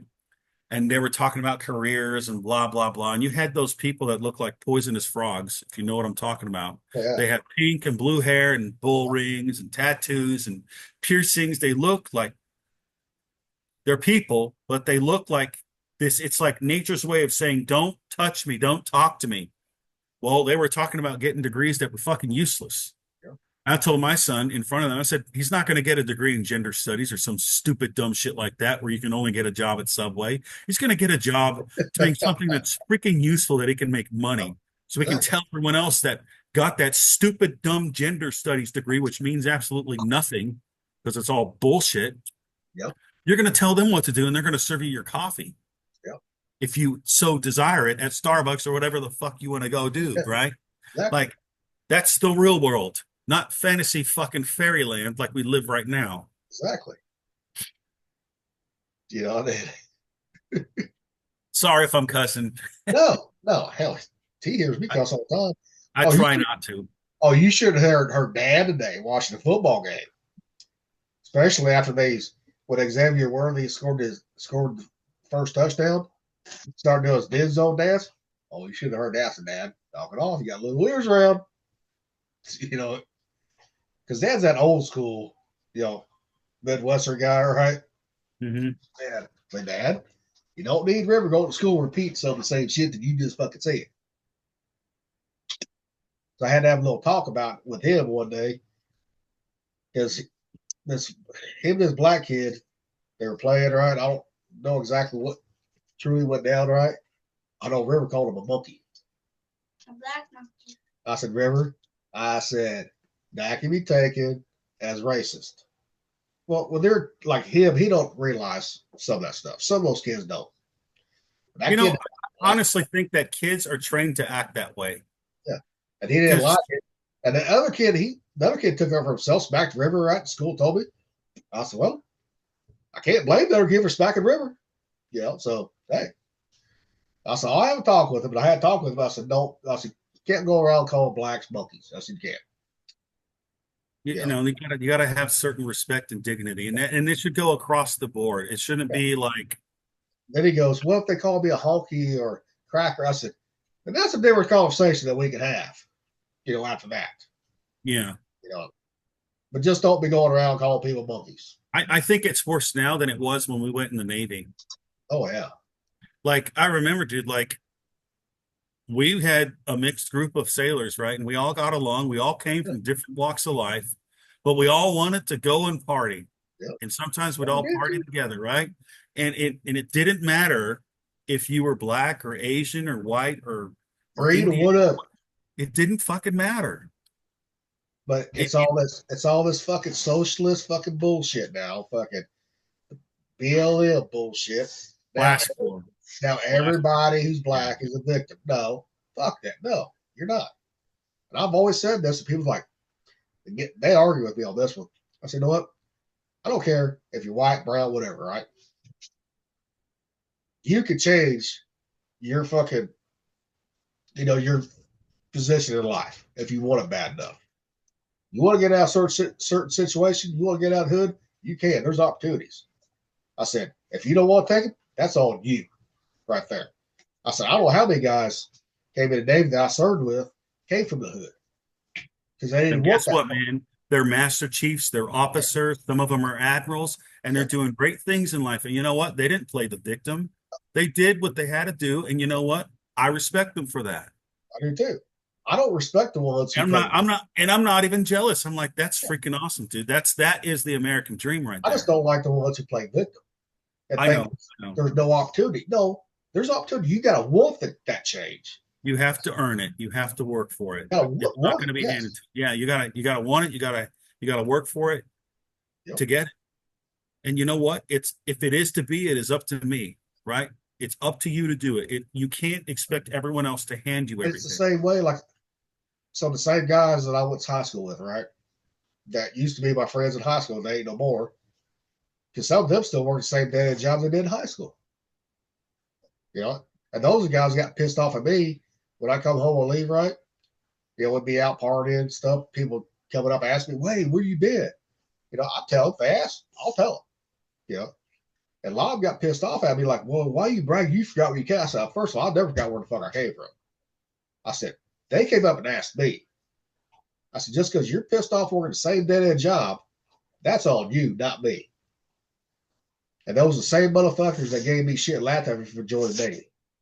Yeah, you know what? You know what they do though? They lie to themselves. Yep. They lie to themselves about what they could or could not do that could be better. And they had the same opportunities I did, right? And some of their parents had more money than my parents did. My parents, we were poor growing up. I mean, the way it was, because in small towns, if you didn't have a college education at that time and you wasn't at the railroad or something like that, yeah, I mean, you can still make a decent living, take care of your family, don't get me wrong. But I mean, we wasn't dirt poor, but we couldn't just do anything we wanted to, a drop and a hat, you know, shit like that. But I still got to do Boy Scouts, sports, and all that. But my dad, he would work, you know, he'd work 2 or 3 jobs sometimes, you know, to make sure that happened. And that's what's wrong with society today. These young fucking parents, they want to be on welfare and not fucking take 2 or 3 jobs if they have to take care of their kids. You know, welfare should only be temporary. You know, I'm not against helping somebody that truly needs it. But I'm talking about the ones that use it as a fucking career. Yeah, I know. Like, you know, even when you're getting welfare, if you're able to work and do stuff, you should be doing stuff to improve your situation at all times. And I know a lot of people that's on welfare that do work. You know, I'm like, hey, go to college. You can take night classes. You can get extra help, be on welfare to get those fucking credits. I said, but you got to be willing to do the work. You know? Nobody wants to work no more, though. Yeah. And that's, you know, I understand that. And I understand not wanting to work, but I understand that in the real world, you have to work. That is something you have to do to live comfortably. I mean, if it wasn't for the job I had at the power plant, right, that made what I made, you know, and plus, you know, help, you know, using our benefits through the VA, right? Shit, I mean, I'd have to have a fucking job, you know, but it's all about the choices you make in life, the type of job that you have, too. And I try to tell my ex stepson that because he's like, I don't need a career because he flunked out of college twice, just didn't want to go, and he had it paid for both times. What was he getting a degree in? He was trying to go second time with machinist, right? Because he wanted to be a gunsmith. I said, okay, because my uncle Larry was a gunsmith. Mm-hmm. You know, I said, I'm gonna tell you right now. I said, your best gunsmiths have a background as a machinist. So that way, I said, what if you have a gun comes in, they don't make those parts for no more? And my uncle seen a lot of those. My uncle had to make a lot of the parts for some guns. I said, that's where you can make your money at right there. I said, or because if you have to have that, you know, you got to farm that out, that's less money in your pocket. And it's going to be more money for the customer at the same time because you got to farm it out. You know, all that bullshit. And he goes, well, I don't want, it got hard, so he quit. I said, boy, you better have a fucking job. I said, how old is this kid? No, at that time, he was like 19, 20. Now he's like 27, something like that. But It's the generation, dude. and he's still digging. I said I had him a job at the prison, right? Prison made $50,000 a year starting out. Great benefits, all that. Retirement and 401k too. And he fucked that job up. I mean, he did get hurt at work, okay? He did fall down some stairs, fuck up his neck, right? I said, make sure you file this paperwork with fucking HR and safety. He didn't do it. Because his fucking CEO's like, well, you just don't have to come in until Dr. releases you. I said, no, you got to give that paperwork to HR yourself or safety, especially HR. I said, not, they're going to get you for fucking abandonment of the job. And they did. I said, I fucking told you. Because he's like, well, I want what you and Bob have. I said, the only reason we have what the fuck we have is because of what I've made at the power plant. I said, that's why we have what we have.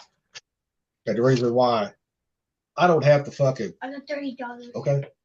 Reason why I can retire. I said, you got to have a job like that in case something does happen in life. Because we know life's going to throw you curveballs. And anything can happen. Okay. Go put it up, though.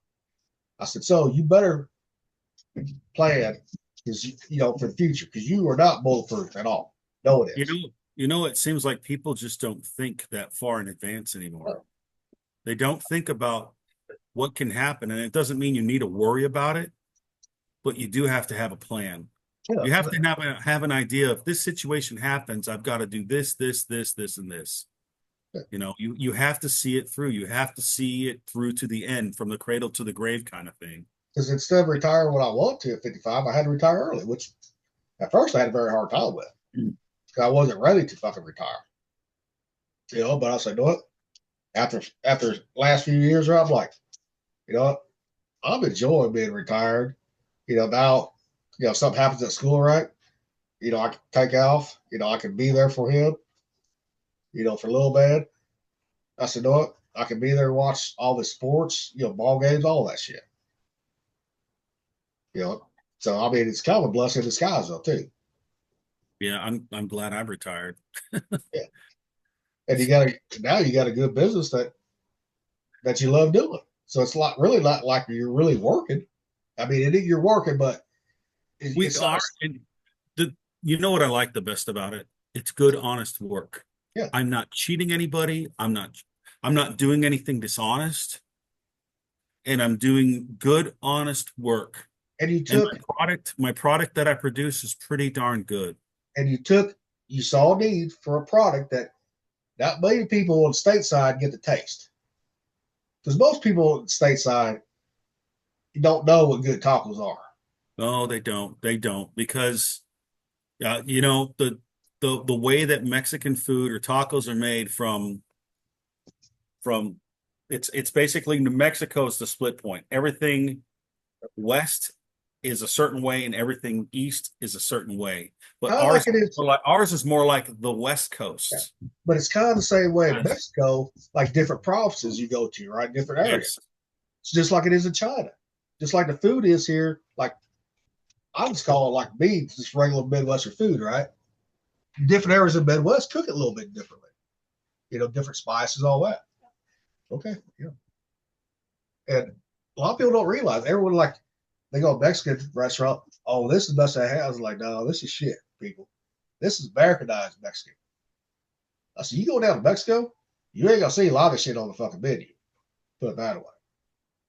I said, once you have that taste, you gotta learn the language too. Once you have that taste, what true Mexican food is, you're either gonna have to learn to make it yourself, or you're gonna have to go to Mexico or someplace, away from the Midwest to find it. So you took that need to fill that void. Yeah, my wife was like, she loves tacos, right? Because when I was stationed in Seal Beach, I made chief in Seal Beach. After I left Bahrain, I made chief that year, right? And a year after that, after I'd been a chief a year, she's like, Rocky, I want to go to college because I want to use my GI Bill, because she was getting to the point where she got out of the military and she had to use her GI Bill that she earned from going in the Navy, and she got her degree at FITM, Fashion Institute of Design and Merchandising, right? And this was in LA, downtown freaking LA. This is where they made like the Game of Thrones costumes and Star Yeah. Wars costumes and all that stuff. That's where this place was, right? She was going to school with Zack Snyder's daughter at the time. Really? The one who killed herself, and then Zack Snyder had to step away from making the Justice League, Yep. which was way better than the other one. Oh yeah. I saw him. I like the other one better. The one that Zack Snyder did, good. Yep. And she would get tacos. She's always liked tacos. I think across the board, the gender that loves tacos the most is females. Yep. They're good. Well, I mean, males love. I mean, you're right. Women Yeah. do love tacos. You know, But but in LA, it's Southern Cali, right? yeah. I mean, you got all those Mexicans down there, and they're cooking food like their grandmas taught them how to cook. Yeah, I mean, you've got people that are making like corn tortillas and they're pressing it. And I ain't talking about the restaurants. I'm talking about like street vendors. Yeah, like food trucks, right? Like she would get food from them and she just was like, this is great. So she would come home and try and make that stuff. Well, I have family recipes too. Yeah. And when we did the food truck, we used some of our family recipes. We've modified it because, I'm being that I was in the military for so long, I want process improvement, right? I want to make the thing I want to do whatever I'm doing. I want to make it the best I could possibly make it. And you can take some of your family recipes, right? And put in some Korean Thai flavors. Because those work together perfectly right there. Or some Japanese flavors in there. Yes. I mean, the options are endless. And you know what? If it's good food, it's good food. Exactly. Because, I mean, any recipe can be made better. Can always be improved. It always can be. That's one thing I love about cooking food. I mean, you can always improve on something. Really can. But yeah, I mean, I love the food down in Southern Cal. I loved it. I mean, that's probably one of the things that I miss most about California is the food. Yep. The food and the time zone, but the people and the politics, no. The traffic, no. The bad thing is, now, like, since I got that Alpha Gal, can't have mammal meat no more, right? Missouri's finally getting the fucking Del Taco. Oh, man. I'm like, what? I'm like, the 1 pound burritos. I was like, oh. Del Teasy. So, I mean, before we made our own version of the chicken soft taco, dude. Really? Yeah. We made our own version. We made our own version of our chicken soft taco, and like we put ranch in it sometimes. And dude, it is so good. That's and then awesome. like you can put chipotle on it.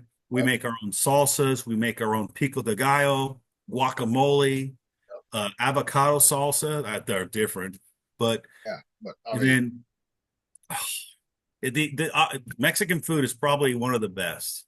Oh yeah, I mean, I love it. I mean, because you can adapt it to almost anything, really. Yeah, and I like tortillas because there's a lot of Italian, like you got Spanish influence, you got Italian influence, and some of them dishes too. It's like a melting pot when the Spaniards and the fucking like Europeans, right? They came over and fuck with the Incas, Aztecs, all them, right? That's where your melting pot really came, the different flavors.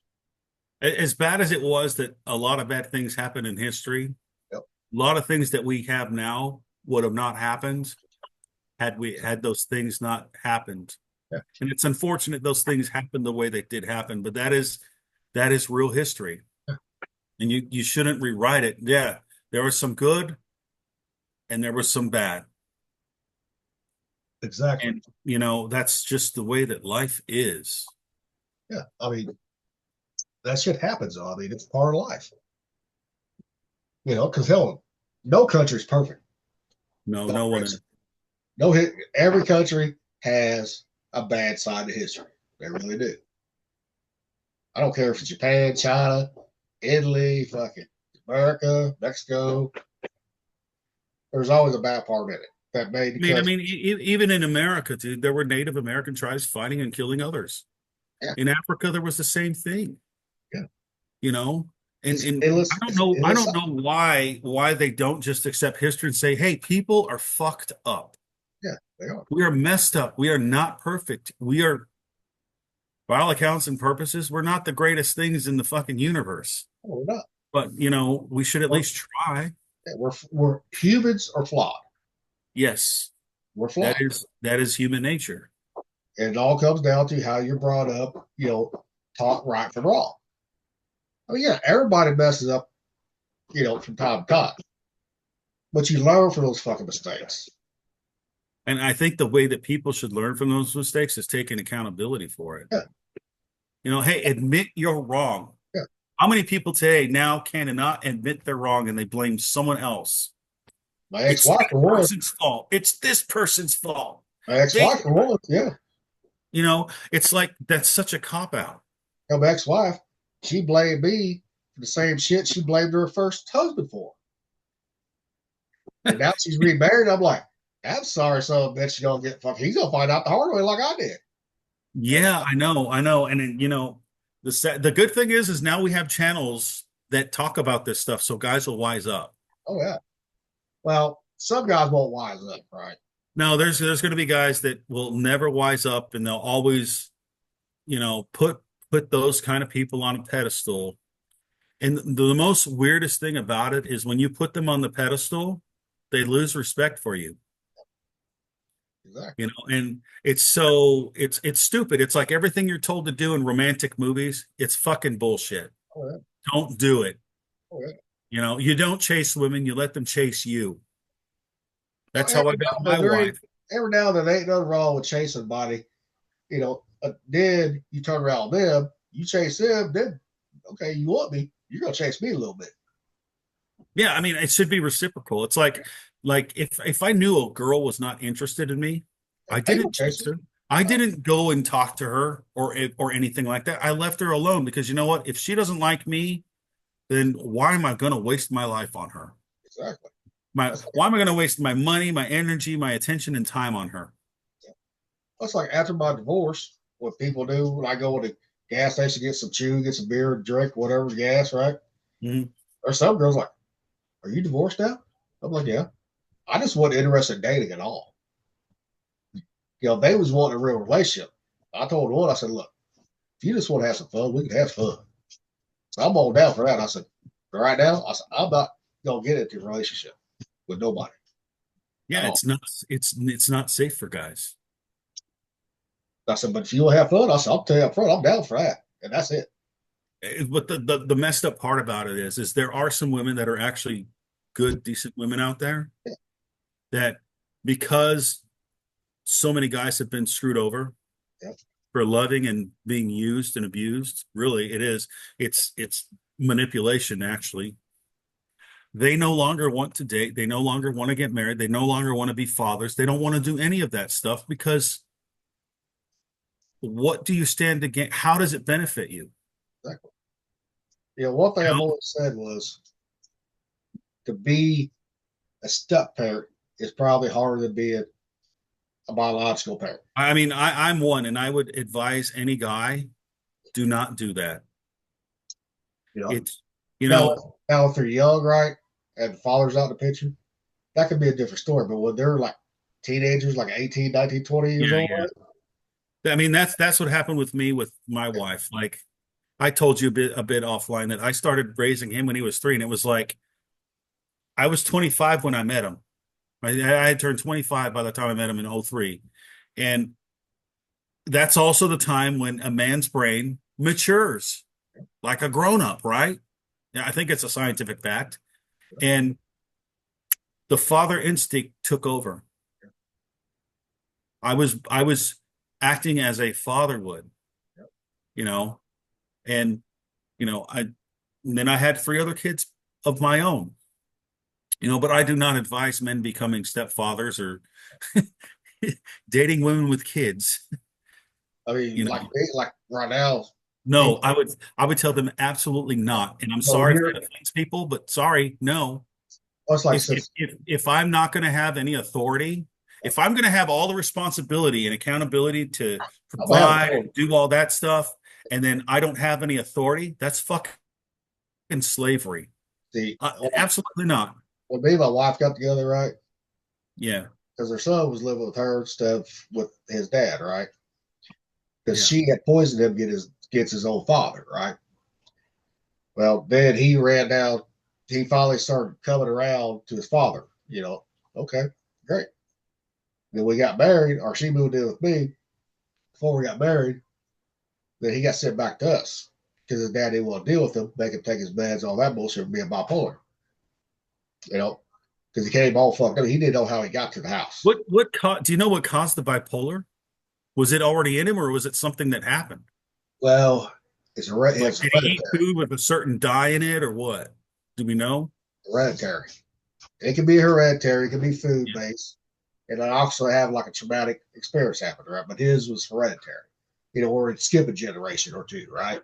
Yeah. But and when he came to us, okay, give him all his fucking meds, sit him in the fucking bed. You know, I said, then we'll talk to him once he's fucking clear headed. You know, I let her do the talking first. I told him, I said, if you're gonna live here under my roof, you will have a fucking job. You will fucking pay your own fucking bills. I said, you're over 18, not in college. I said, I am not gonna pay for some fucking deadbeat. Plain and simple. I said, your mom is not gonna pay it either. So I looked right at. I said, you pay anything for him. I said, you and I are gonna have words. I said, it's time for him to grow the fuck up. See, Yeah. how's that hard? I didn't have that problem with my wife. Like, Well, at I first she became was a cool. father. My wife didn't see what I saw in my stepson, right? His bad behavior, his bad habits, he was good at manipulation. That's what my ex stepson And was. and At first he and was good with it. I was always the rock in the hard place for him. If he tried to skip out on doing like reading for school, like one time he wanted to read The Guardians of Gahul, that stupid book about the fucking owls. Yep. But he was at a certain grade level that you have to read something above that. And he's like, well, can you tell the teacher? I'm like, no. What are you supposed to be doing? Do what you're supposed to do and stop asking me to go tell someone to not make you do what you're supposed to do. Yep. Well, he's apologized now and said, you've been right about everything, Dad. I'm like, yeah, I know. I said the same thing to my dad when I was 22. I say my ex stepson, he would manipulate his mom because she was on board at first, right? But he Yeah. started figuring out, oh, I'm gonna manipulate mom. Then me and her started arguing. I said, motherfucker. You know I what? told her, I said, no, what? First of all, you have no say in this. Even though we was married that time when all that shit started happening. I said, look, if we got divorced, you walk away with fucking nothing. You can't touch this fucking house. Because I had this house way before we was married. In the state of Missouri, as long as you got assets before you was married, you get to keep it. If it's a house, what? Is Missouri a no-fault divorce state? They need to get rid of that. Yeah. But as long as you got assets, that's fine. Yeah. But as long as you have prior assets, right, like a house or property, you get to keep those as long as you don't refinance. Now, if you refinance once you're married, then it becomes marital property. Yeah. But even like when we got divorced here after buying this house, yeah, she wasn't on loan, but she was on the deed, right? But I still got to keep the house because I called her ass fucking lying to the court. My lawyer fucking called her out on it. Hey, it took my wife. My wife started to believe me.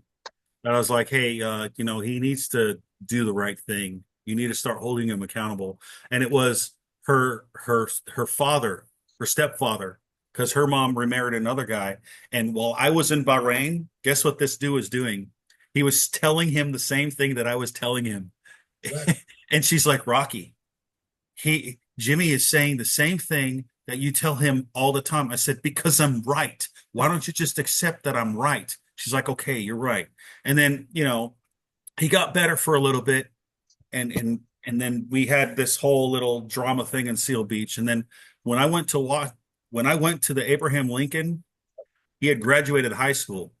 And she started to see his true character, and she's like, "You need to leave the house. You need to go." And what he was, what I was trying to get him to not be, because kids like to rebel because they're stupid. Yeah. They got to learn the hard way. I'm like, with my kids, I'm like, dude, I've made plenty of mistakes. Those are my mistakes. I'm gonna tell you about my mistakes and the consequences so that you don't make the same mistake I did. Exactly. Because there will become a time when you may be faced with a situation like mine, but the circumstances may be a little bit different, but the consequences may be worse than what I had to suffer. So just listen to me. I'm not trying to steer you the wrong way. You know what I mean? Does this sound like a broken record to you now? Probably, right? I had the same talk. My dad had the same talk with me, right? And I'm like, Dad, you're fucking wrong. But I did tell Dad later on. I said, yeah, you're right, Dad. Yeah, I told my dad, I said, I'm sorry for everything. You're right. And it took me about 2.5, 3 years of being in the Navy on the USS Fife after making BC2 to realize that my dad was right. I didn't tell my dad until I was in my 30s. I told him at that time. And then, we were good, but he passed away 3 years ago. But Sorry about that. yeah, that's a whole other story in itself for another time. Oh yeah. But that's a tough one when you lose your dad and you actually have a good dad and you love him. And like he said after he saw me on the ship as a chief and everything, he's like, he was so proud of me. He would tell everybody, apparently. I didn't know that. I was hoping he was proud of me. I wasn't really proud of myself, but I was happy that I reached a goal in life. It took a long time, but I was happy I reached a certain goal. With our generation and the age that our dads, was, right? They ain't gonna tell you they're proud of you a lot of times. Because that's not how they was raised. Some of them was, but some of them wasn't. Yeah, like when I was wrestling in high school, dude, my dad's like, you can do better. I just took first place in this tournament. Well, you didn't pin him fast enough, or whatever. He's like, because he wanted me to stay competitive, to always try to be the best, to never think you're the best and become arrogant. Because if you get comfortable and arrogant, what happens? Get your ass beat. Yes, you do. And if you're always on top, where's the only place to go? Down, right? So rock bottom. He didn't say it in those words that I would say it nowadays, but after thinking about it, I realized, he wanted me to do the best all the time because he wanted me to never stop trying to be a winner at whatever it was, whether it was the Navy, whether it was wrestling, whether it was college, whether it was just, I don't know, whatever. You always have to try to do better. You always have to force yourself to do better and not become comfortable. Exactly. And I think that's part of the problems nowadays. Yeah, it is. Everybody wants comfort, but comfort doesn't come easily. And when you get comfortable, sometimes that new age of parenting that they've been trying to do since the fucking 90s or late 90s, early 2000s, right? Does not fucking work, people. Yeah, that's why this generation is full of stupid retards now. Like they're all fucking, simple jacks from fucking Tropic Thunder. You went full retard. Never go full retard, Like little Tate, I mean, he could talk to this because his kids are 18. You got one daughter that's mid-20s. Got the rest of 19 or 20, 19, 18, 17, right? And because he was always gone a lot, always deployed. So he wasn't around for a lot of it. Yeah, dude. Like, and he goes, I made mistakes, and he sees that now that he's home, retired. Oh, dude, like the week I got home from the Navy, I went to a school because they had this program that one of my first classes, she just made senior chief this year. She was a good sailor. She told me about this program. I forgot what it's in the DOD where you can go and get a trade. Yep. You can get a certification and you don't use leave. They'll let you do that and go on a terminal leave and all that stuff, right? Yep. I did that. And the week I got home, I found within 3 days of being home, I found problems with every kid. Yep. My daughter, my two sons. I'm not going to say what those problems were, Yeah. but I was like, I just walked in. I left one nightmare to go into the other one. I went out of the firing pan and into the fire, so to speak. And my But wife's like, I had them when they were little. Now you have them as teenagers. Because when I got home, my oldest son was turning 14 that year. oh shit. So I missed a lot. I missed a lot of my kids' life because of the Navy, because I was trying to provide and take care of them, right? And then they know you, but in a way, you're kind of like a stranger when you're always deployed. Yeah, they know me and they love me, but they didn't know me like they know me now. Like, oh my God, my dad is the worst nightmare when it comes to being disobedient and disrespectful. He will not put up with anything. I tell him, I said, I'm going to mirror your own behavior. Yeah. The way that you disrespect me, I'm going to do it to you. Oh, I could see you being that dad or short shorts just to fuck with them to school Oh, dude. or whatever, right? I Yeah. can see you doing that. Yeah. You know why? Because they deserve it. You know, you're like, And, okay, and they you want to don't act this like way? Then I'm gonna fucking embarrass you in front of the whole school or all your friends. I said, yeah. I said, I'm going to do that. Or you can be respectful. Yeah. You know, honor your fucking mother and father. Honor your father and mother, whatever. It's one of the 10 commandments. Honor your mother, honor your father and mother. It's plain and Howard, simple. yeah.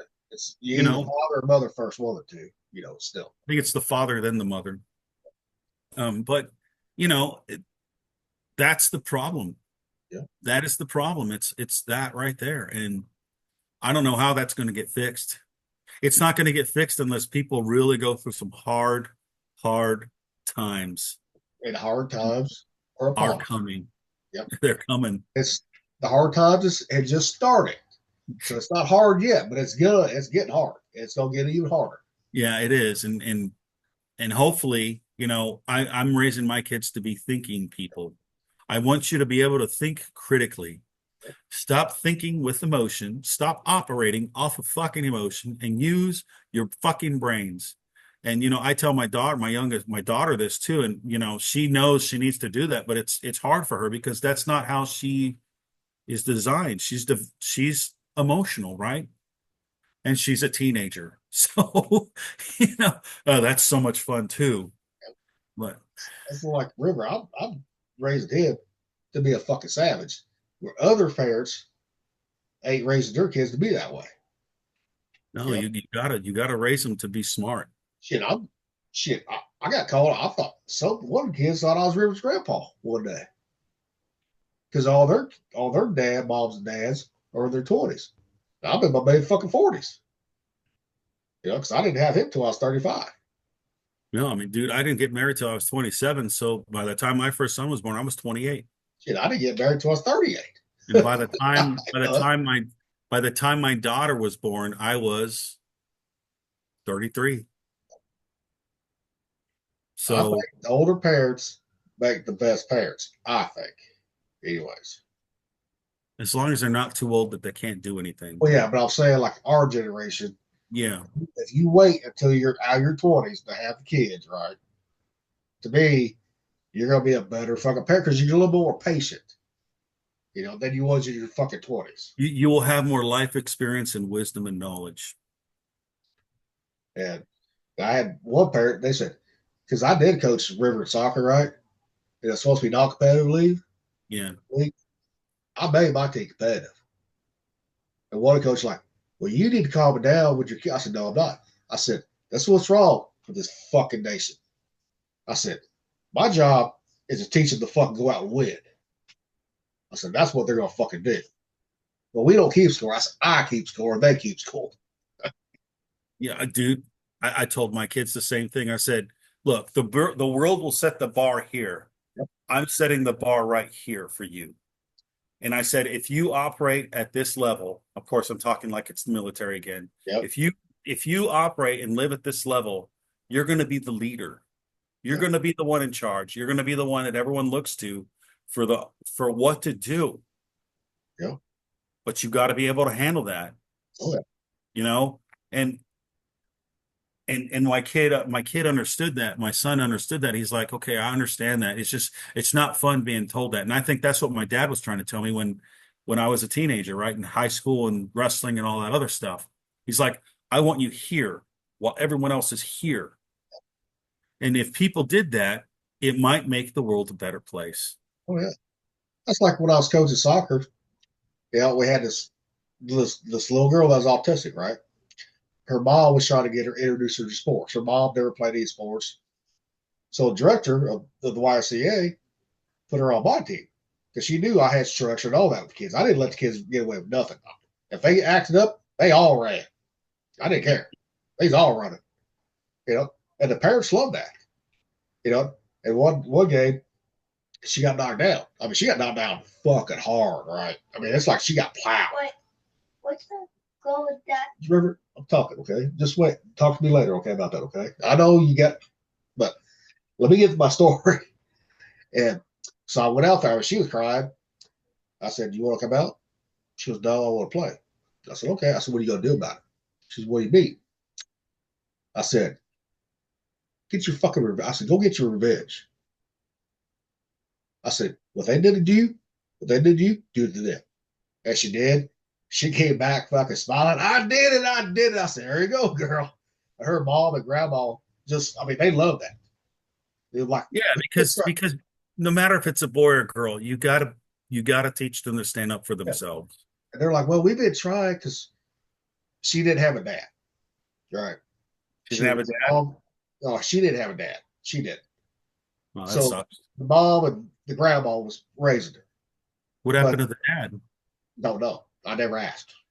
No. So, probably in prison or something like that, right? Probably. But I didn't ask. Wasn't none of my business. But someone told me that the dad is not around for some reason. And she was like, her mom and her grandma was like, we've been trying to get her to do that for months. I said, well, I didn't say it, but my ex-wife said, well, sometimes she needs that male, figure in her life, to get her to do, get her to do it, stand up for herself. Yeah. And that little girl still playing soccer to this day.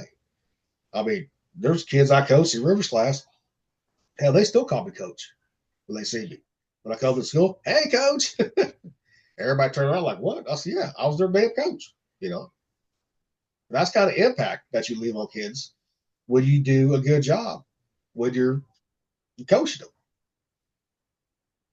Yeah. And I've seen some bad coaches in soccer. In this town, I see some bad coaches in baseball too. I'm like, man, but I can't not be a head coach in this town because of the fucking politics for baseball. I hate politics. And I'm not gonna deal with some of the parents. I deal with some I want to deal with politicians the way that they should be dealt with. It's like, if you got a fucking pander, you fucking pussy, I'm not going to respect you at all. And I'm going to go on public TV and mock your fucking dumbass because you have no goddamn fucking backbone. But when it came to rhino. coaching soccer, right? The parents are great. Never have a problem with them, right? That's why I coach a T-ball, right? Some of the parents, great, except for one set, right? They just fucking thought they was high fluid society, right? And they wasn't. They just fucking lived on their means, impress people. And I knew that. And one game their son didn't want to go out in the ball field unless his dad could get out there with him. And my rule was on my team, if you're not a coach or you've not helped out, you're not going to be on that field, period. And I was out there. And my wife at the time was taking care of the dugout, and because you got to have one coach out there in T-ball, when they're out in the field, keep them corralled, get their little ADHD minds, focused. And I heard the kid's mom and my wife going at it. And she goes, Jason, come here. You deal with this since you're the head coach. And she started I said, no, look, this is my rule. If you got a problem, go talk to the director of the Y. If in fact, I can call her right fucking now. I said, look, if he can come out, he can come out there stand by me. But you and your husband are not going to be out there on that field. I said, because that's safety, for safety reasons. I said, if I get hit, fine. I volunteered to do this. I said, if you got a problem with it, you go ahead and talk to the director. She was fine. But my kids play 9-year-old ball. They can do that. I said, no, they cannot. I said, I know better than that. I said, if your kid don't want to play last game, that's fine. I don't care. He can set out. I don't care. I just walked off. And my mom was kind of surprised that I kept my cool on it. Because, oh my God, I just wanted to fucking just rip her fucking new one and her husband too. Yeah, I could understand that. Because those are the parents I fucking hate. And baseball parents here in this town are the fucking worst. You know? So like, I'm not from here, right? I'm from an hour away, north of here. Well, they look at me like I'm some fucking dumb fucking, trash, piece of shit trash, right? Because they know I don't work, but they don't understand the reasons why I don't have to work. You know? And that I probably bring home more money than they do in a year. Probably. You know? But they don't understand that it's all about, how they want everyone to think that they have the best of this, best of that, right? Fuck that. No. Just because you got a $70,000, $800,000 vehicle sitting in the driveway doesn't mean you got to eat money. Sometimes people do got money to have those fucking nice vehicles like that. But 99% of the time, they don't. And I can't stand shit like that. Politics, so I don't even coach baseball. I there was a time I wanted to get into politics and become like a senator or something after I got out of the Navy. Yep. Because I'm so sick and tired of all the stupid stuff. Okay. I'm like, be right back. Yeah. Won't take very long.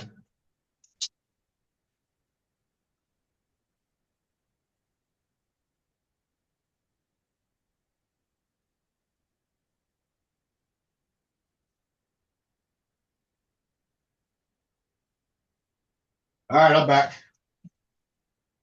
No, I get that though. On politics shit, I've had people fucking. They said you need to fucking start running for fucking office. Start local, right? Then work your way to state and maybe federal. I said, no, I'm gonna tell you right now. I said local be one thing, right? But go state level, and then say federal level.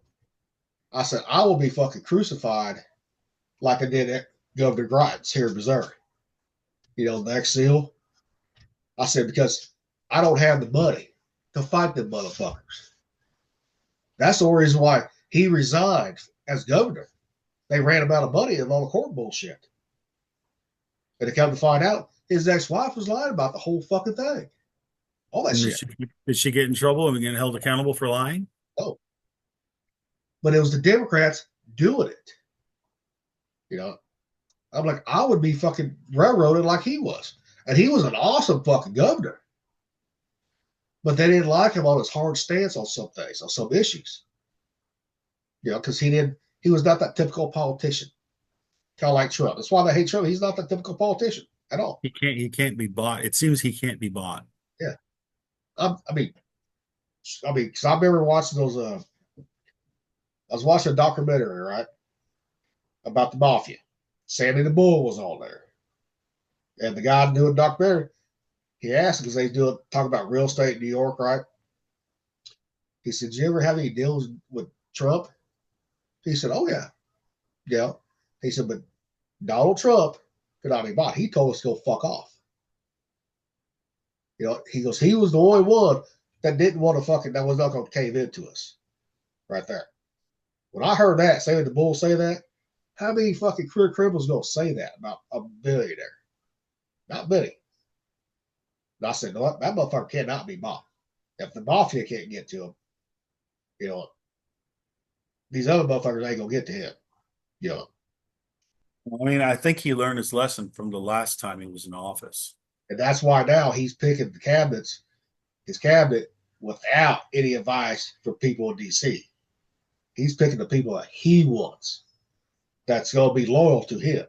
Not, I wish that I knew him so I could do something with that too. oh, I would love to be a cabinet member on him. I would love to be in charge of the Department of Defense. Yep. All you admirals and generals that are woke, you're gone. You're fired. I always told people, right? I said, if I was president, I said, you motherfuckers would hate me. They said, why is that? I said, my cabinet will be nothing but fucking veterans that think the same way I do. And a lot of them probably should be enlisted. Yep. I said, I would have the only officer that I would have in my cabinet would be my cousin Michael, who got out as a major.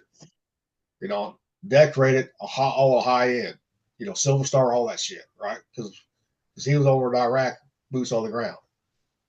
That motherfucker, when he was going to military college here in Missouri at Kemper University, that's actually used to be here in town, but they closed down years ago.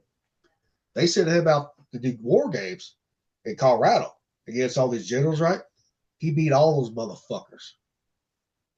You know, he made me, I mean, he's kind of like a nerd in a way, right? You know, when it comes to like certain common sense things, like everyday life, he's kind of out there. But you put him on a battlefield, I'd go to war with that motherfucker any day of the week. He's like a different person. He knows war. Yes. And I would have him. I don't know if I don't think it'd be the head of the DOD, right? But it'd be something where we need somebody that's going to, you know, say if the command, like when they fucking Hillary Clinton denied those motherfuckers where was that? Benghazi? Yes. Which they said no. I'd have him in something like that. You know, say no. Send motherfuckers help. You know. The funny thing is I know someone that saw the whole situation. They said they could have been there in less than 2 hours or something like that to save the guys. The fucking goddamn fucking carrier that was in the bed at the time. Well, there's a whole other story about that too. There's a whole conspiracy about it. Yeah. Even crazier. And the fucking captain was told to stand the fuck down. Yeah. That said, the fucking air wing. They just said the air wing give them fucking air support. But they denied them. And they had fucking goddamn fucking Marines all there too. They just said them too. They didn't. You know? No. And that's what's fucking bullshit. But our cabinet would be one officer in that motherfucker, rest be enlisted. Yeah. I would have an enlisted person over the DOD. What I would do to the Congress is I'd make them get E3 pay with TRICARE. And I would do my if you guys are going to write laws that fuck everyone over, you're going to fuck yourselves too. And I would do my damnedest as president to fucking get a bill passed that did away with their fucking salaries and their fucking pensions. When you're in session, you get paid per diem, just like it was back when this country was founded. You know, when you're not in session, you go back and do your fucking jobs until you're recalled. You go back to being a farmer or, you know, a tailor or whatever it is you were. Yep. Yeah, they do need to do that because it's stupid. And I would do away with the CIA altogether. Because those motherfuckers, you know, they have no oversight at all. The CIA is not going to like hearing that, but oh well. No, I'm saying, but they have no oversight. That's what I still believe. That's what got JFK killed because he wanted to do away with them or limit their fucking power. Yeah, I know. They said he talked about he did a speech about secret societies, and I think the CIA was also implied in that thing. Because think about it. Look how many fucking governments the CIA has tried to overthrow. You know, in the name of democracy, right? Yeah, no, I mean, we don't need to spread that shit everywhere. If those people want it, they need to fight for it themselves.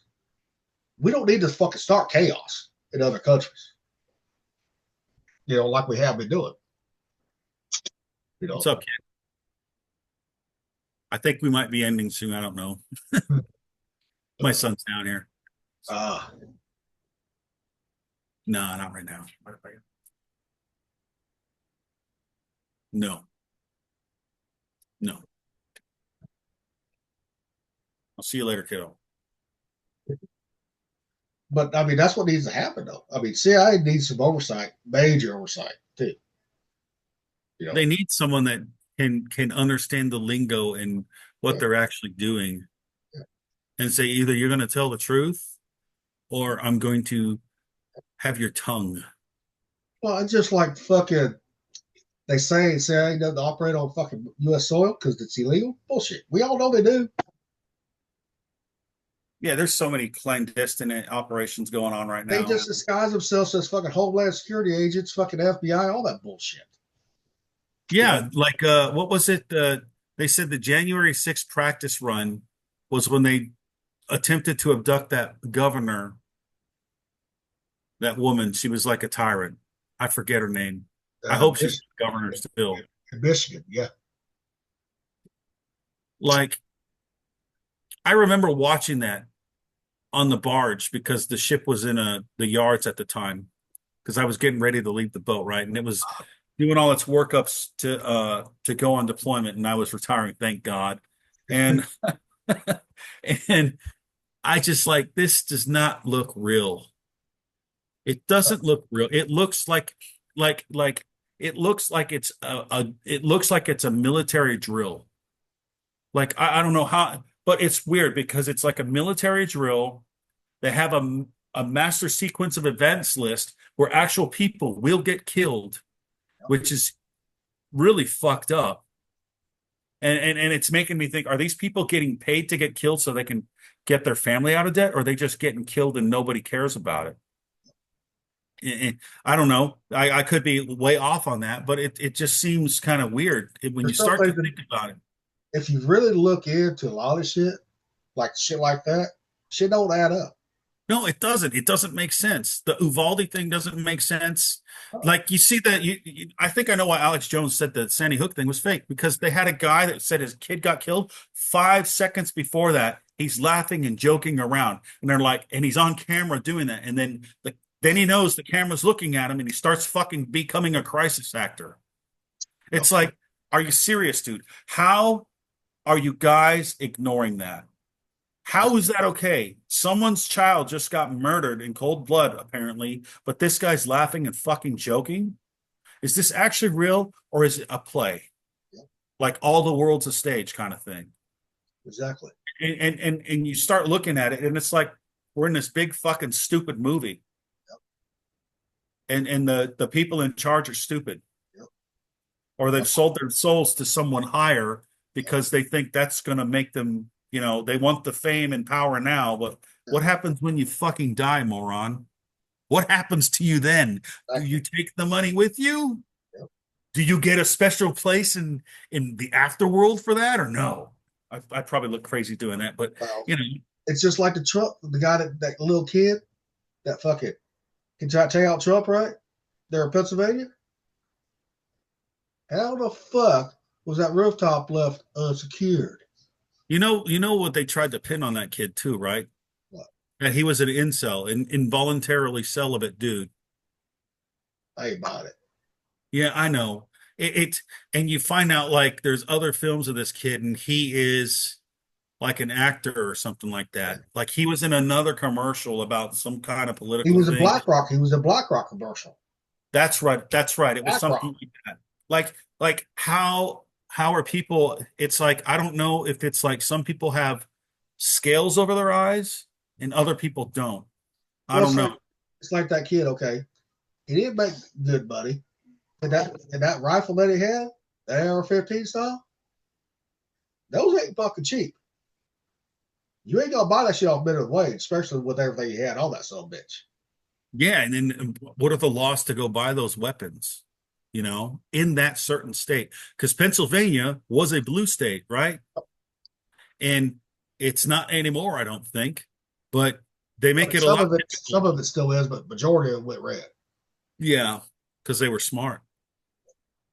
I don't know how you can say you want America to fail while you live in it. I still think that kid was the patsy. He was paid to do it.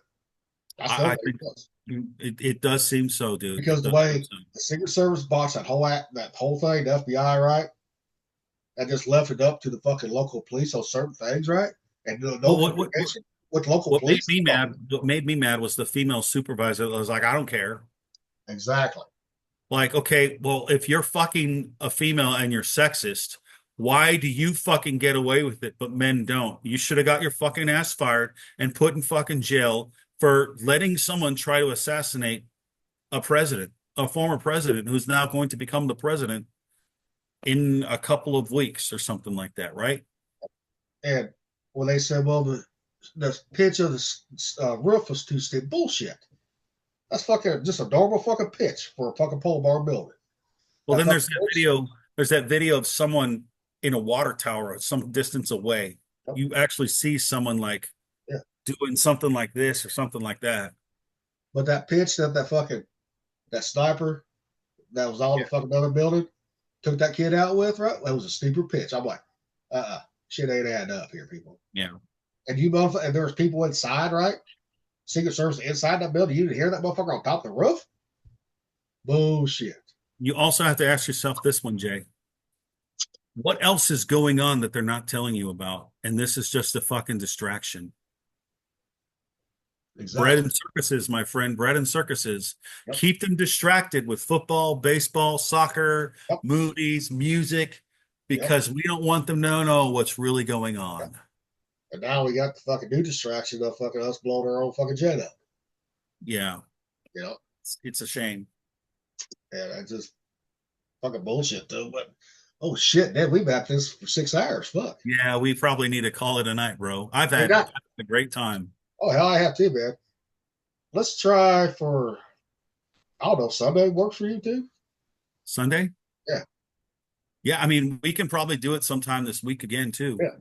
I was just thinking, you know, I do have a job that I got to do on the 31st. You know, That's a lunch service. Yeah, but I know we was thinking like once a week. But hell, if we do once a week, great. But hell, if we got time, we can do more than just once a week too. We can do like 2 a week. I don't care. Yeah, but I figured today would be a good one, Christmas Day, right? Yeah, I had fun, dude. I did too, and that's what this whole thing is about. You know, us, having fun, reconnecting and all that bullshit, right? I wish Joe would have stayed on longer, Yeah, I hope he's all right. Oh, he's fine. It's just, that's just how Joe is. So, like, I know Matt, if he wasn't busy, he'd been on here tonight. He might have stayed on the whole time, but I know he's got schools, all that bullshit going on too. So, yeah. But, all right, everybody. I hope y'all enjoy it. This is long as hell. I understand if y'all watch the whole fucking thing. It's 2 clowns. And I'm not going to edit this son of a bitch either. So it's going to go on as long as it is. What do you want to call this episode? The Pfeiffers? The Pfeiffers Part 2? Episode 2? I don't know. I'll think of something. I mean, we could, if you think of something, text me back. Because I ain't going to upload it till believe it tomorrow or fucking next day. I think the Pfeiffers sounds cool. Yeah. That because we're from the USS Fife, right? Oh, yeah. So, I don't know. You want to just call it episode 2? Yeah, we can do that. I know people's like, damn, these motherfuckers ain't right in their heads sometimes, but not everybody understands the military people at all. No, they don't. They don't. I am going to try to get my cousin who's still in the Army. Not my cousin Michael, but I got another cousin who's a E8 in the Army. Get him on here. So I would like to have an Army point of view too on certain things. Then I can ask some of the jarheads that's in my group, right, on Monday nights, and see if they would too, because it's nice to have a jarhead point of view too. Yeah, I love my Marines. Yeah, even though I call them jarheads, but still, they're still they're still part of the Navy. When I went to the brig school, I went to the brig C school, right? Because I was the brig chief or whatever. I had Marines in there, and I was the first chief petty officer they knew, and I was like, "What are you doing, fuckers? Come here." Okay, chief. It was funny because they didn't know what to think. Yep. But I wasn't a dickhead or an asshole. Oh, you just don't have to be a dickhead to be a leadership at all. You don't. But you can't always be nice. No, you cannot though. So, all right, stop recording.